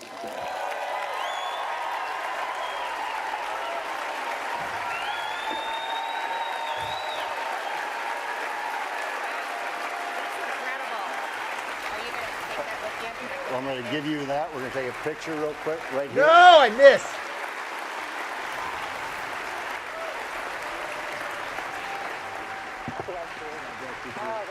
I missed again, dang it. Hi, Darla.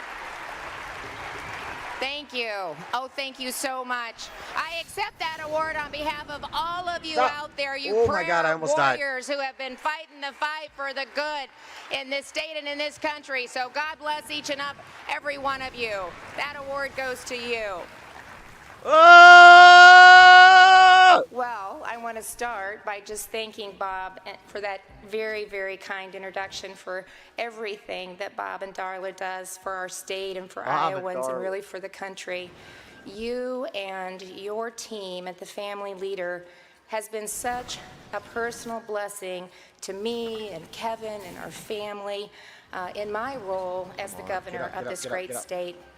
You have lifted us up in prayer, grounded me in God's word, and reminding me that He is always in control.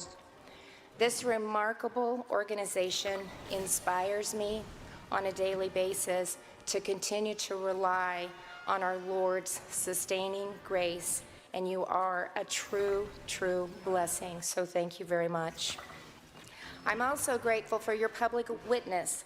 Like so many faithful Iowans, you're on the front lines of all the most important issues. The innocence of our children, parental empowerment, and school choice. You know, Parents Matter wasn't just a campaign slogan.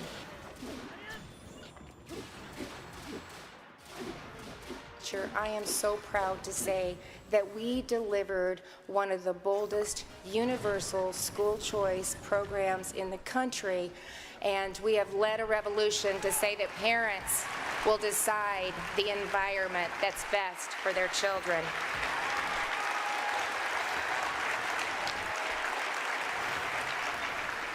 And it goes without saying, of course, life. Get up, get up. You know, it is such a pleasure to address the summit just days after I convened a special session of Iowa's General Assembly to once again address the most important human rights cause of our time, protecting unborn human lives from the atrocity of abortion. A worthy battle, and one I will never concede.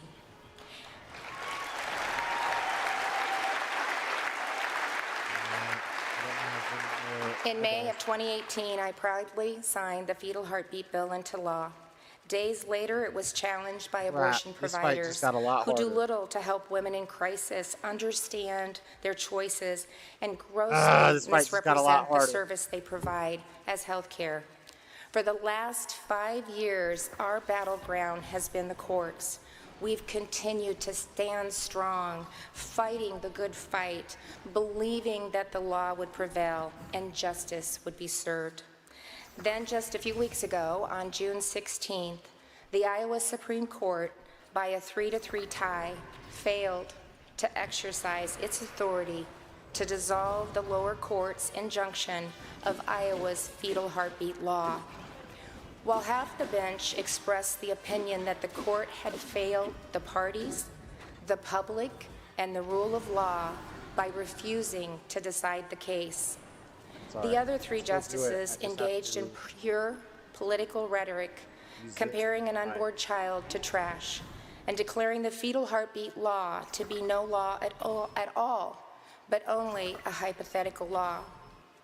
They also expressed their uncertainty that such a law would pass today post-Roe, as if the politics of the day would change our view on life.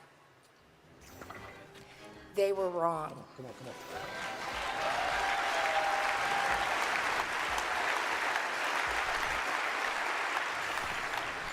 This week, in a rare and historic special session, the Iowa legislature voted for a second time to reject the inhumanity of abortion and pass the His head fetal is not heartbeat where it needs to law. be.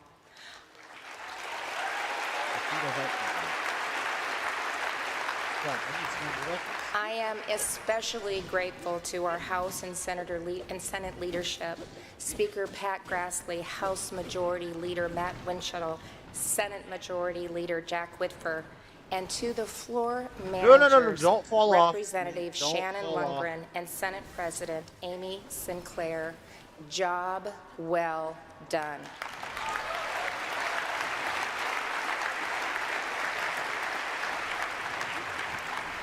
So I look forward in a few minutes to inviting all of the legislators in attendance onto the stage for the bill signing. But for now, they're waiting in the wings, so could you just give them one more huge round of applause? I think they hear you. Yeah.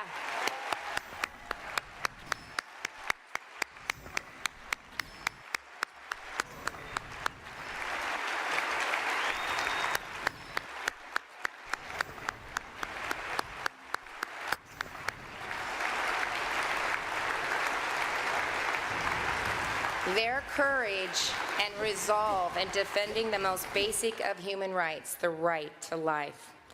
You know, the work that we've done together from the State House to the public square is making a difference.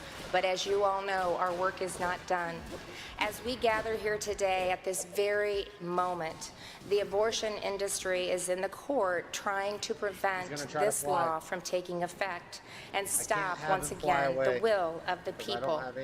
But the passage of this legislation by even a wider margin this time sends an unmistakable message.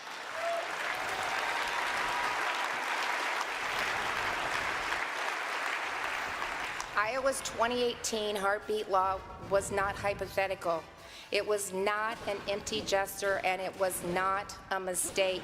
It was an ironclad commitment to the smallest and most vulnerable among us. All life is precious and worthy of the protection of our laws. Rocket shield. I could not imagine a more appropriate place to sign this Fly bill up. than here at the Family Leader Summit, alongside such strong advocates who have fought and prayed for the protection of We need life something for stronger. decades. So thank you for your courage and your conviction. And we're also privileged to be joined by so many presidential candidates making their cases to Iowans. And I'm proud to stand shoulder to shoulder with all of them, united in our respect for life. Like every pro-life candidate, they've been questioned by the media about the issue of abortion. And you know what? That's perfectly appropriate. Or at least I think it would be if similar questions were ever directed to the other side. You know, just a few, yeah, it gets better. Hang in there with me.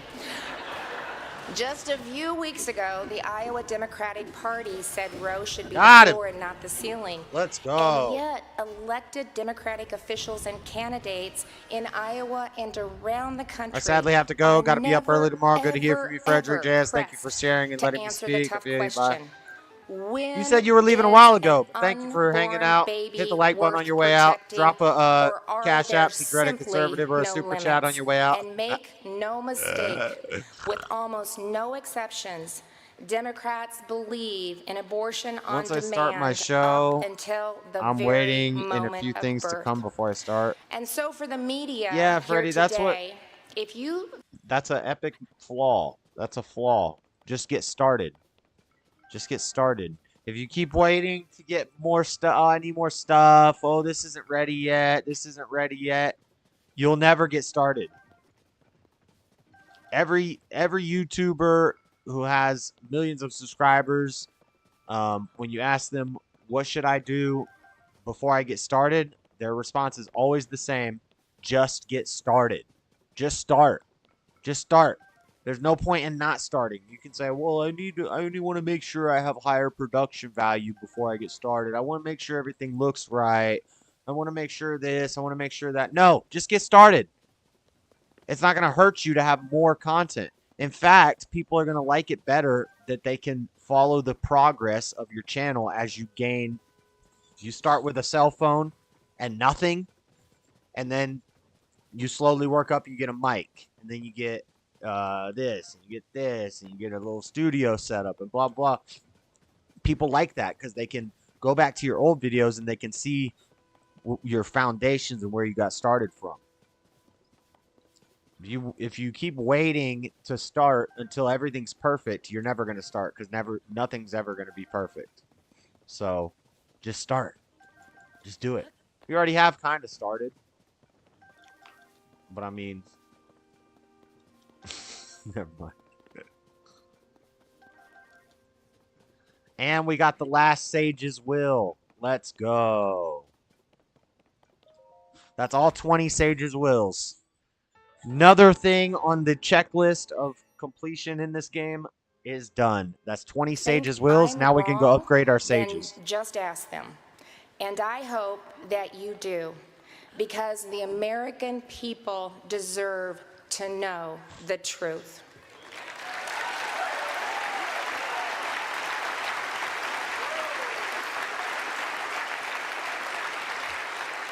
We have a responsibility not only to protect the unborn, but to change the destructive culture of abortion that still exists in a post-Roe world.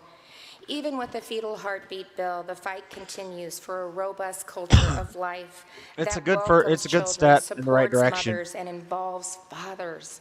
As a pro-life governor, I will continue to promote policies designed to surround every person involved in a pregnancy with protection, love, and support. The compassionate foster care and adoption solutions that have long been championed by the family leader will now be more important than ever. We also need to keep promoting healthy pregnancies, childbirth, and families through our Iowa Moms program, which provides funding to pregnancy resource centers that specialize in supporting new and expectant mothers, and to programs, once again, that encourage fatherhood.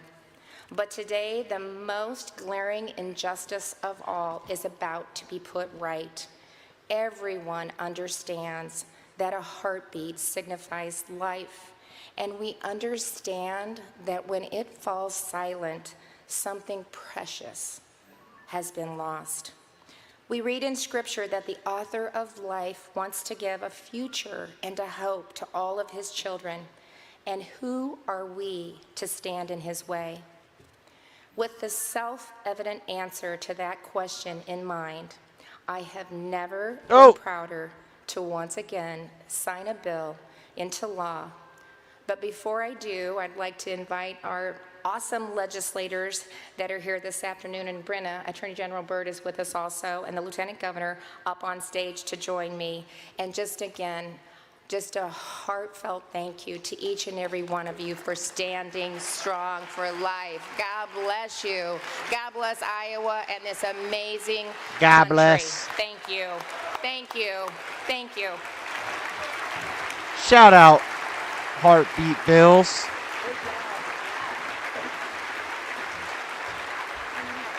Shout out ending baby murder. This generation is going to end baby murder. The pendulum is swinging back, ladies and gentlemen.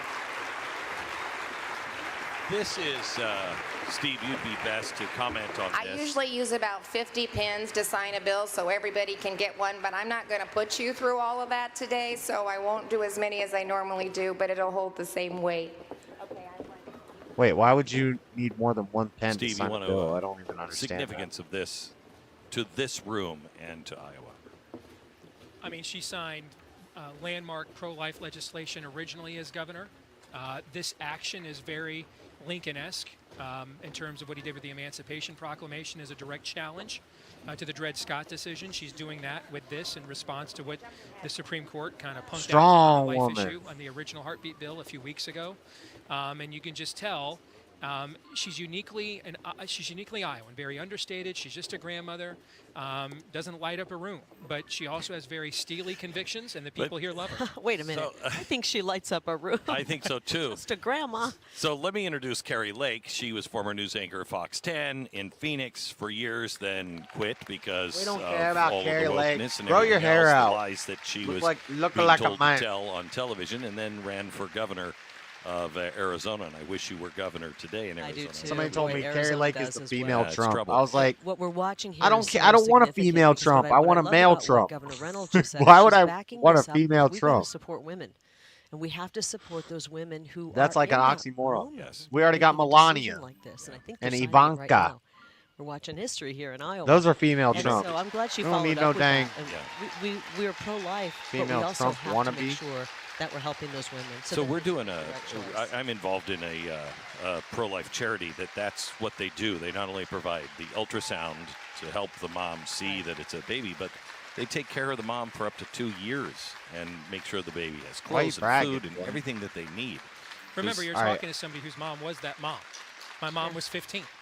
Roe v. Wow. Wade had been Wait, your mom determined aborted you? within days of when she was still eligible to have an abortion. She wrestled with this decision going on 50 years ago, and ended up deciding to have me at 15 years old. So I mean, I am living Where the is living Hesty? testimony of all the things that you guys Because are of your talking mom. about right now. Yeah, that's amazing. Yeah. You know, when I was on the campaign trail 525 days, His mom almost I was aborted. always asked about being pro-life. You know, the All right, media has a problem with that when you're pro-life. Carrie, and I said, let- listen, and they tried to paint us out. Nikki too Haley honest. is next. Well, I don't care you- what you have to say, hit sign Carrie up, Lake. they throw to where we is not When that.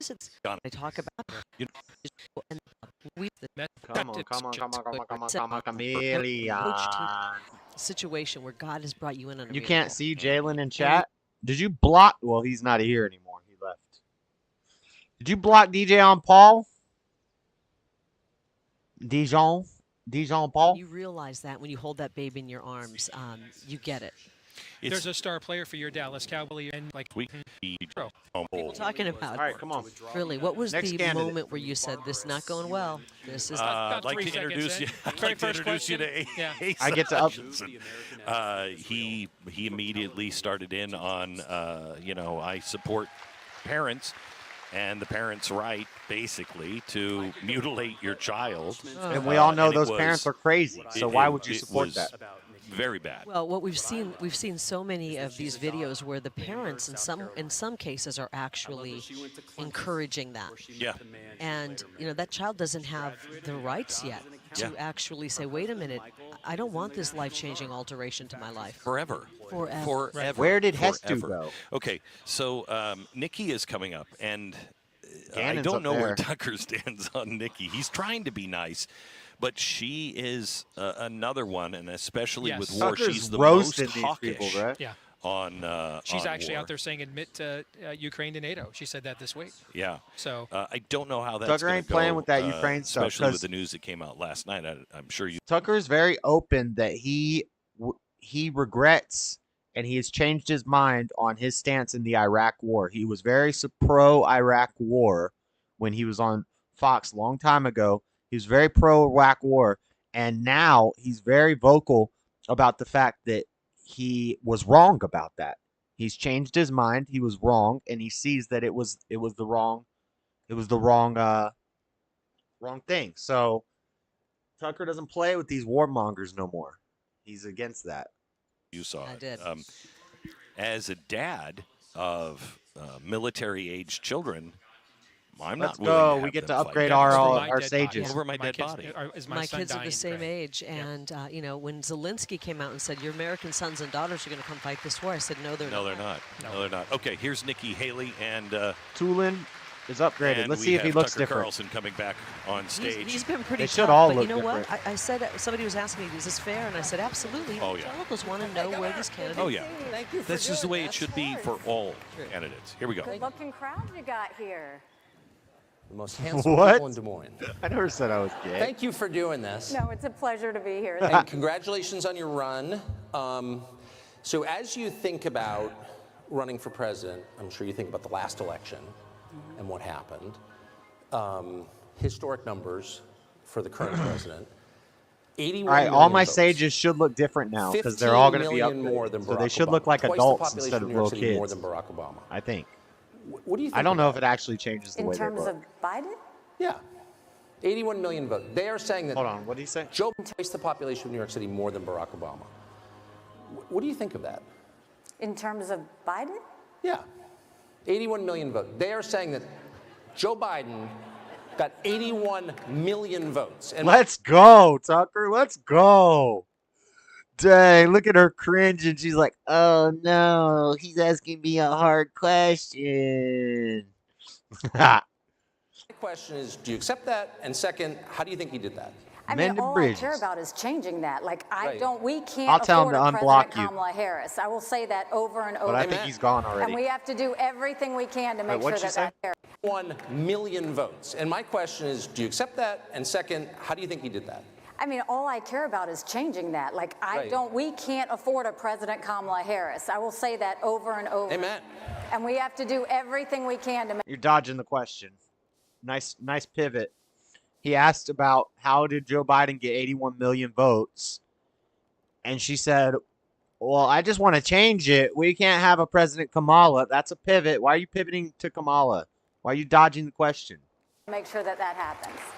But as a mechanical question, it's not a trick question, it's just like the mechanics of it, something you're thinking about since you're running. I don't think anyone would say Joe Biden was a great candidate. No. Didn't campaign. He didn't campaign at all. He was not a figure who commanded So respect answer the among question, how Democrats. did he do They it? made fun of him. I'm not attacking the guy, but that's true. Right. Nobody in Washington said, I want my kid to grow up to be Joe Biden. And yet, at the end, he's got 81 million votes. 15 million more than Barack Obama, who, whatever you think of him, was a very talented politician. And I think I will smart. say the mail-in ballots So, like, affected how that a did lot. he do that? And what can we learn from that? Well, what you can learn from it is. DJ, you said what about jars?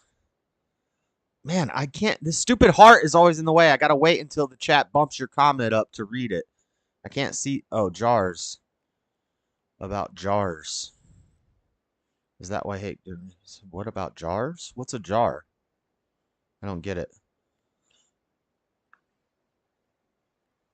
Also, DJ, I may send you my address. You are someone. Oh, you can see his chats? Why? So you can. Did you unblock him? He's still here. He said he was going to bed like 4 hours ago. He's still here. Shout out, Jalen 8. Wait. So did you have him blocked and now you unblocked him? That's nice. Oh, he said, oh, that's what he means. Hey, I can see him now. JS Mending Bridge. Okay, I misread that. I thought you were saying, hey, I can see him now. JS Mending Bridges, like talk about me. You can see me mending bridges like in the future. But you said you can see him now. You see his comments now. He unblocked you.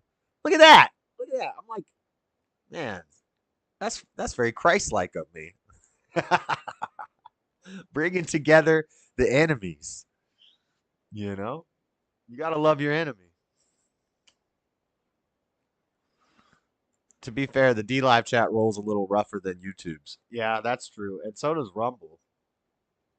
Whenever Hate gets banned and I watch him on Rumble, the chats over there are a little tougher.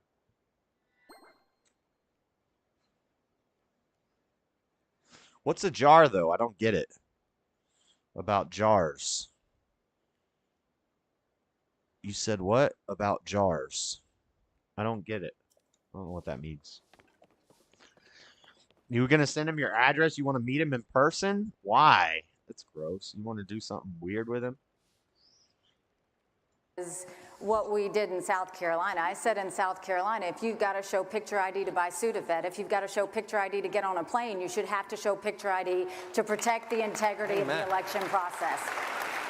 So, you know, and we have to make sure election integrity is something we don't ever stop. You have to continue over and over. We've had some states who've done some great things and they've put voter ID in place and that's been great. We still have some other states who haven't done anything. And we need to make sure we're doing what we're supposed to. I mean, we saw during COVID, a lot of people, a lot of secretaries of state changed rules without getting state legislative support. We saw a lot of that happening. We saw a lot of mail-out balloting. We've got to make sure we continue to fight to make sure we have integrity in the election process. Because I saw at the United Nations, you never, when you have your people lose faith in an election system, that's the first crack of a country falling apart. We have to keep fighting for this. We have to make sure we get it done. Yes.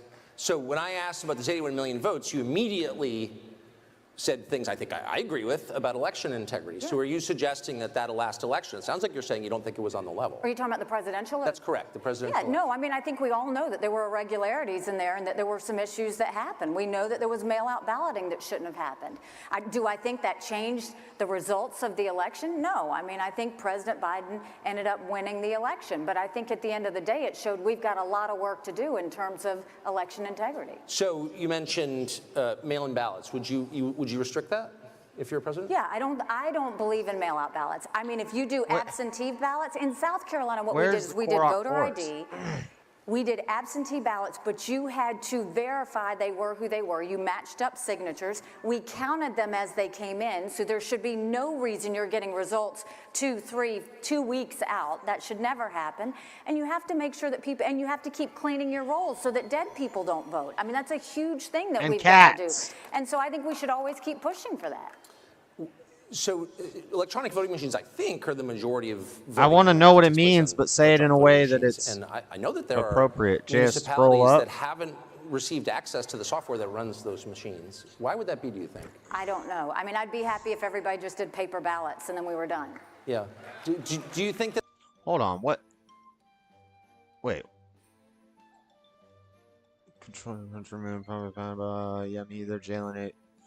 Oh, God. Why are you guys always talking about another YouTube channel? Do you think it slowed down because your ways are hateful and you're not always nice? Prank videos.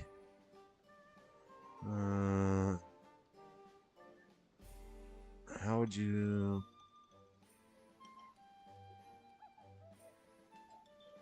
Man, he really is taking up free rent in you guys' head, huh?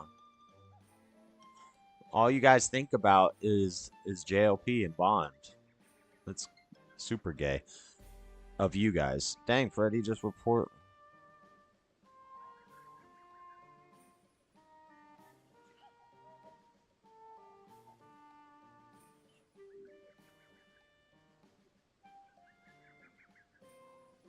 Yeah, that's a bitch move to get views. I didn't see all this. I did forget you were here. These are all old chats. I didn't see any of this.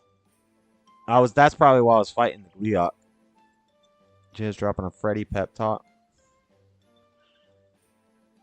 Maybe he will forgive me one day. I accused him of peeing in jars and then showering with the content of those jars. That was months ago.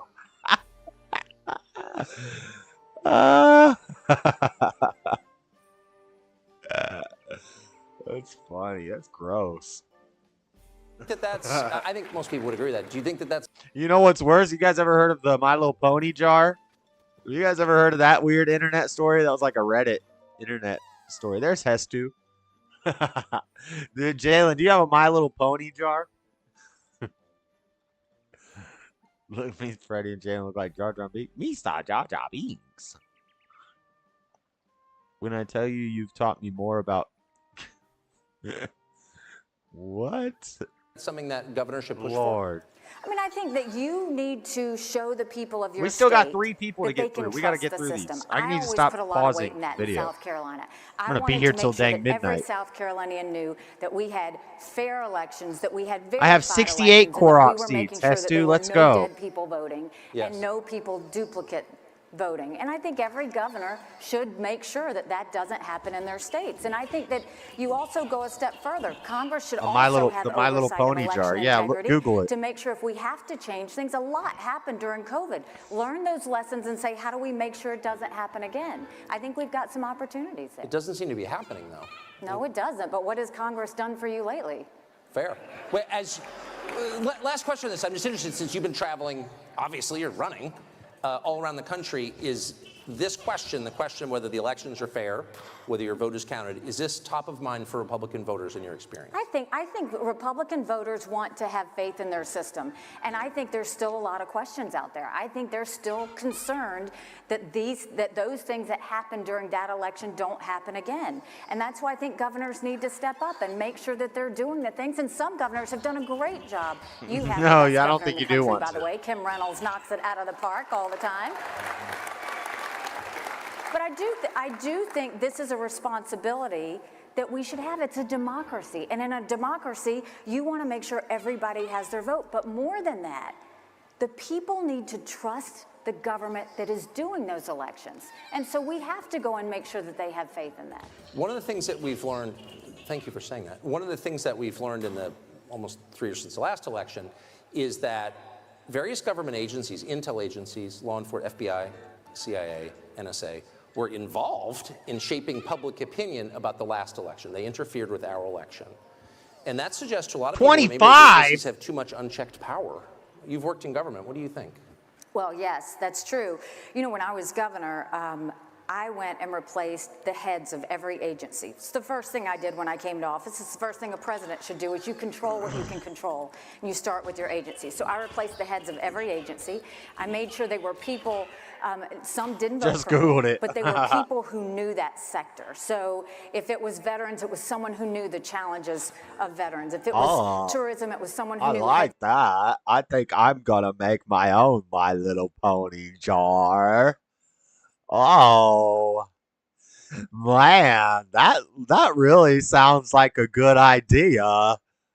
in beds, people on golf courses. They knew what they needed to do, and I did that across the board. But the second thing I did is I put people in every agency. I sent in teams into every agency to clean it up, pull down regulations, down old issues, get rid of problem children. So in some cases, we had to tweak agencies. In other cases, we had to gut agencies. Why are you so dreadfully mean to me? Intelligence agencies, they don't trust our Department of Justice. So you can't just replace the person at the top. You've got to go through and really look at gutting those agencies and getting out a lot of that senior management and things that happen. I concur. I think it's a really good point. Remember your More than that, yes. You have to understand that every action you take matters. So I'll give you an example. When I was at Jesus the United was Nations, considered my very offensive in first his week, time. Very first week, someone got on the phone with the press and told them what I was going to do. None of it was what I was going to do. And so I called my staff and I said, who is this? And get rid of them. You're not going to believe who it was. John Kerry's sister.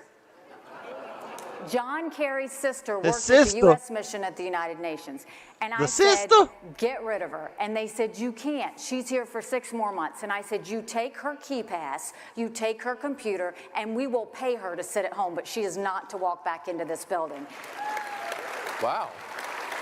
Well, then you have to be willing to really do the things to shake it up. The next thing that we have to do is, I know presidents typically meet with their governors once a year. I will meet with my governors once every quarter with the sole goal of get the power that's at the federal government, push it down to the states. That's how you empower people, is pushing it down. And you push it down. That can be education, that can be health care, that can be benefits. When I was governor in South Carolina, we had thousands of people on welfare. I went, and instead of them sitting on the couch, I went to our businesses and I said, look, if you will take this person and train them, I will pay this X number of weeks, and then you decide if you want to hire them. We moved 35,000 people from welfare to work. I went into... He didn't call in anywhere anymore because he's banned on all the shows. I went into our prison systems, and I wanted to know how they got in, what we did to them when they were there, and what we did when they came out. Am I allowed to say? We went in, we put in computer classes. We taught them financial planning. We gave them faith-based classes if they wanted them. But we put equipment behind the fence, and we trained them. Now in South Carolina, when somebody leaves the fence, they've got a job to go to the next day. We have the lowest recidivism rate in the country. Recidivism. That's a wondering, cool word. I wasn't going to bring this up, and this is not something that you did, but I just was noticing that homelessness in South Carolina has risen. I'm going to kill the death recently, hands as it just has to in get a lot of places around the country. it's just to a get sign the of weapon. obvious failure. If your citizens are living on the street and dying of drug disease and no one notices, then it's not working. Why do you think that's happening, and what can government do about it? Well, first, that's your Bidenomics for you. I mean, Ow. let's make sure that people cannot afford things. And I'll tell you the one thing that's more shameful than anything as a military spouse, 33,000 of our heroes are homeless today. That's shameful. We should never treat our veterans that way. But you look at homelessness otherwise, and America has refused to deal with the cancer that is mental health.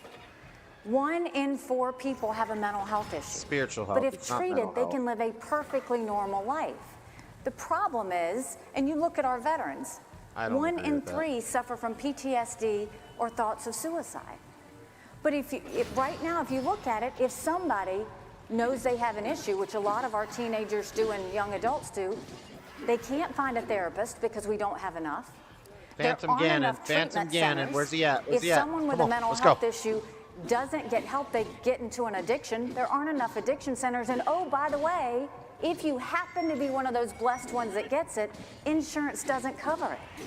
We have got to do this. We're losing Americans every day just because of that. And the homelessness is a lot of that. I saw that, you'll see in South Carolina, they'll take people that have mental health issues and they'll put them in jail for 48 hours, or they'll send them to the hospital for 48 hours. That's not doing anything to treat these people and the challenges that they have. Well, so what would you do if you don't send them to a therapist? Well, we have to get mental health treatment. We should have telehealth all over the country, one for our veterans, but for people who need real-time help, they should be able to get a doctor on their computer or phone at any given time. But there's never been a higher percentage of Who Americans cares about a doctor on your prescribed computer? psychiatric drugs. It's a fake.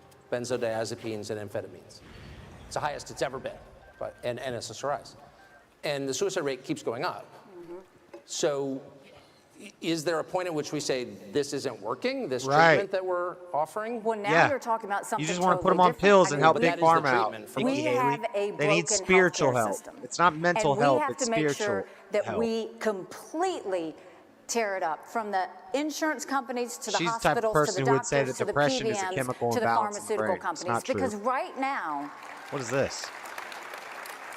What's this thing do? right now, doctors love to just prescribe. They What is love this? to give drugs. They love to do whatever. But doctors are never judged on the outcomes. What is this thing?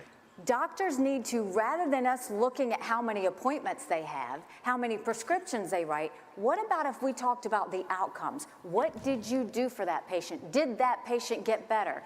That's the method that we should start looking at for healthcare. And then people need to have options. My mom, I take care of my parents. They're 87 and 89. My mom was in the hospital. She had no say in what that hospital bill was. They brought her Tylenol she didn't want, and they said, well, you're going to pay for it anyway. You might as well take it.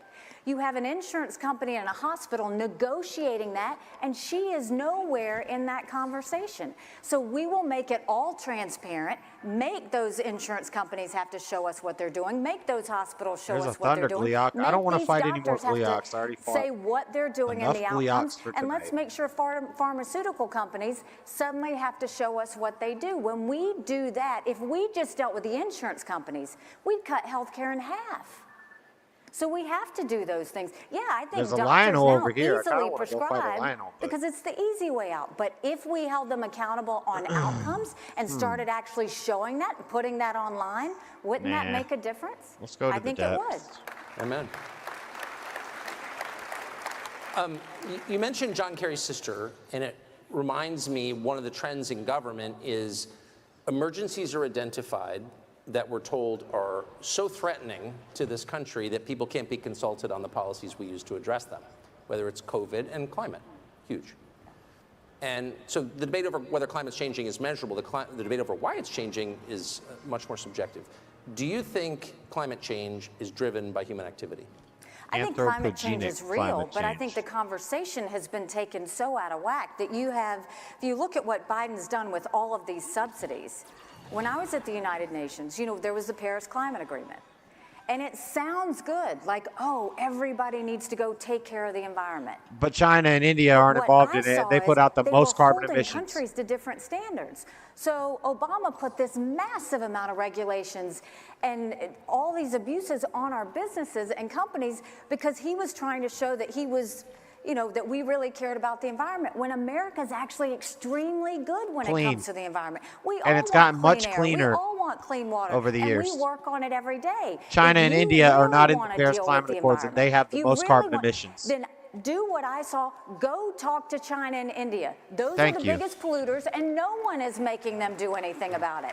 And not only that, while we had all the regulations on the U.S., China's was they would deal with it in 10 years. I can promise you 10 years never comes for China. That's the problem. That's why we got out of the Paris Climate Agreement. Right, and you dealt with this question all the time at the UN. The Didn't question of Biden get us back into it, though? But there are really two questions. One is the climate changing? And I guess we can measure its temperature around the globe over a period of years. But the deeper question is but it's only been measured for like since the 80s, so it's changed dramatically since the it's really an unreliable So do you think metric. humans are causing this change? And do you think that we can stop or slow it down? Like, is there actual evidence? Damn. Honestly, I don't know how much is being changed or not, as much I'm as not I a know that climate putting electric scientist. vehicles on the road is not the answer to what you're doing. If you want an electric vehicle, that's fine, but you can't. They're going to try to mandate electric vehicles. Then they're going to give out free electric vehicles. You get an electric vehicle voucher if you turn in your old vehicle. They wanted to be total good stewards on their own. Whatever they did, we didn't have to mandate that. We didn't have to require that. And I don't know how much of a difference that would have made at what they did anyway. I mean, I think right now the biggest issue I have is that you've got America right now going hat in hand to Saudi Arabia and getting dirty oil from Iran and Venezuela. We should be energy independent no matter what. I don't care what anybody says about the environment. This is a national security threat of not having energy independence. So people can say whatever they want to say about why the environment is the way it is. What I'm going to say is my job as president is to make sure that America is safe. And if America is safe, one of those factors is being energy independent. I saw at the United Nations, there were two things our enemies never wanted us to have. They never wanted us to be energy independent, and they never wanted us to have a strong military. We have to always have both of those things. Well, speaking of energy in the military, who blew up the Nord Stream pipeline? I mean, I don't know. I'm not claiming you did it. No. I'm just kidding. No, I don't know. I mean, that's what I'm saying. Do you know who did it? Seems pretty obvious. It was backed by the Biden administration, I would say. I mean, I think all the evidence suggests that, but I wasn't there. But I mean, that seems like a huge step. This is now, how come they won't largest say industrial that? sabotage in history. Tucker will say it, but but how come she won't say that? Ever. And like, there's weirdly no curiosity about who did it. And I think that's strange. Why do you think there's a lot of things that are strange with the Biden administration. This is Fair. the first one. Yeah, but how come you didn't say Biden did it what immediately? I'm really saying Nikki? is, if you were running against the Biden administration, to Why do wouldn't you something call like that out? and shaft our closest allies in the world, which would be Western Europe, Because you don't and want it to deprive come out them that of the energy they need to some run of the their rhinos knew manufacturing about it sector too? and destroy their economy, which it is in the process of doing. Like, that's a major sin to have done something like that. You just betrayed our allies, and no one on the right is accusing the Bidens of what they clearly did. So I don't know why. Well, no one is accusing the because the Bidens aren't they being backed it. accountable on anything. I mean, you look at the cocaine Just blame that was the just Bidens, found blame in the there. Bidens. I mean, that's a whole Republicans nother probably issue. backed that was that? decision. So let me tell you this. No. No, go ahead. No one's watching. Just what do you think? No, this is really important because She won't say. I have been into that area She of ain't the gonna say White it. House. This is And not it's party time. as much as they want to Trump say. would call it out. And- Trump would and say it. Don't forget the pot that they just said was found there last year, right? So everything that they're Pot. saying is that hundreds of people went through this area. No, I've been to that area. It is the most secure area. The vice president parks her anywhere, limo because there. This is where I, on the National Security Council, with other members of national security, met with the president. You discussed the most secure things. I know the area where the locker is. People don't. Oh, wait, just it was go in a and out of locker? there. Oh, I It think is she just either slipped up and gave the out a little president, information she was. the vice president, cabinet, cabinet members, or deputy directors. Nobody else is going in there. There is some staff, but it's immediate I couldn't take any staff but my deputy. The president would take his chief of staff, very limited. So for them to say they don't know who this was, oh, they know who it is. Don't tell me there's no cameras in there. There are absolutely cameras in there. So I will tell you, I strongly believe this is a cover-up for either Hunter or someone very close to the president. And watch they out, want to say Kaylee who Whacking is. in, But he's the going to problem come I out have is against you. now What's your chat answer say? is, oh, this isn't a big Dang, deal is she still because, talking? Make me by a the sandwich, way, for there real. was marijuana twice last year. Why didn't you do anything about I mean, Kamala admittedly is a pothead. Let's see. Impersonation and gossip. Good reasons to ban somebody. Is this the best the GOP has to offer? No. I think Vivek and Ron are the best that we have to offer, and they're coming up at the end. And then third, I'd probably say Tim Scott. And then fourth, Pence. This is all aside from Trump. Trump is, of course, number one. Impersonating him who? Like using a different voice? No, he came in with a fake name, like he was somebody else. I don't think I'm going to look up this My Little Pony jar. Don't. I impersonated someone in the documentary. Yeah. The Bible go-to guy, I think he might be dead.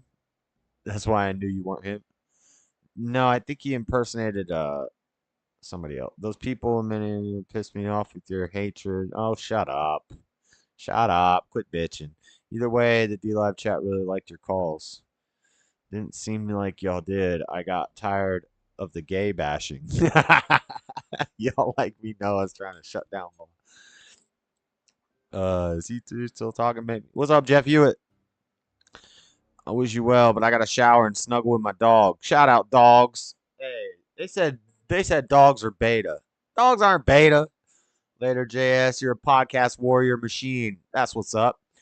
DJ on Paul, I may one day forgive you, but y'all are extremely hurtful. Aw, does it hurt? Does it hurt? Like, who has time to go into the national security skiff, open the locker, and put drugs inside? Like, that's a bigger problem, because if you've got somebody doing cocaine deciding on national security, that's what I'm worried about. Well, and it shows, I would say. I totally agree. So that It looks like they high on cocaine the way our country's going. I mean, we seem to be closer to nuclear war than any time in my life. Add some coke to it. So, and like, you'll know what's how gonna happen. could? I guess I'm a little bit confused as to how, in the face of that, this sort of unending litany of failures. Yeah, she got a nose on her. Charge, that there could be like any contest this year at all, no matter who the nominee is. And yet, She's mildly attractive, but she got popular. I mean, a you think nostril they on generically there. would be at about 10. Because, like, what have they done for you? Nothing. You know, they scream at you all the time, call you names, and make you poorer. So, like, what is that? I mean, does the Republican Party, it does seem like it should be doing better than it is, without blaming anyone in specifically. No, but look, I've always spoken hard truths, and I think it's really important. Hard truth. We are $32 trillion in debt. We are having to borrow money just to make our interest payments. China owns some of that debt. Funny money. It would be easy for me to tell you, oh, Biden and the Democrats did that.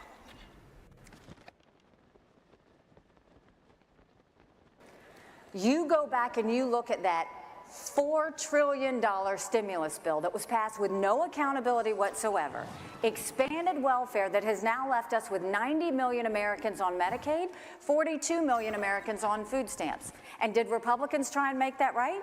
Nope. They doubled down and opened up earmarks for the first time in 10 years, pushing through 7,000 of them in December. Want to know how they spent your money? $30 million on an honors college in Vermont. $10 million to tear down a hotel in Alaska, $7.5 million on a courthouse in Colorado. Well, we need a hotel. And the list goes on, all while 1 in 6 American families can't pay their utility bill. 60% of Americans are in credit card debt. Social Security will go bankrupt in 10 years. I don't care about Medicare will go bankrupt in 8. So we've got a spending problem in Congress. There are no saints in Congress right now. They love to spend our money, and it is high time we deal with that. And the way we deal with that when it comes to the economy is we should claw back the $500 billion of unspent COVID dollars that's still out there. Is there... Instead of 87,000 IRS agents going after middle America, let's go after the hundreds of billions of dollars of COVID fraud that exist. If 8% of our budget is interest, quit borrowing, cut up the credit cards. You have to balance a budget every day. I had to balance a budget as governor. The accountant in me says, stop the spending, stop the earmarks, stop the borrowing, and I will veto any spending bill that doesn't take us back to pre-COVID levels. So, thank you for that. So, finally, just as kind of a window into what you like and what you don't like, you've attacked the Congress. I don't think there's anyone would disagree with what you said. But are there individual members in the House or Senate, you must know most of them, who you admire and you think are doing a good job? No, of course. I mean, I think Iowa, you've got a fantastic delegation. I mean, you look at, what Joni Ernst does, or Grassley does, or Ashley Henson, or Marionette Miller-Meeks. By the way, Brenna Bird is fantastic. Brenna Bird. But there are lots of... So Iowa leads the way, really. No. It's not that. We have certain people. This is not about having good people. This is about having just started raining here in Arkansas. Conservative agenda. So that I just woke up. What's popping? Baby, you missed a lot. They've lost the value of a dollar. We've seen He told me he was gay. And so, yes, you can have good people, but if the good people aren't stopping the spending, then we've got to make sure from the top we say, we're done. No more. Him and You're Freddie not gonna been do this anymore. trash talking Bond and resist. the JLP. They If can't help but gossip. That's all they want to talk about. The JFK assassination. I should have been done with this stream 2 hours ago, but I keep pausing it to talk to these clowns. They're just mocking us, aren't they? It's the same thing with the UFOs. I already read that. They're totally making everybody want to know what happened. You just need to release all of that. Release it all. Let us see it. We still There's got no Vivek reason to hold on to that now. DeSantis to go. So Good for I'm you. going to be. Well, thank you. You won me on that one. Going Nikki late. Haley. Thank you so much. Okay, Good to see Nikki's you. done. I want to leave you with this. No, he just said. It's been a great conversation. I appreciate it. Listen, you do this before the host says goodbye. You don't do this as the camera's panning away and the crowd is cheering. But I want to leave you with this. Someone asked me why I was running. And I said, my parents came here 50 years ago to an America that was strong and proud and full of opportunities. I want them to know that country again. My husband is deployed. I want him and his military brothers and sisters to know their sacrifice matters, that we do love our country. I guess we'll fight this. My daughter, I'm doing this for her because she and her husband just got married, and I saw how hard it was for them to buy a home. Buck to rock. And my son is a senior in college, and I've watched him write papers of things he doesn't believe in just to get an A. That's not us. That's not America. We deserve better. 78% of Americans right now don't think their kids are going to live as good of a life as we did. We can't be okay with that. I'm not okay with that. We've got a country to save. Go to NikkiHaley.com if you want to join me, and I promise you our best days. Hey, this ain't plug God bless time. you all. Thank you. Thanks a lot for that. Appreciate That was great. Thank you very much. Thank you. It was average. Quick I don't know about reaction great. here. There were really many things here that puzzled me. One of them, Carrie and I were just talking about. My son, my daughter, if you are lying to people that you are paying, when do you not lie? On a term paper. On a term paper. Get an A. Yeah. I found some interesting things. She, at the end, and Steve, I want to ask you, because, again, this is your kingdom. She said some things that did connect with me about spending, about the Republicans, but it didn't seem to go over well. Is it because she wasn't the one to deliver it, or does this room disagree with her? I think she's the only candidate we've seen so far who's helped themselves because they Yes. didn't Oh, destroy shut up. themselves. See, Gwen's pandering. She did horrible. What are you I'm talking stunned about? that Tucker did not ask a foreign policy question of the former Yes. head of the United Nations. Yes. And I can only come He to was two the former conclusions. head of the One, United he Nations. thought maybe the first half of this event was too Ukraine-centric and they had to broaden the discussion. Two, he thinks she's an irrelevant candidate or a little bit of both. So I was a little bit surprised that those foreign policy issues never came up. But I think you also saw that just in terms of political talent, we forget sometimes politics is a vocation. It's not just a belief. It's not just a manifestation of your belief system. You got to be good at the job.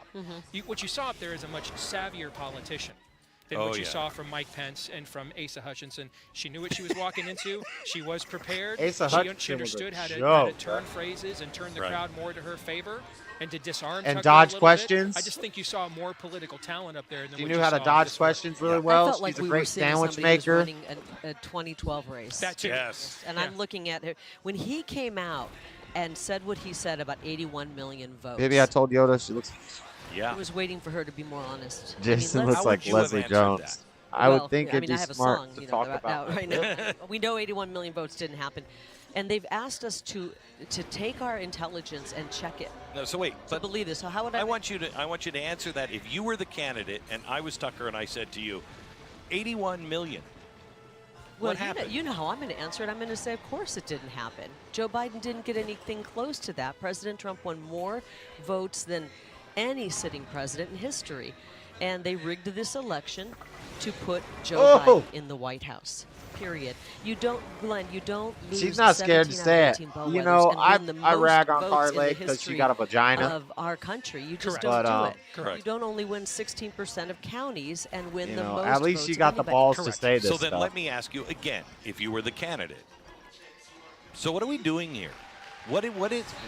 How do we fix this? Because all of this doesn't matter if the elections we can't count on the vote being accurate. Well, if you want me to why answer can't I hurt honestly, this we guy? could have fixed that on January 6th. Arrest Katie Hobbs would be we my could answer. have fixed that on January 6th when there were major problems and 1 million people were standing there protesting and saying, help us. Congress, give us relief. Send these questionable numbers back to our states. Please let us look through But this. Mike And we Pence didn't do the didn't right wanna thing. do Our it. nation failed that day. And that's why I'm fighting, and that's why our election, our victory was stolen from us. And sadly, I think that many of the people who are showing up and are going to be talking to Tucker don't want to talk about election corruption. But I No. will tell you, I've spoken to many people when I was standing out here who are attendees here. And they're telling me, thank you for fighting. We've got to sort these elections It is out. either the first, second, or third question that I've been asked by almost everybody All right. I've talked to here. And that All right, I don't want to hear from Kari Lake. I want to hear from Vivek. We got Vivek and we got Ronnie. And then we're done. Voting for people sure that do. Here comes Vivek. Vivek. I've been there before, yeah. Let's get a producer on the stage.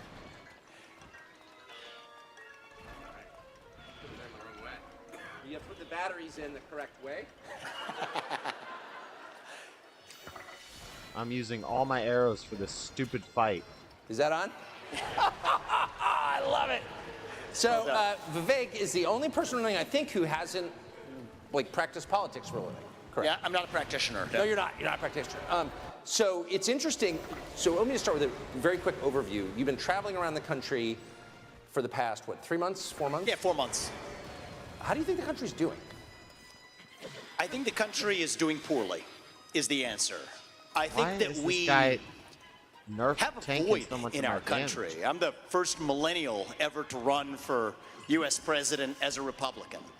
And I see people my age in particular across this country who are not doing well because we're starved for purpose and meaning. The people are looking to be part of something bigger than ourselves, and yet we've lost the things that used to ground us.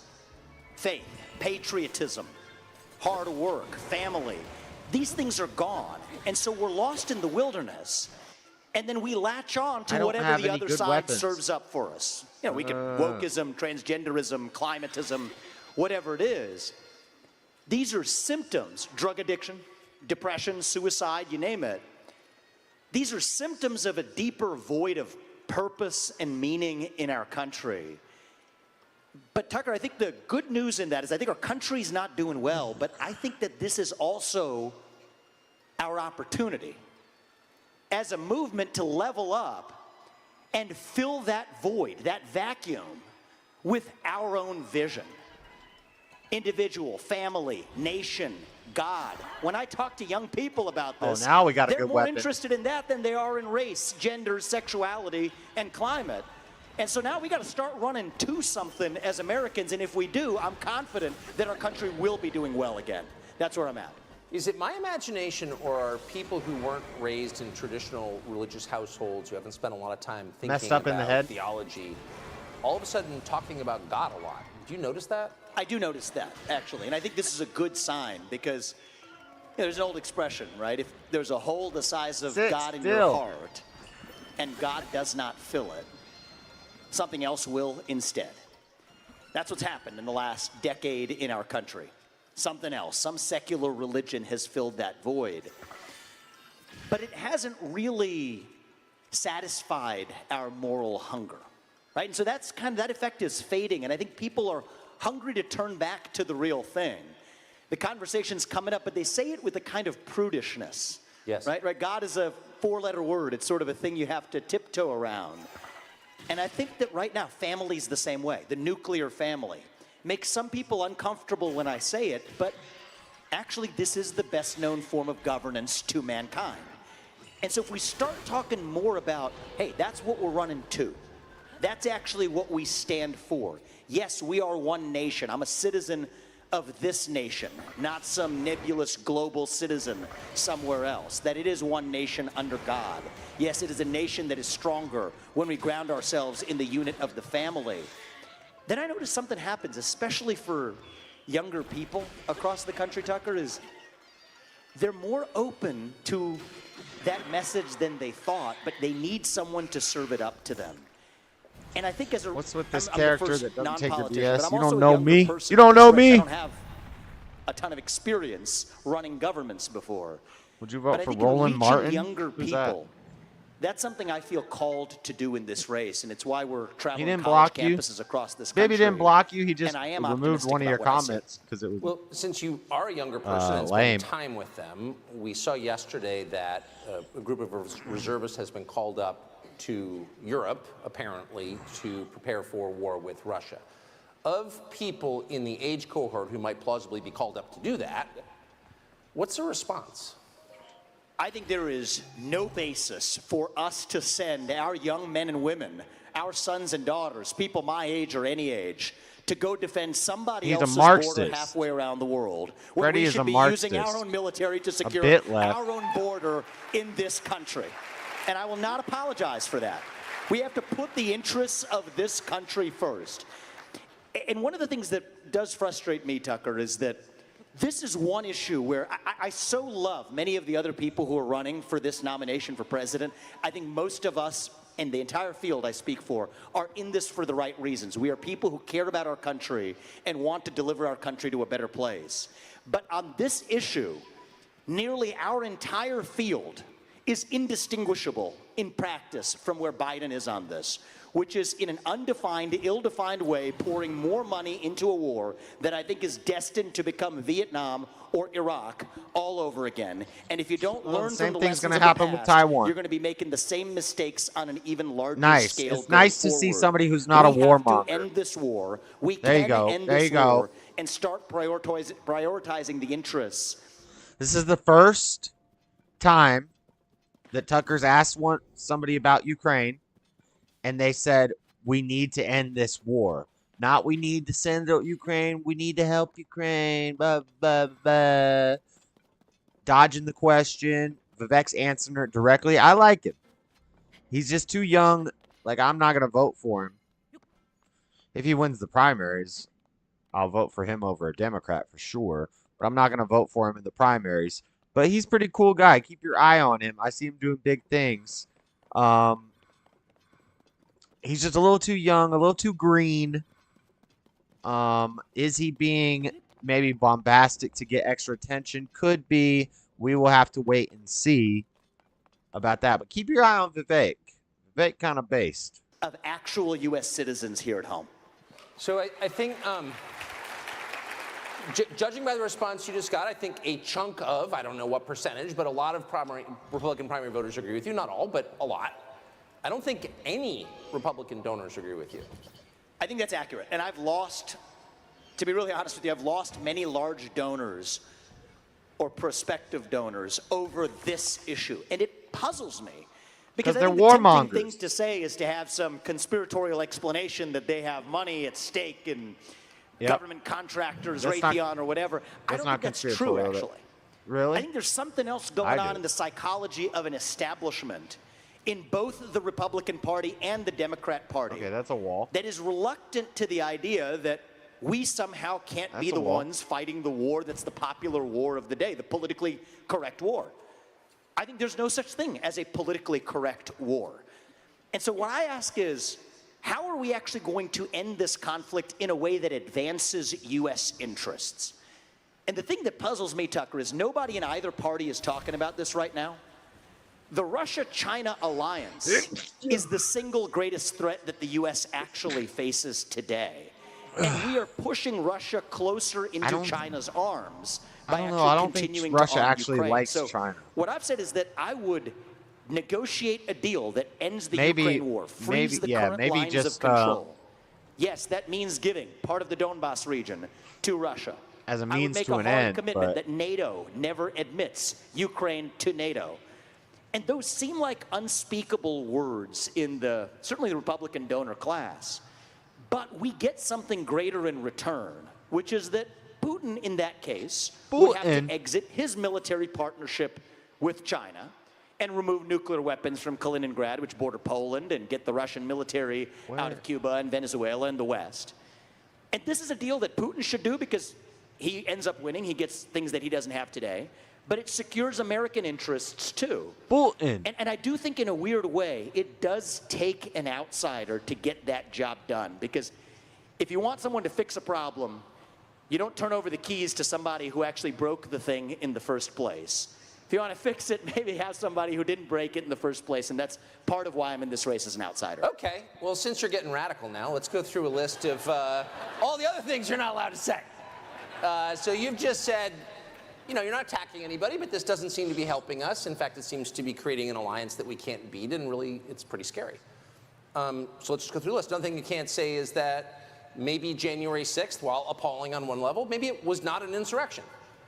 So let me talk about, I haven't talked about this much in the campaign. I'll be very honest with you. You want to know what caused January 6th? There's such a temptation to say that there's one man whose name is unspeakable. We can't. No, first of all, it's QAnon. It's QAnon. It's QAnon. You want to know what caused January 6th?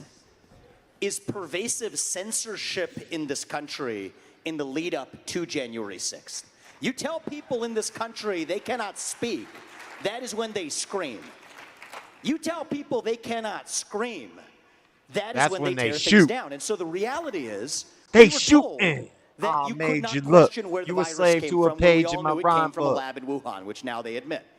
We were told that you could not send a private message to someone on the eve of an election, that Hunter Biden's laptop story was actually I want you a to true see my story worth comments, considering Jalen. before an election. You were systematically suppressed. Yoda, I'm feeling nice tonight. I'm not blocking. Aw, that's sweet. That's his stance, Josh. You think Putin would do that or play America? I don't know what you're asking. The way I see it, you're jealous that I'm trusted by a lot of people, which isn't my problem. Vivek is interesting. Facts, Bibby. Trump! Tar Baby Yoda is hilarious. Bibby, you love to threaten or block timeout people just because they don't agree with you. No, it's not that, Jalen. Freddie, people come in to disagree. I welcome people who disagree. It's when you're disrespectful and acting like a bitch that you get blocked. That's when you're gossiping, when you're lying about people. That's when you get blocked. Not because you don't disagree or not because you don't agree. I welcome people who disagree with me. But you need to learn how to disagree respectfully. See, when you came in here, I was being very respectful to you until you started saying mess. And then I started roasting you. That's just how it goes. But when you take it too far, I don't mind just blocking you or banning you. But and when you're gossiping and slandering people who where'd my bike go? Who I support, then yeah, ain't nobody got time for that. Ain't nobody got time for that. Ain't nobody got time for that. Ain't nobody got time for that. Ain't nobody got time for that. I want to find that video.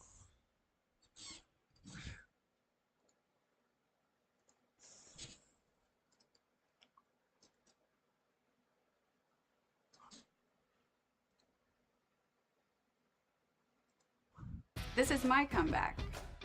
Stand. At PurdueGlobal.edu. One resident describes her horrifying experience when she first realized the complex was on fire. Well, I woke up to go get me a cold pop, and I thought somebody was barbecuing. I said, oh, Lord Jesus, it's a fire. Then I ran out. I didn't grab no shoes or nothing, Jesus. I ran for my life. And then the smoke got me. I got bronchitis. Ain't nobody got time for that. According to the apartment manager, the fire started in a woman's home who is wheelchair bound.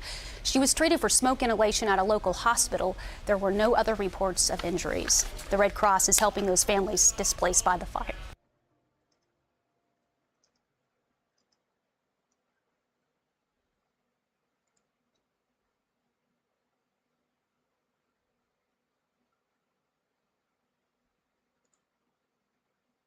One resident describes her horrifying experience when she first realized the complex was on fire. I got bronchitis. Ain't nobody got time for that. Ain't nobody got time for that. Ain't nobody got time for that. Ain't nobody got time. Ain't nobody got time. Ain't nobody got time for that. Ain't nobody got time for that. Ain't nobody got time for that. Ain't nobody got time. Ain't nobody got time. Ain't nobody got time for that. Ain't nobody got time for that. Ain't nobody got time for that. Ain't nobody got time. Ain't nobody got time. Ain't nobody got time for that. Yeah. Well, I woke up to go get me a cold pop. Then I thought somebody was barbecuing. I said, oh Lord Jesus, it's a fire. Then I ran out. I didn't grab no shoes or nothing, Jesus. I ran for my life. Ain't nobody got time for that. Ain't nobody got time for that. Ain't nobody got time. Ain't nobody got time. Ain't nobody got time for that. Ain't nobody got time for that. Ain't nobody got time for that. Ain't nobody got time. Ain't nobody got time. Ain't nobody got time for that. I said, oh Lord Jesus, it's a fire. I said, oh Lord Jesus, it's a fire. I said, oh Lord Jesus, it's a fire. Jesus, Jesus, Jesus, it's a fire. Oh Lord Jesus, it's a fire. I said, oh Lord Jesus, it's a fire. I said, oh Lord Jesus, it's a fire. Jesus, Jesus, Jesus, Jesus, Jesus. Ain't nobody got time for that. Ain't nobody got time for that. Ain't nobody got time. Ain't nobody got time. Ain't nobody got time for that. Ain't nobody got time for that. Ain't nobody got time for that. Ain't nobody got time. Ain't nobody got time. Ain't nobody got time for that.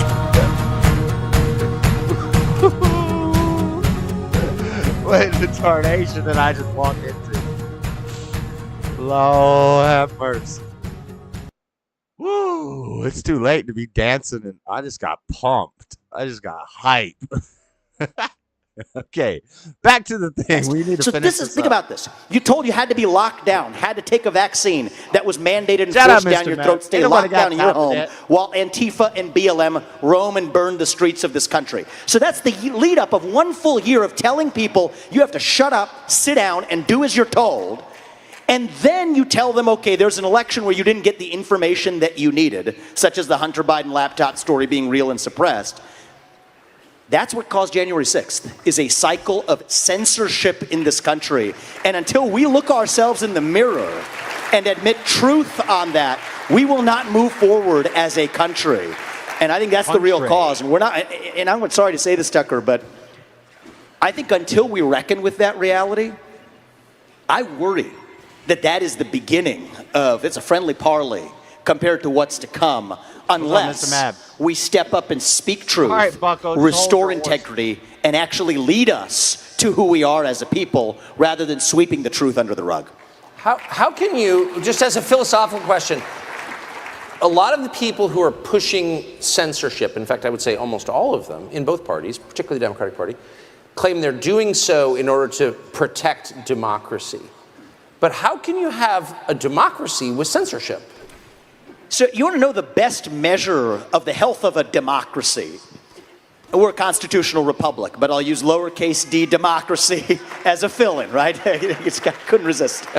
People always applaud at that. I love that. It's just the truth, though, right? No, it is We're a true. republic. But the civics majors love it. Yeah, that's great. But the best measure of the health of our American democracy, our constitutional republic, is the percentage of people who feel free to say what they actually think in public.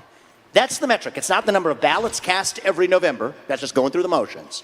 It is not some other metric of what the media says on a given day. It is the percentage of people who will say in public what they're willing to say behind closed doors. Here too, Jalen. There's no doubt we're doing poorly.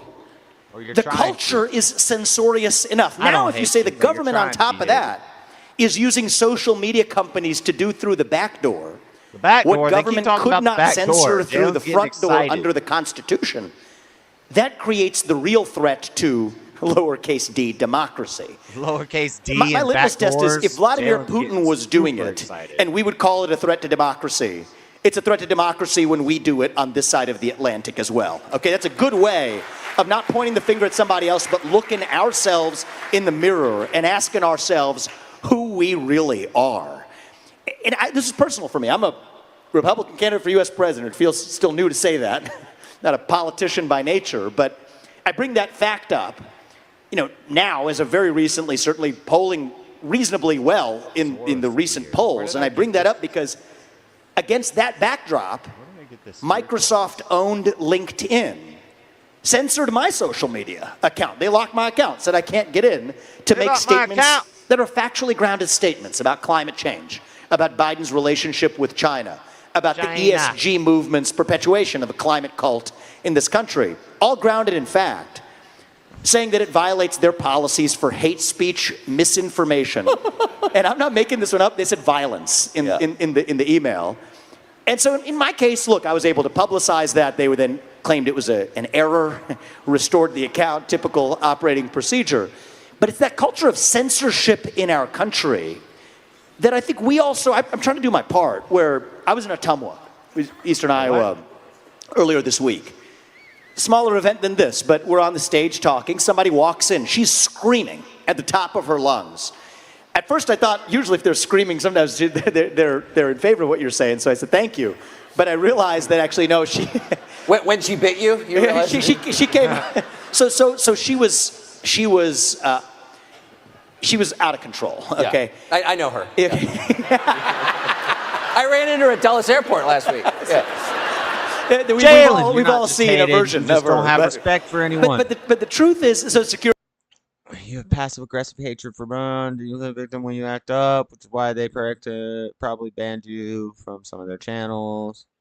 What a do, baby. What up, dog? JS. What up, dog? Rika and JC. Who hates? They hate me, bro, and I'm cool with that. No, you want to be hated. It makes you feel good inside because you got troll energy. You got troll energy. Good to see you, Mr. Matt. Can't y'all can't. Oh, shut up. I don't know why Freddie and Jalen, the haters, can't just go. They can't not talk. Like JLP and Bond lives rent free in Jalen and Freddie's head. Like it's all they talk about. It's all they ever want to talk about. They can't go one conversation without bringing up some other stream or a caller on Hague or Nick stream said this, Bond said this, JLP said this. Y'all are always just crying. They live rent free in your head. That's all you guys think about. Nobody else is trying to talk about other shows. We're watching a debate. We're chilling. We're hanging out. But that's all you guys want to talk about. I could understand if I was reviewing like a Fallen State video. I do want to do a review of The Fallen State from today. It was really good because I like Dory Love. You should get contacts. Now I gotta go and pretend my glasses are off because you blind. That's why. That's why you got glasses, because you blind. You said disagree, but when you disagree, you're not disagreeing with anything I said. You're talking about another channel. You're just complaining about another channel and other people who you are clout chasing off of. You want to make a channel that revolves around playing pranks on Bond. Freddie, you just said that a little while ago. That's retarded, dude. That's so retarded. You can't. I'm fine if you want to disagree with something I said. That's all you do all day. And I haven't perma-banned you yet. So what are you bitching about? Don't call Hake or JLP mess. Don't call Nick for Hake's mess. Yeah, and don't call me for all that mess. I'm not interested. If we're reacting to that mess. Otherwise, you know, go cry about Bond somewhere else. I named 16 different things. I just read your comment. Let's see. After the last 10 years, these are the lowest views he's ever received. That's a comment about Bond. Y'all can't keep Bond alive. It's dying slow. That's a comment about Bond.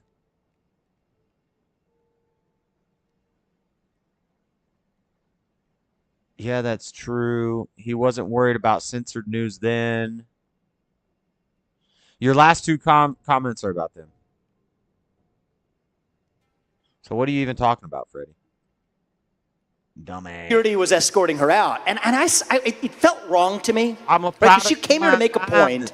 She was totally wild in the way she was making it, but I'm watching her walk out the door. She's at the back of the room now, and I said, this doesn't feel right. Right? Because as I said earlier, you tell people they can't speak, that's when they scream. You tell people they can't scream, and she was screaming. That's when they're going to go tear something down. So I said, no, bring her back. We gave her the mic. I said, I promised. You ask your question, but I promise I get to answer it in return. She agrees to that. It turns out she's a pro-choice advocate, a my body, my choice person. I was going to the state legislature on Tuesday morning. I think she must have known that. Came to this event to protest my being there. But I give her the mic. She's just talking for, 3, 4, 5 minutes. But by the end of it, it actually turns out, the story comes out that she's a single mother who did bring her daughter into the world. And the things she was saying were things like, my daughter is successful. I don't want you to look down on me. And I thought it was beautiful that the more she started talking, the more she started making our very point of why we believe in protecting life. And so, your whole channel. I said, disagreements aside, you are a mother. We celebrate that. The audience applauded. It's why I love Iowans. Wow. She broke down in tears and left. And so I'm moved by what is possible in our country. Our country is broken. We are spiritually broken. We have a spiritual void in this country. It is our job to step up and fill that void by practicing what we preach as conservatives. And so I'm hoping we're doing that. I love doing that in Iowa. I almost killed myself. It's been something that's really lifted me up in a way that was never an experience I had as a CEO or in business. I've never had these experiences as we've had in the last few months. And honestly, as broken as our country is, it leaves me optimistic about where we're headed. And you can listen to people. It's okay. Yeah, it's okay. It's not going to hurt you. So what? Okay, so it's so interesting. So you, and I think the intro of you described some of it, but you're coming from a completely different world. It's not like you were mayor, state legislator. You're coming from business and technology and biotech. So what have you learned? How have your views changed since you immersed yourself in crowds of voters and started listening to people? Yeah, so I think my views have changed in part by my belief.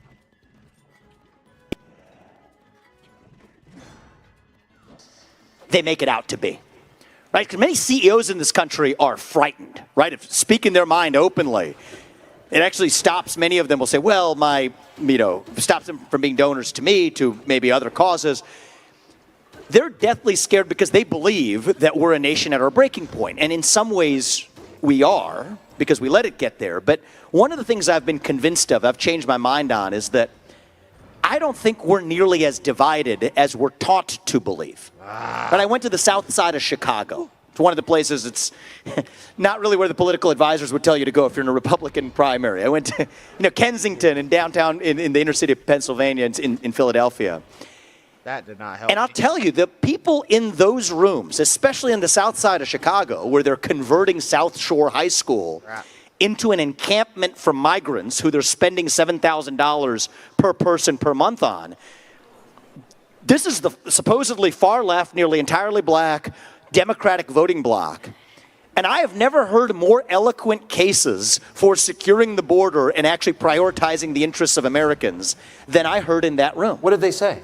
They said, what about us? Yeah. Was actually the right way to say that. And it came out in many ways where, look, we are Christians. We believe in treating these people humanely. But it's not right that they're spending $7,000 a month and getting baby formula when I couldn't find baby formula a year ago. I can't buy sneakers for my kids. They're providing sneakers for those kids. How does that work? How is that advancing my interest? And actually, you just reminded me of this.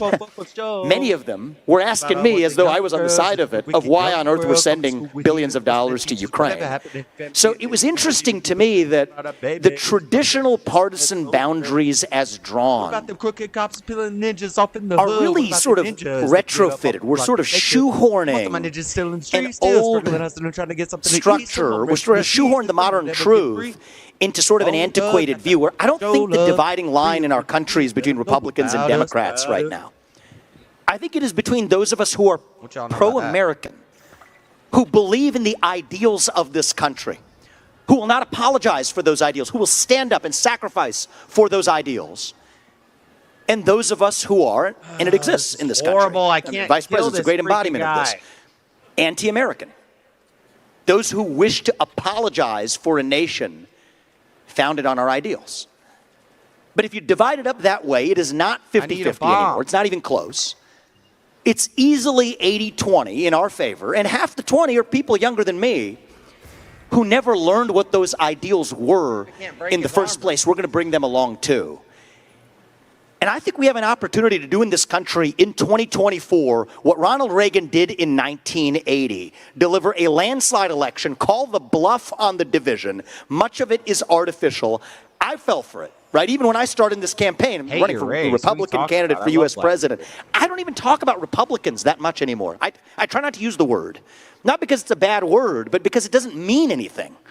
Right? If half the three-quarters of the Republican Party's got the same policy as Biden on the most important foreign policy matter of our time, and if much of the Democratic Party, or at least people on the south side of Chicago, believe in using the military on the southern border,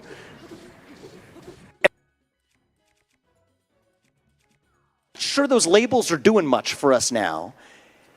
And one of the things I actually just got the stat yesterday from my campaign, 40% of the donors to our campaign are first-time ever donors to the Republican Party in any form ever. And the normal number is 2%. So I think this should actually give us hope for possibility if we're willing to take the shackles off a little bit, relax a little bit on, identity can be confining. Right? The left does this masterfully. You're black, therefore you can't achieve something. You're a woman, therefore you can't achieve something. Identity's confining. You can be imprisoned in the identities that you inherit. And I just want to be careful that we learn from the left. I'm in trouble. Or learn, including what not to do. I'm in trouble. To be confined and imprisoned by our own identity of what it means to be Republican. Let's just let that word go and instead ask the question of what it actually means to be an American today. That's the question of our time. And you ask people my age that question, you get like a deer in the headlights response. It's like, it's a blank stare initially. But on the other side of that is then an introspection to say, okay, there are certain ideals that we fought a revolution for in this country. Self-governance over aristocracy, sovereignty as a nation, free speech, meritocracy. That you get ahead in this country, not on the color of your skin, but on the content of your character and contributions. That's what it means to be an American. That's what we're running to. And honest to God, Tucker, I think that if we do this right, if we actually prioritize our vision, what we stand for, I think it's going to be a landslide election for a I'm not going to say Republican candidate, a pro-American candidate in this race. It's just interesting because what you didn't mention, so I asked you, you've been traveling around the country. It sounds like you've really, I mean, you went to Kensington on the South Side. You've really kind of been to the span of the country. I watch media coverage, and everything's about race. And America is divided by race. That's America's original sin. It's the thing that cleaves us as a country. You didn't mention that. So why do they keep telling me that? They blow what I call woke smoke to deflect accountability for their own failure, actually. So what do you think affirmative action has done for black people in this country? Nothing. What do you think? It's been negative. It's created racism that otherwise would not have existed. I've seen it. I have hired black executives at companies I have founded on merit. I could care less for the skin color. And then behind closed doors, people say, well, that person got their job because of race, because they're jealous because they weren't good enough to get the job. But that is sad. It's unfair to everyone involved. No! Woke smoke. They'll say math is racist. Oh, I'm going to die. When in fact, you know, what might be wrong is not teaching kids in the inner city for a year under COVID lockdowns how to do math. And then they're using this to cover up for that failure. I personally think that's actually what's going on in the U.S. military, too. Right? People wonder about where's this wokeness in the military coming from. I mean, our military has been disastrous in defining its purpose, how we're actually using the resources of a military to fight wars that we haven't actually shown great value from in the last 25 years. So let's just talk about systemic racism and white rage instead. It's a deflection mechanism. Companies do it. The military does it. Schools do it. Teachers' unions do it. It's irrelevant. And in fact, what would they ever do without those poor black kids who they could hold out as the sacrificial lambs for? I need to stop yelling. It's getting late. I told y'all Mr. Matt is funniest out of all y'all. What are we saying? I'll be in church at Sunday. I'll repay from earlier, I believe. Guys, if you drop a Cash App, I got to do 2 push-ups for every $1 you Cash App me. Freddie sent me 10 and made me do 20. That soundbite will be used by Democrats all year. Damn it. I can't believe I died to this guy. What we actually need to do is to level up and say, no. Regardless of the color of your skin, how are we going to be a country that ensures opportunity, black, white, man, woman, doesn't matter? You know, my parents came to this country with almost no money. I've gone on to found multi-billion-dollar companies. And then people tell me, oh, that's because you had privilege. They tell me white privilege. It's sort of weird. It's sort of an interesting. It's kind of interesting. Do you tell them? I say, take the blindfold off, and now you have your answer. But the interesting answer is, actually what I do tell him, Tucker, is that I did have privilege. I didn't grow up in money, but I had 2 parents in the house, a mother and a father, with a focus on education and a faith in God. And you know what? That is the ultimate privilege. That if I'm going to enjoy that, every kid in this country ought to enjoy it too. Do you think, I just have to ask you this, do you, because you're not a political professional, do you think Biden's going to be the nominee? So it depends on who the Republican nominee is. I'm running because at this point, actually, my heart says, I couldn't have told you this in February. I launched on your show, and honest to God, when I left, I had no idea how this thing was going to go. My gut instinct is that I will be the nominee and in a position to win this in a landslide versus Biden. And they will not let Biden run against me. So I believe that if I am the nominee, they will not let Biden run. It is why they're holding in the back pocket the documents case against Biden. It is why they're holding in the back pocket everything else that you're wondering why they're not charging or bringing now. It's not a Democrat or Republican thing. It's a managerial class, deep state bureaucratic class versus elected official puppets thing. And so they're not going to have to use that if it's Trump, because they think based on, they don't analyze, they analogize. They say we did it. We can debate that, but we appear to have done it. We appear to have done it, and so we'll do it again. So if it's Trump, they're going to run Biden. If it's me, there's no way they let Biden run. It's going to be a new puppet, Gavin Newsom, Michelle Obama, you name it. It doesn't matter to me, though, because for me, whoever it is, I'm not even running against. JC more than I'm not running against anybody in this primary field. And I'm going to keep that philosophy in the general. I'm not running against whichever puppet they put up. Chad, we need Biden ideas. or somebody I told else. JS I'd send him $5. I'm running for our vision of what it means to be a citizen of this nation, the United States of America. I'm leading us to something, and nobody else is going to get in the way. Thank you. Vivek, good to see you. Good to see you, Tucker. There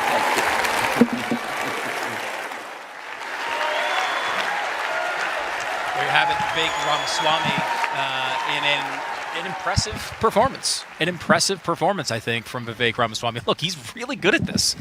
He's a good guest on shows. He's a good public speaker. He's smart. He's bold with his ideas. And I think if you haven't seen Vivek in a political setting yet, you probably walk away from that pretty darn impressed. I mean, especially, looking at the rest of the field that we've seen today, I think he was the most impressive that we've seen so far, in my opinion. And, I mean, he hit some really important themes about going to something as opposed to just going against something. And I think his idea, that when he hit the idea of privilege, I thought it was really, really a powerful part of his presentation there. The idea that privilege does not come in the form of skin color, does not come in the form of money. It comes in the form of two parents who have faith in God. I thought that really connected. Delano, I saw you writing some notes during that section of the speech. What should be the role of race and privilege in this election? I mean, I think Vivek hit the nail on the head, and the way I say it often is that the most privileged people in this country are children being raised by two married biological parents in a loving, low-conflict home. Point blank, period. Across gender, sex, race, religion, I think that should be the foundation of all conservative social policy. So, and when you combine that with, the notion that men particularly are responsible for the children that we create. I mean, Tucker didn't really touch on abortion that much with Vivek, but again, this is one of the issues that comes up, right? So often we make abortion a women's issue, but men have obviously a very important role to play as it relates to the creation of life. I think he did a tremendous job of hitting those points in terms of the importance of family. And I mean, when it comes to race, again, I think candidates should go wherever there are voters, right? Now, I understand that people say, look, the one thing they're not making more of is time. So you have to allocate time according to your priorities. But I like seeing Vivek on the south side of Chicago. I like seeing him in Philadelphia. I like seeing him on the Breakfast Club bringing his message to prospective voters. And they all may not vote for him, but at least he can say, I showed up, I listened, I spoke to people, I got a better sense of the issues. And one of the things that he brought up, and he was dead on, is that I saw there was a group of voters in Chicago, black voters, who were criticizing their local government for prioritizing the needs of foreign nationals who come from other countries, end up in Chicago, and saying, you are going to turn a high school in our neighborhood into a housing facility for people who've come into the country illegally. And what you heard when those people were speaking on the ground, they were saying things that the left typically calls, replacement theory.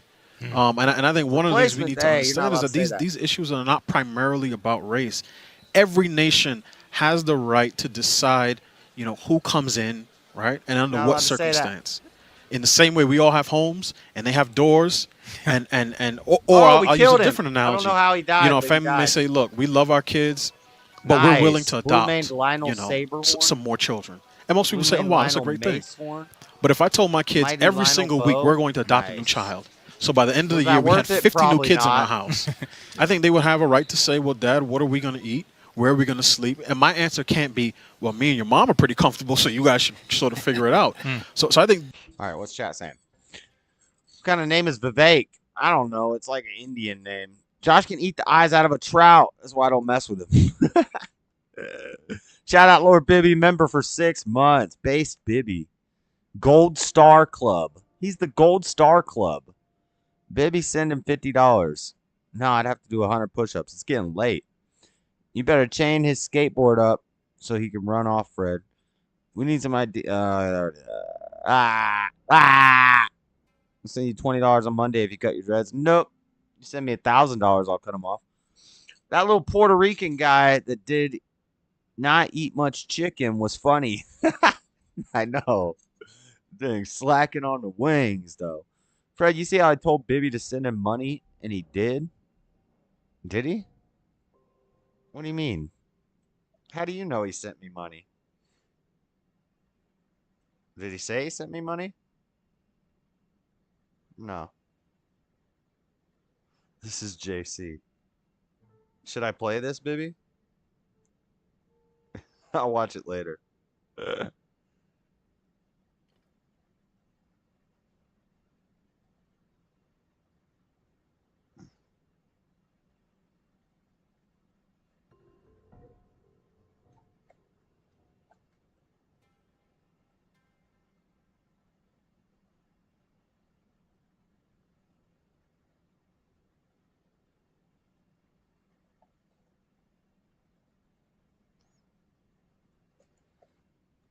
All right. Jez might cut his dreads for 50. Nah, not for 50. It's a free membership milestone, JC. I know you're black. You don't know how to use the internet, so I'll teach you stuff. Would you cut off your dreads for 49? No. I'll cut off my dreads on my own here probably within the next, I don't know. What did I say when I got 5,000 subs? So, like, I don't know. Within the next year, I'll have cut them off. Probably cut them off when I quit smoking cigarettes. Because a Nazarene man does not let a razor touch his head while he's seeking perfection. If I can quit cigarettes, that means I'm good. That means I've overcome all my quote-unquote addictions. I've overcome women, overcome drugs and alcohol. If I can overcome cigarettes, then I'll cut the dreads. That's the last thing.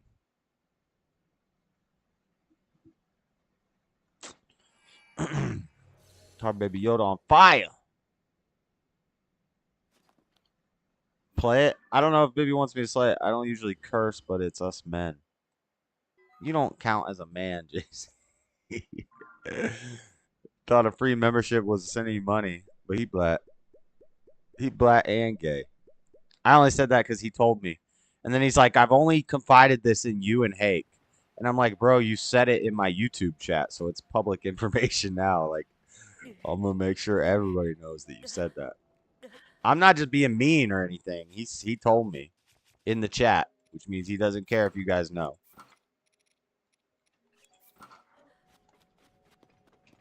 And then he said some vulgar stuff. And put a bunch of freaking rainbows. I don't appreciate that rainbow stuff because the rainbow is God's. Did I already get? Hold on. I think I already got that one. The rainbow is God's symbol. God, as promise, not pride. It's God's symbol that he'll never destroy the earth with fire again. Ain't some gay thing. Ain't about no gay.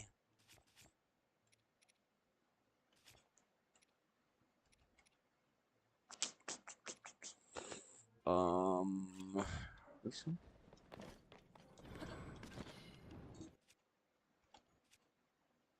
I need a rocket shield. I don't have a rocket shield. Crap. Oh, we're in trouble.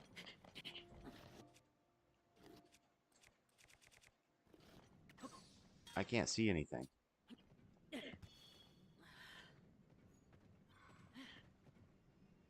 Where's the, Tell me you're keeping this POCs in check. Seesaw is the furthest thing from a bully.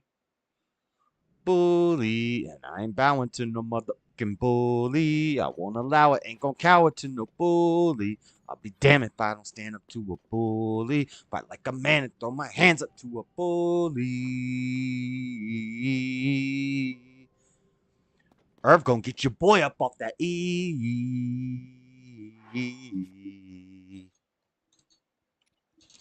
Now, I ain't trying to make no more enemies. No more, unfortunately. There's so many other motherfuckers that just are. They just keep hounding at me. Now that I'm down with 50, suddenly now I got beef with this good job.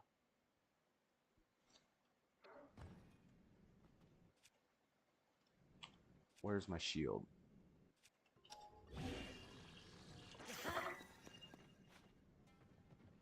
Rocket. What just happened? Whoa, I put a rocket on a weapon. What the heck? I didn't mean to do that. I wonder what happens when you have a rocket on a claymore. Can I fly when I... Whoa. Whoa! That's cool. Oh, it's gone. All my weapons are on fire right now. I just need to get to that freaking light thing.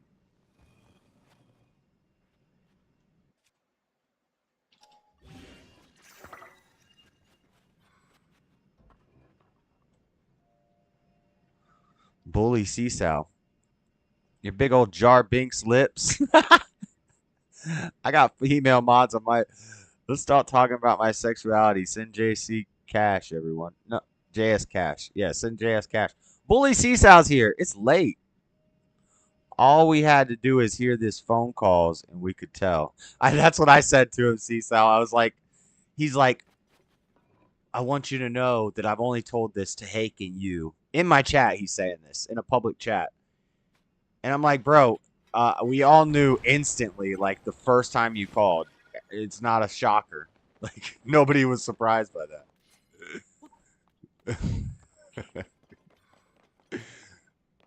Like, what, do you think we couldn't tell? Mama said they was my magic shows. They take me anywhere. Hike. I just think that this is ridiculous. Say something, Jalen, so I can do it in your voice. Y'all can send me cash too if you like. Venmo.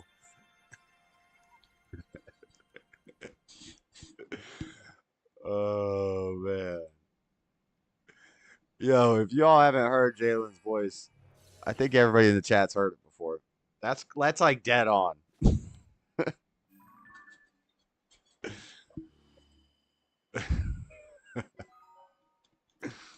You just do Forrest Gump and add a little bit of fruity. Shout outs to Wesley Willis though. Who's Wesley Willis? Who's Wesley Willis? Is he related to Bruce Willis? Okay, we gotta listen to Ronnie. I need to focus. I keep getting sidetracked in this game.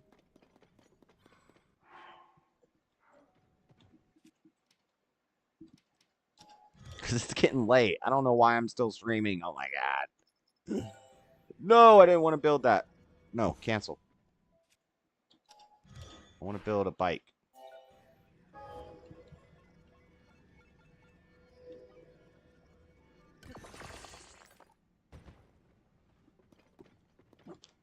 Wesley Willis, Simple Jack. Shit. You're doing that a little too well, though. No, I know Forrest. I do Forrest Gump impressions. And so I just add a little fruit to the boot. And then I have a perfect JC impression. That's already in my repertoire.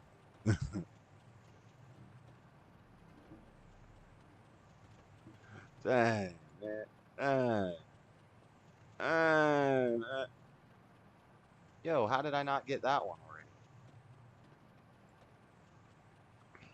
It's bad for your kidneys. See how your daughter will be mad at you. Her daughter's a baby. What the heck are you talking about?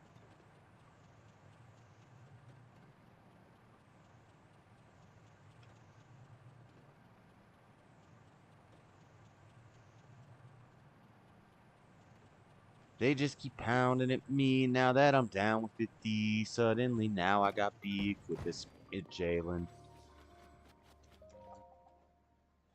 Just missed that episode where I said I hate my voice. Aw, are you... I hate hearing my voice play back. You have to, like, I'm a strong believer that gay people consciously make themselves have that voice. Nobody just naturally, like, there's some guys who sound feminine, But when a gay guy talks super gay, I'm not talking just about you, Jalen, or JC, but I think they do that on purpose. And sometimes they'll slip up and talk normal. And it's definitely an act. It's like they have to make themselves sound. And it's not like they're trying to make themselves sound like a woman. They want to sound like a gay guy. True or false? I think that's true. Where did my bike go? Did it fall down this cliff? Dang it. Are you freaking kidding me? Look at all these guys down here. I don't want to fight them. Ain't nobody got time for that. Where'd my bike go?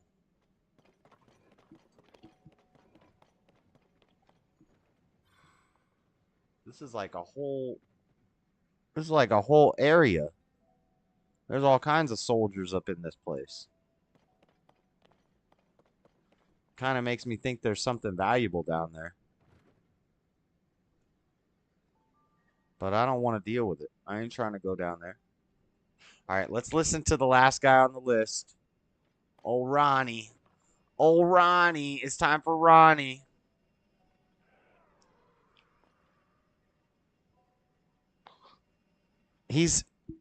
Don't even say goodbye to him, guys. He said he's leaving like 10 times over the past 6 hours. And he hasn't left yet. We're going to watch Ron, and then this is going to be over. Hallelujah. He seems kind of squishy to me on many things. Squishy. But, this is a guy who had the guts at least to grab onto that issue. Yeah. And held on to it all the way to the top, right?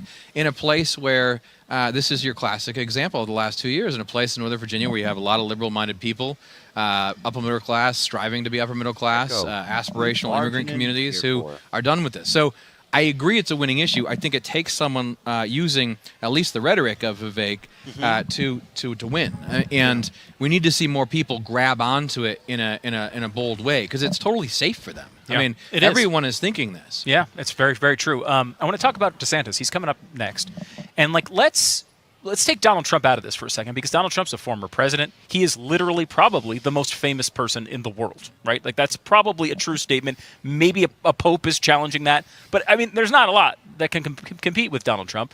He's got a 20, 30 point lead in most of these polls. If you take Donald Trump out of this, though, Ron DeSantis is the clear front runner, right? He is the guy who I think is and some people argue he's the only one who can challenge Donald Trump. There's a lot made of his rollout. He's been close at times toward the beginning of the year, has fallen farther behind.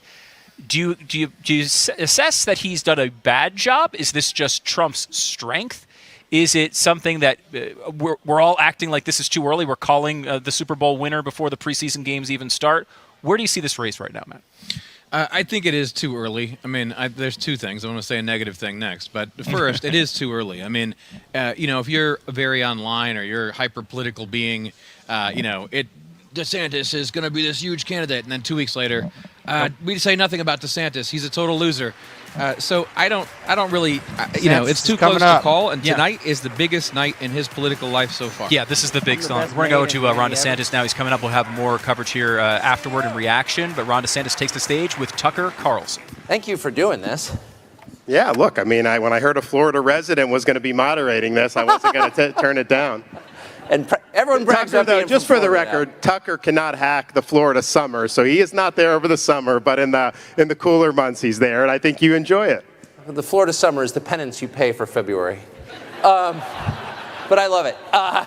So congratulations on everything you've been doing. You signed a ban on abortion after 6 weeks in Florida. Would you do the same as president nationally?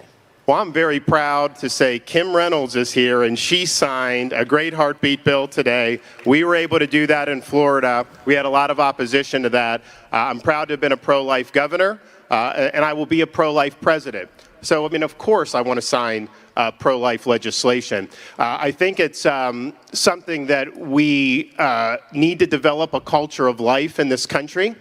If you look over the last 50 years, we allowed practices that were barbaric, post-birth abortion, abortion when you have a fully formed baby 6-7 months in. And I don't think Rome's built in a day. I think it's going to take time to make progress in some parts of the country. But as president, I will be somebody who will use the bully pulpit to support governors like Kim Reynolds when she's got a bill, other states as they advance the cause of life. It is a critical issue, and it's one I'm happy to have done. And oh, by the way, this is an issue where I had a lot of supporters who were averse to me on this. Donors saying they didn't want to support me if I stood for life. It's been written about how I lost a lot of really big supporters. Some of them just aren't pro-life. Some of them think it's a political liability. And at the end of the day, you get into office to be able to do what's right. And you've got to stand on principle, and you've got to say, why am I here? If you're here to contort yourself into a pretzel, to try to not have to take on big issues, to take the political road that's easier traveled, then you're not somebody that's dependable. So we stood up, we did what was right. Yeah, we lost some support as a result of that. But if I had a chance to do it again, I'd do it every day of the week and twice on Sunday. As he was on everybody else. So can you, what you're saying is people need to be brought over to that. I mean, you have to govern by consensus. In a democracy, you have to convince people. So can you just give us your quick pitch, you're speaking to someone of goodwill and good faith, a decent person who has a different position from you on abortion. How do you bring them to your position? What do you say? Well, look, I think that one of the most impactful moments of my life was with my better half right over there, the first child we had very early in the pregnancy. We're going in, getting an ultrasound, and I hear this whoosh, whoosh, whoosh. I'm like, what is that? That's your daughter's heartbeat. Wow. That changed me. I mean, I was pro-life at the time, but that really had an impact on me. And with science and technology, I think we have brought more people over. But at the end of the day, to do what Governor Reynolds just signed, or what we did in Florida, a baby that has a detectable heartbeat, that is a life. And we're better off when everybody counts. We're better off when everybody's given a chance. And so we should stand for life. Amen. So, I don't know if this is like too parochial to bring up here, but all of America is moving to Florida, so this is like an issue. We've reduced all environmental concerns to climate, but there's still an actual environment, and Florida has a red tide problem that seems to be getting worse, and then there's some indication that it's hurting people. The red tide! Neurologically, and it seems like kind of a disaster. What can be done about that? Well, we've actually created an infrastructure in Florida, and I think it's a good thing, because like the Democrats and the left, they talk about global warming, they're going to change the climate. Them forcing you an electrical vehicle is not going to change the climate when China is building a new coal plant every week. I mean, so just give me the break. This is trying to control your behavior. It's social engineering, and it's not something that's going to work. So what I've said in Florida is, okay, Democrats, I'm actually going to focus on the environment that Floridians like and enjoy, and that makes our state unique. So we tackled both blue-green algae, Everglades restoration, and red tide. We've created infrastructures and task force. We have money that will go in to do. So there's a lot of experiments being done on red tide right now with the program we put in, but you have to make a decision.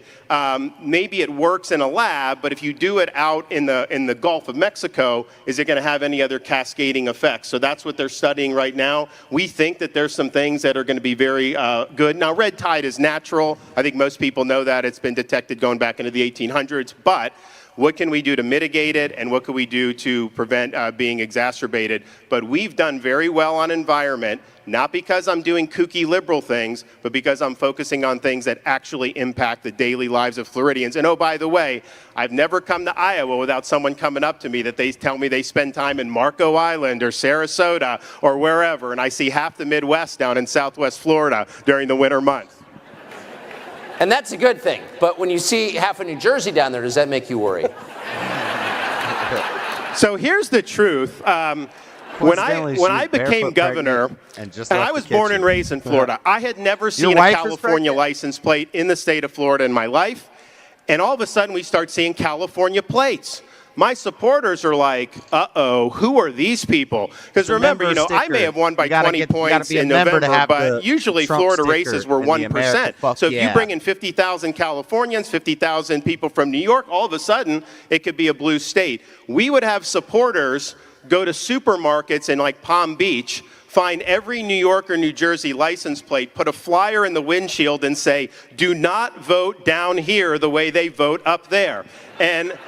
But what ended up happening was, I think we drew people who believed in what we were doing. It wasn't just these were liberals who just wanted no state income tax. There may have been some of those, but I think most of these people said, you know what? Florida's a free state. I'm not dealing with these lockdowns. Florida has kids in school. I'm not going to not have my kids be able to be in school. Florida has a 50-year low in the crime rate. I don't want to see rioting in my neighborhood. So there were a whole bunch of reasons why people did it, but the political orientation of it actually turned out pretty good. So you're getting the good ones.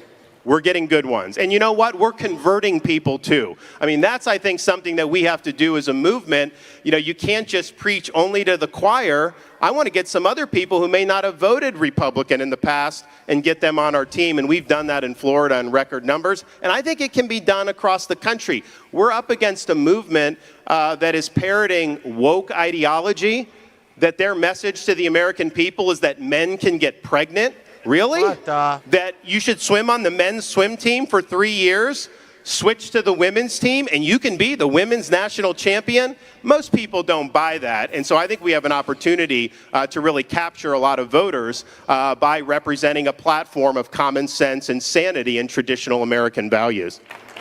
Amen. So as president, you'd be in charge pretty much single-handedly of America's foreign policy. So with that in mind, I have to ask you about Ukraine. So in the spring, you described the war in Ukraine as a, quote, territorial dispute. You issued a statement saying it was a territorial dispute that was not central to America's national interest. There was an outcry over this, and then pretty soon after you seemed to change your view and describe Putin as a war criminal and say that it was central to America's foreign policy. Why did you change, and where are you now? So the last part I did not say. I served in Iraq during the Iraq campaign in Fallujah. I was attached to U.S. Navy SEAL Team 1. And remember, it started on WMD. Then we had Al-Qaeda in Iraq. Then it was create a democracy. Then it was that. And so the lesson that I learned from there is if you're going to commit to do military, whether it's aid or whether it's troops, you need to have a concrete idea of what you're trying to achieve. And so from the time I got out of the sandbox and landed back in the United States 15 years ago until the present, I've always felt that. And so my critique of the DC foreign policy elite is that they are doing a blank check policy without telling us when we will have achieved our objective. And I believe that today, and I believe that then. Now, because you dissent from the DC foreign policy elite, they then try to smear you and say, oh, you must be for Putin. I've always thought Putin's a bad guy. I still think he's a bad guy, but that's a separate question for a leader who's got to look at the world in very clear-eyed glasses. You know that it's not all peaches and cream out there, and you have to make a judgment about what's in America's national interest. And so that's the position that I believe, and I also believe that I wish the DC elites cared as much about our border as they do about the Ukraine-Russia border. Because there's people pouring into this country. We have people dying from fentanyl overdose. The cartels are running the show. And what I've said is this is something on day one, declare a national emergency, mobilize all resources, including the military, stop the invasion. Yes, build the wall, but most importantly, authorize the Border Patrol, authorize our military to deal with the cartels. If they're breaking into our country, bringing products, if I'm in charge, that's going to be the last thing they do because they're going to end up stone cold dead. Amen. So what, if we can just go back, you had a great critique. So what is the goal, do you think, in Ukraine? When do we know we've achieved it? They will not define it. And what do you think it should be? I think the goal should be to have a sustainable peace in Europe. Okay, we don't want there to be war breaking out. There have been a lot of people that have been killed, displaced. It's a horrible thing. But you have to provide a articulation of where you're going to go. Let me catch up on the chat. Freddie Tim Scott would ball you up if you guys got in a fist fight. Tar Baby Yoda wants everybody to fight. Trump versus DeSantis, get to mid slinging and divide yourself. No. It's not the way it works, Freddie. After primaries, there's going to be one person, and then everybody who was arguing over Trump and DeSantis is going to vote for that person. I know you don't know, like, understand anything about politics or economics or anything, really, so, you know. In fact, whichever one wins might pick the other one as their vice president, so then it's just double power, double strength. It's okay, Fred, reading comprehension isn't your forte. Did you take your booster? Why does Jalen 8 want to wear Josh's dreadlocks? What the heck? Were you purchased through the mail? If you're getting mad, I'll stop. Just like, baby, right, Fred. I'm disappointed. Expect better from you. DeSantis sounds just like his mama. DeSantis needs an emotional support kitten. He always seems like he just dropped the last slice of pizza in the dirt. Hey, that's a sad day when you drop the last slice. DeSantis farts in the toilet, then wipes. What? What are you talking about? Who says that?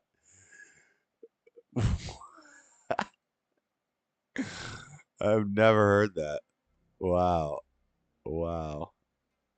Were you just purchased? What? Lord. Why don't Fred and JC know how a chat works? They're on here all the time. Even DeSantis' choice in ties is fruity. I like what DeSantis says, but I don't trust him. I agree with that. I concur, Starboard One. Mad, where's my 20? Fred, I'm not back walking. I'm not back walking anything. What are you talking about? You sound bipolar. Where's my 20? How do I get it to you, Rika? I don't want people to fight, Freddie.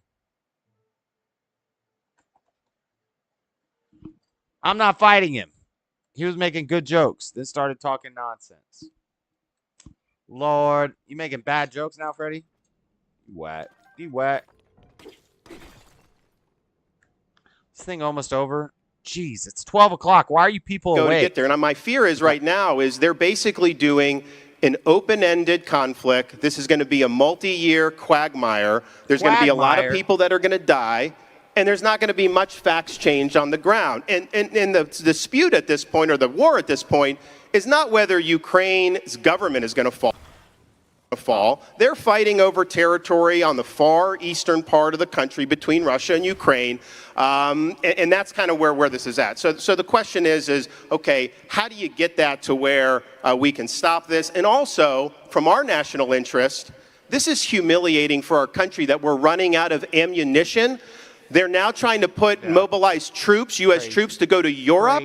When we have a major threat in the Indo-Pacific, the Chinese Communist Party, who they're basically given a free pass to, as president, I would prioritize the threats to our national security. The top threat to this country is China.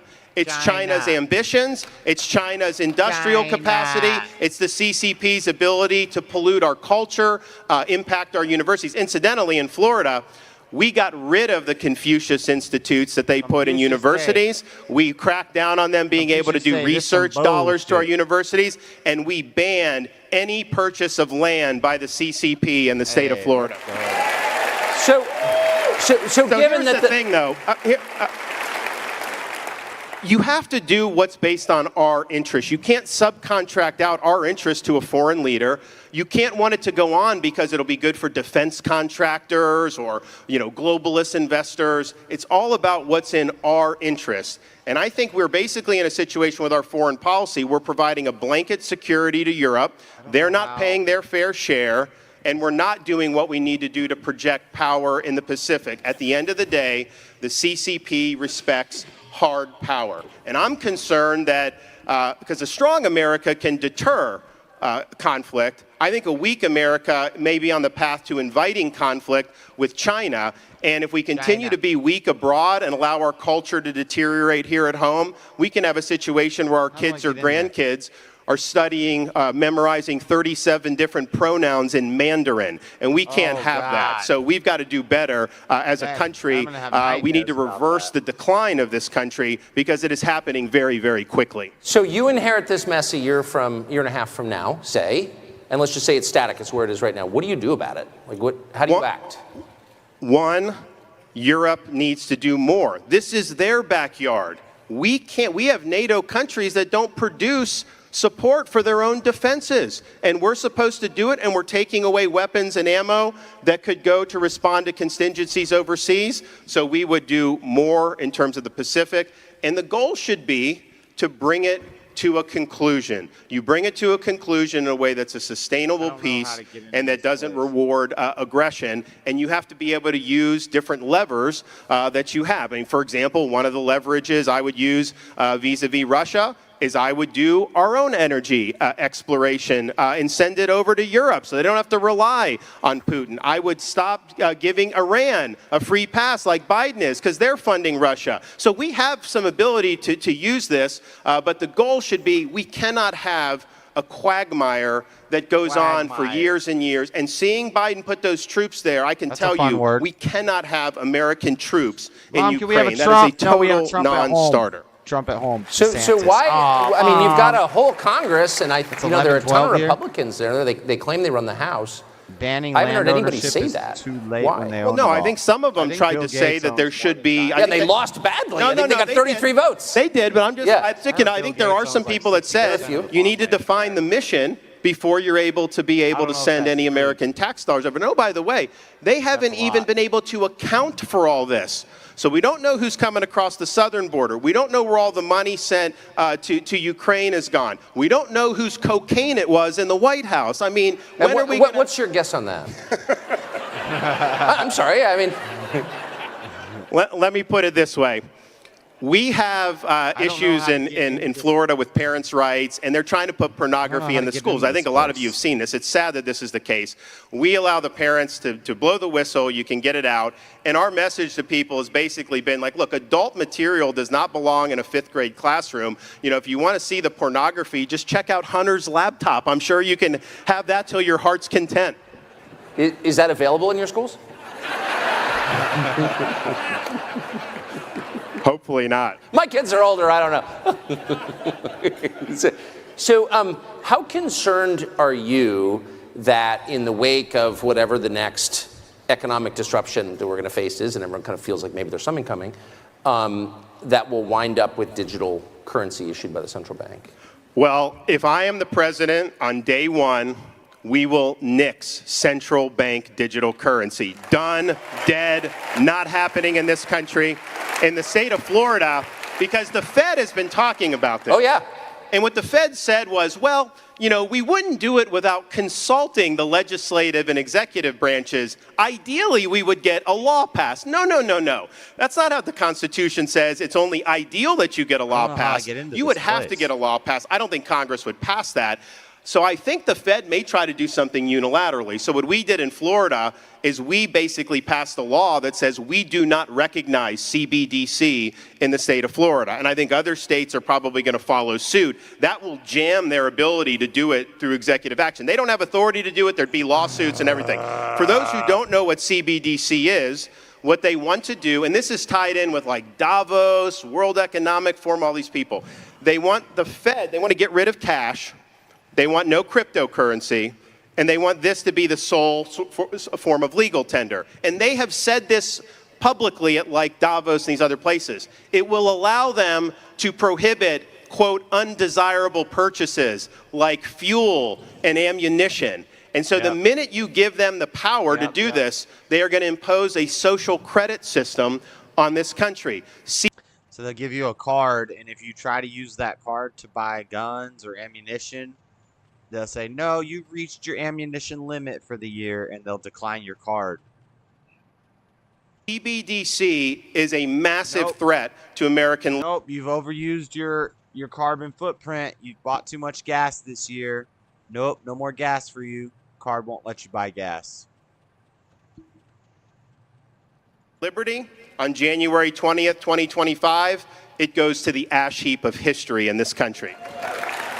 So if you were to become president, and previous presidents have discovered this, so you and the vice president too, but you're the only elected leaders in an executive branch that's the largest human organization in history. Millions of people, okay, work for you. And a lot of them just hate you because they're all partisan Democrats. And they work to subvert you from day one. And again, we've just seen this at scale.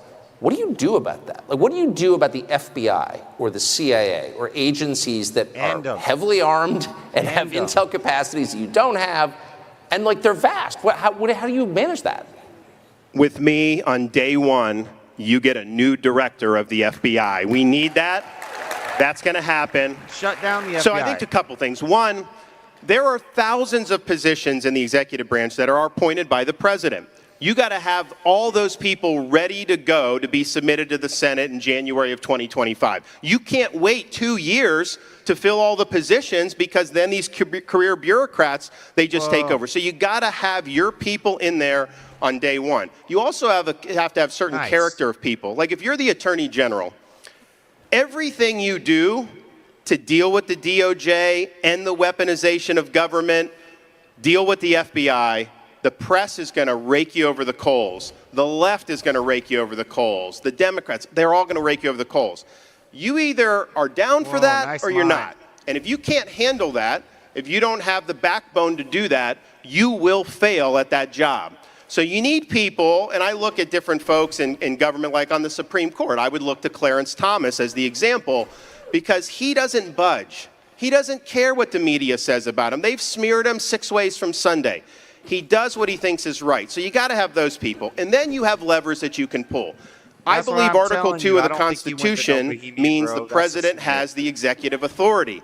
We just say these bureaucrats somehow can't be held accountable. I disagree with that. I think you can fire them. If we have an FBI agent going to harass a pro-life activist like they did Mark Houck and send a SWAT team, I'd fire them immediately. When you have FBI colluding with big tech to censor dissent, I would fire those people. Had I been president 2020, Anthony Fauci would have been fired, and you've got to be willing to do it.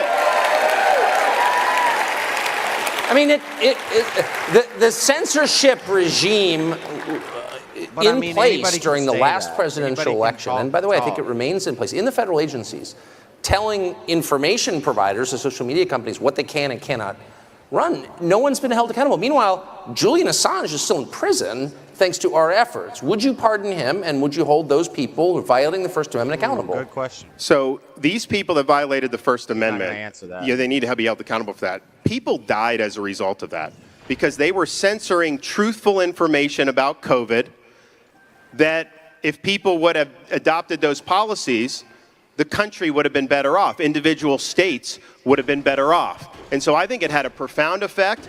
The fact that they censored dissent on COVID meant some kids got locked out of school for a year. The fact that they censored dissent on COVID meant that some people took some of these booster shots when they didn't need to, and they ended up having an adverse reaction. So it had major, major impact. So I think not just with the censorship, I think everything involving COVID, I think there needs to be major, major accountability, because if there's not, if you don't have a reckoning, they are going to do it again. They are going to do it again. Now, in terms of using pardon, my goal is to end the weaponization of government. And that involves firing people. It involves taking parts of the DOJ and putting them in other states. Iowa, if you guys want a part of the DOJ, I'll send it out here, send it to Alabama, wherever. And we're going to do that. We're going to take power out of Washington. But part of what you need to do, if you have a two-tiered system of justice, you need to make sure if there's some people that got away that shouldn't have, they need to face the music. And if there are other people that are getting targeted through abuse of government, then there needs to be use of the pardon power. So the day after the election, we're going to open up an ability for people to submit applications, ask for the pardon based on whether they were treated dissimilarly or whether the government mobilized against them. And so we're going to do it the front end of the administration. I'm not going to wait till my last day in office. Do it the front end. And if people are doing that, and that's part of ensuring a single standard of justice, we will be willing to use the pardon power. It's going to be done on a case-by-case basis, because I'm a governor and I've actually had to look at these things, and you owe it to everybody to do that. But we will be issuing pardons, and that'll be determined based on the facts and circumstances at the time. We know that the U.S. government reads the questions. private communications of American citizens by the tens of millions without a warrant. Did anybody notice that he didn't answer the question?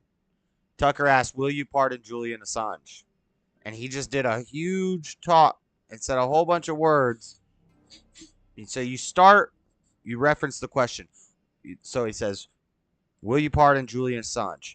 We need to pardon people in this country. We need some people to be pardoned because freedom of speech is a serious thing. And listen, we're going to have to reconstruct the DOJ. And listen, Iowa, I'm going to make sure you get a lot of stuff from the DOJ. We're going to have to get help. We're going to have bipartisan support on both sides.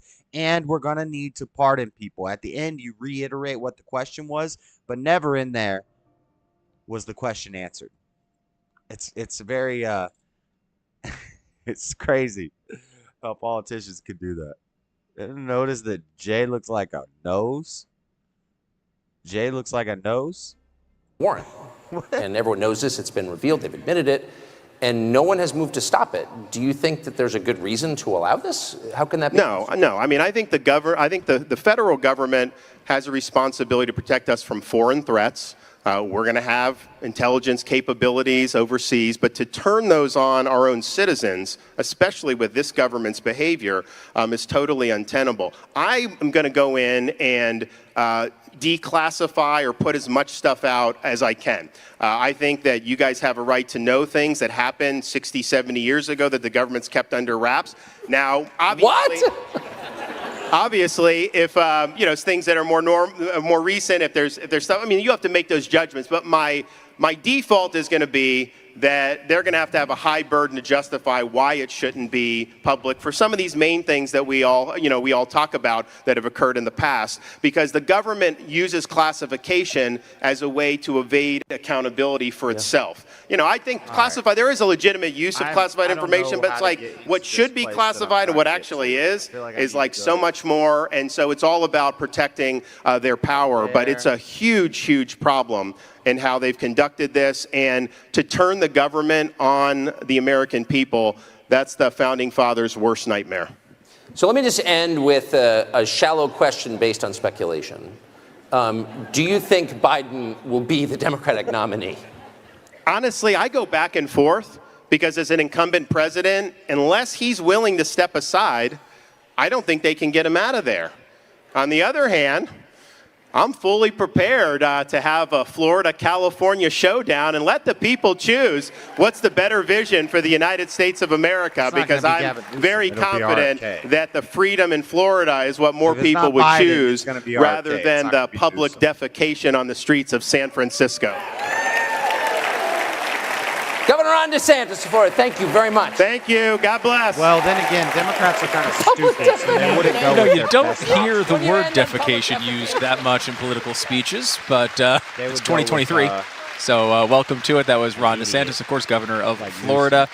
And, it's an interesting thing that we've seen here today. This event, all right, guys, we all know that Donald Trump is the leader right now. He's leading by a lot. And at some level, we're, of course, disappointed that he wasn't able to make it. But on another level, I think it's interesting because this is an event about looking at who else is out there, who else is available, who else can pull a speech off like this, an interview with tough questions from Tucker. You can't hear me when I talk while the audio is playing? Why hasn't anybody told me that? I've been streaming for damn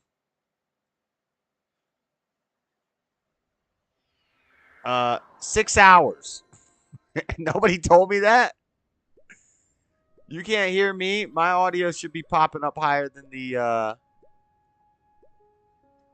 dang video audio. What the? Lord have mercy. What is going on here?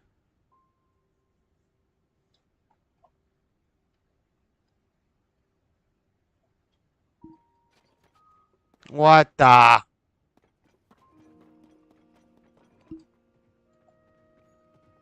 We can hear you. It's just a little muffled.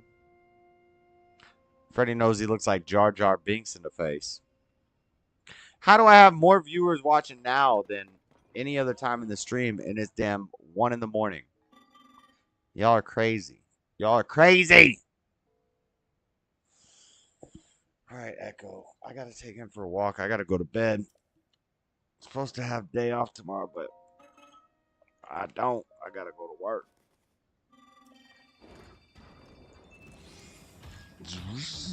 Battery power accumulating.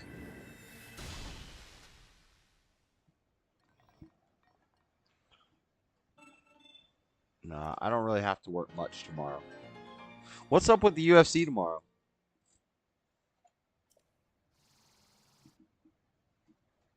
One, two. Nice. Last one is filled. Now we got to fill them all up again. You get 2 layers of battery power. Okay. So we got all of our... Oh, I need to look and see if my things don't look any different.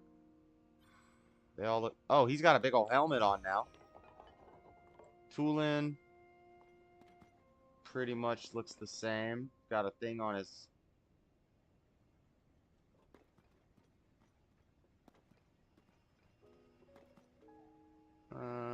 I guess they all each have a helmet now. My Tulin's got some armor. Anyway.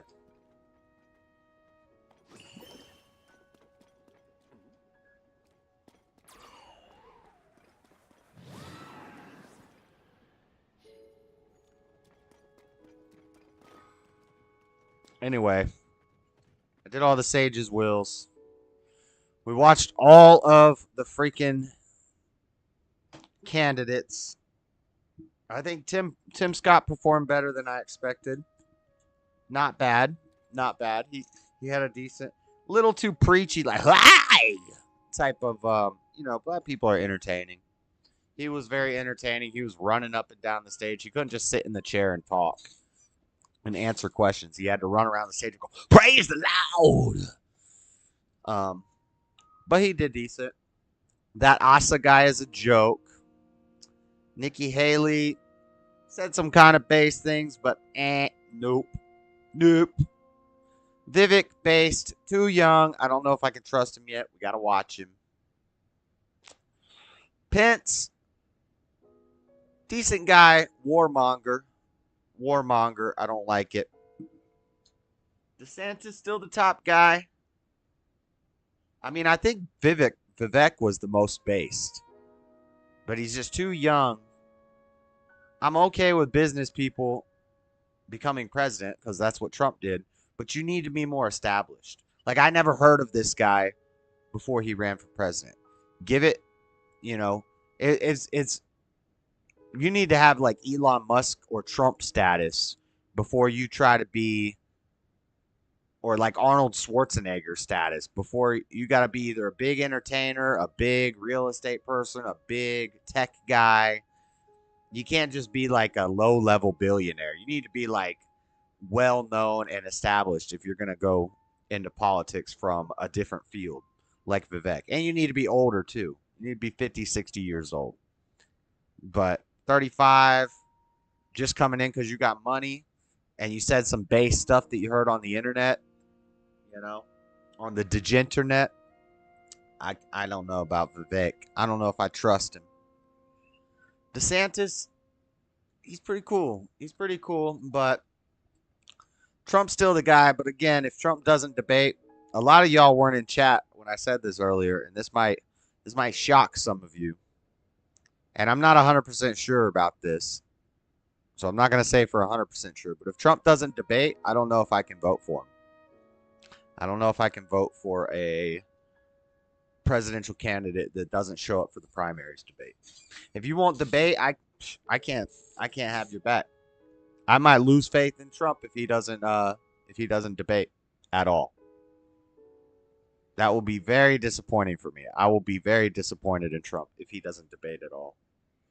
So Trump, looking you in the eye, if you're watching this, you better debate, my boy. You got to debate. That's what we voted for you in the first place for. You destroy people in debates. Who cares if the moderator's being biased? Destroy the moderator too. Just like you did at your town hall. Just like you do in all your debates. Just destroy them in the debate. Don't be scared. Don't be scared that they're gonna blast, and don't be scared you're not allowed to say what you know. They stole your platform away. Get up on that stage and demolish him in the debate. If he doesn't debate, that's gonna really grind my gears. DeSantis activates by swamp radar. Yeah. I don't know, man. If Trump doesn't debate, I don't know. I might have to vote for Kanye. Oh no. We've seen Trump debate before. I think as the big dog, he finds himself too high to want to go through it again. No, it's necessary. It's necessary. I can't vote as somebody who appreciates debate, reviews debates, does debate myself. I can't vote for a president that doesn't show up to the debate. That's some scared Democrat whack crap. You know? I get it. He can make excuses, but I don't know. I would still probably vote for him, but I would just be really disappointed. Like, that would be more disappointing than all the stuff I disagree with him, or I have disagreed with him on. That would be the most egregious, in my opinion, not coming to the debate. But that's it. We watched them all. I got all the Sage's wills in this game. Next time, we'll do more caves in Zelda. Shoot, next time I stream Zelda, well, no. We'll probably just do this for a while. Just do the little screen of Zelda, and then we'll react to videos and stuff. Until I do all the caves and all the side stuff. And then we'll do one more just Zelda stream, where it's just big screen Zelda with little screen me. And we'll go do the final boss. But I gotta go, guys. It's late. It's 12:30 here. Well, have a good night, guys. Nothing they debate him over will change my vote for him. Yeah, like if he goes to the debate, nothing that can be said there would change my mind on him. But if he doesn't debate, I really don't like that. If he doesn't show up to the debate, if he shows up to the debate, there's nothing that can be said to him that would make him think any less of him. You see what I'm saying? If he goes, no matter what happens, like right now, I'm 100% pro-Trump. If he goes to the debate, even if the moderator attacks him the whole time, everybody attacks him and calls him stupid and insults him and blah, blah, blah, and dog piles on him, the whole debate, I'm still 100% Trump. But if he doesn't show up to the debate, I lose a lot of my my respect for him. I think it's disrespectful to the office and to the country and to the nation, to the people, to the system of the presidency. And I think it's cowardly to not show up to a debate. So, especially if you're running for president. I think that's my Super Bowl. The presidential debates, that's like a Super Bowl that happens every 4 years for me. And if he doesn't show up, I'm going to be crushed. I'm going to be like, what is this? I don't want to watch these fools we just watched tonight debate. I don't care. I want to watch Trump go in there and call them names and roast them all. That's what I want to see.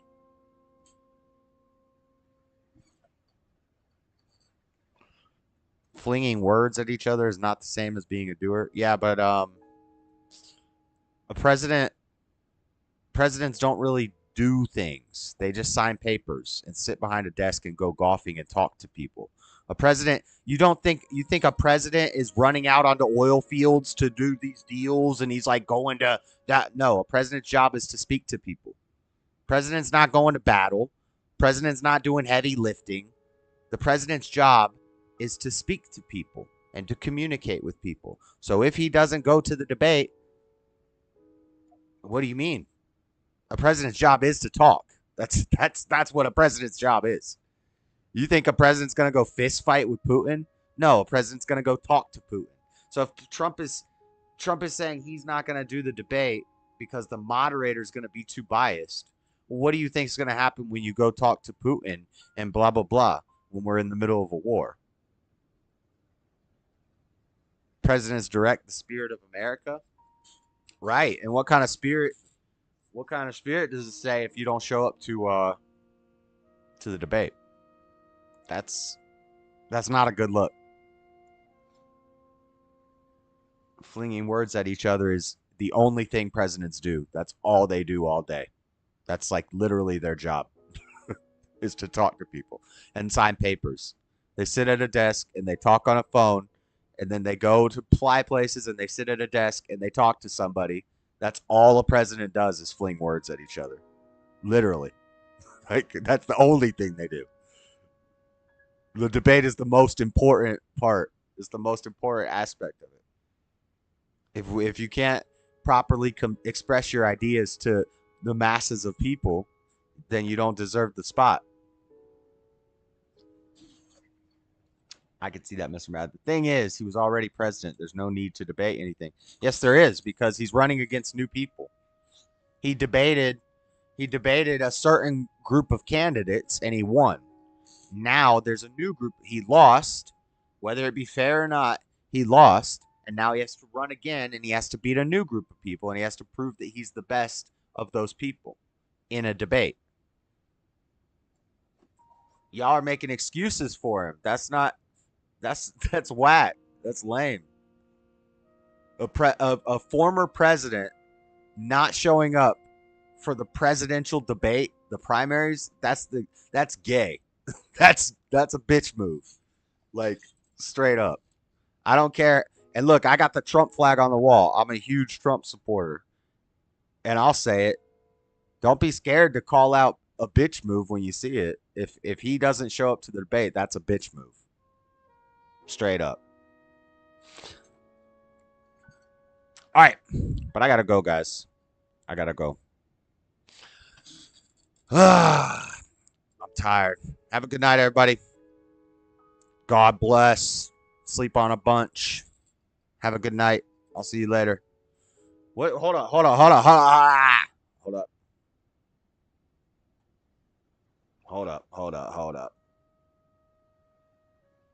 I got to see what the UFC schedule's looking like tomorrow. UFC fight card. I guess it's today. Holly Holm is fighting. The main card is a women's fight. Main card is at 8 o'clock. Is it it's a fight night. It's a fight night. Fight night. Prelims start at 5. Yeah, so we might have another stream tomorrow night. 5 o'clock to like 10 o'clock.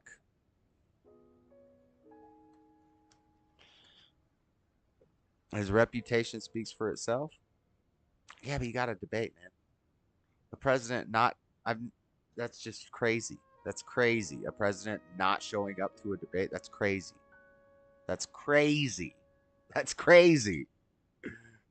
That's like, I can't believe you guys are downplaying this so much. Like, this is like crazy. I'd rather see him debate, but I understand why he would choose not to. I hear his excuses. I hear the excuses, and I understand his reasoning and his excuses, but they're still just excuses. Well, the moderator's gonna be too mean to me. Like,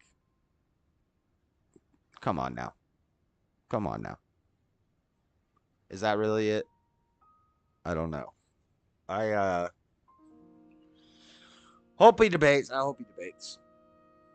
And I'll probably still vote for him even if he doesn't debate, but I'm going to be severely disappointed. No big fights tomorrow, but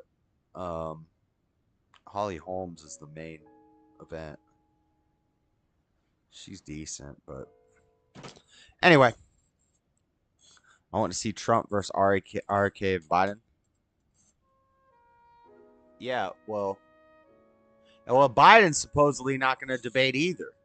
Like, and that's my point. Like, Biden says he doesn't want to debate, and we all say, "What a bitch! Biden's a bitch. He's scared. He's going to hide in his basement. He's scared to debate." And then Trump comes out and says he's not going to debate, and everybody's like, "Well, it's okay. The moderator's going to pick on him. You know, I get. You know, it's okay with Trump."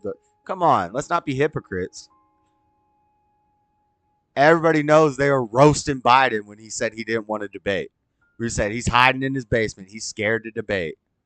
But then Trump says it, and we're going to say that's okay. We're going to justify it. Nah, not me. No, not me. But moderators being too mean to me sounds like JC. We'll cross that bridge when we get to it. We do still have a lot of time. I hope he changes his mind on that. I'm going to go, guys. We'll be streaming tomorrow for the UFC fights. I'm out. Peace.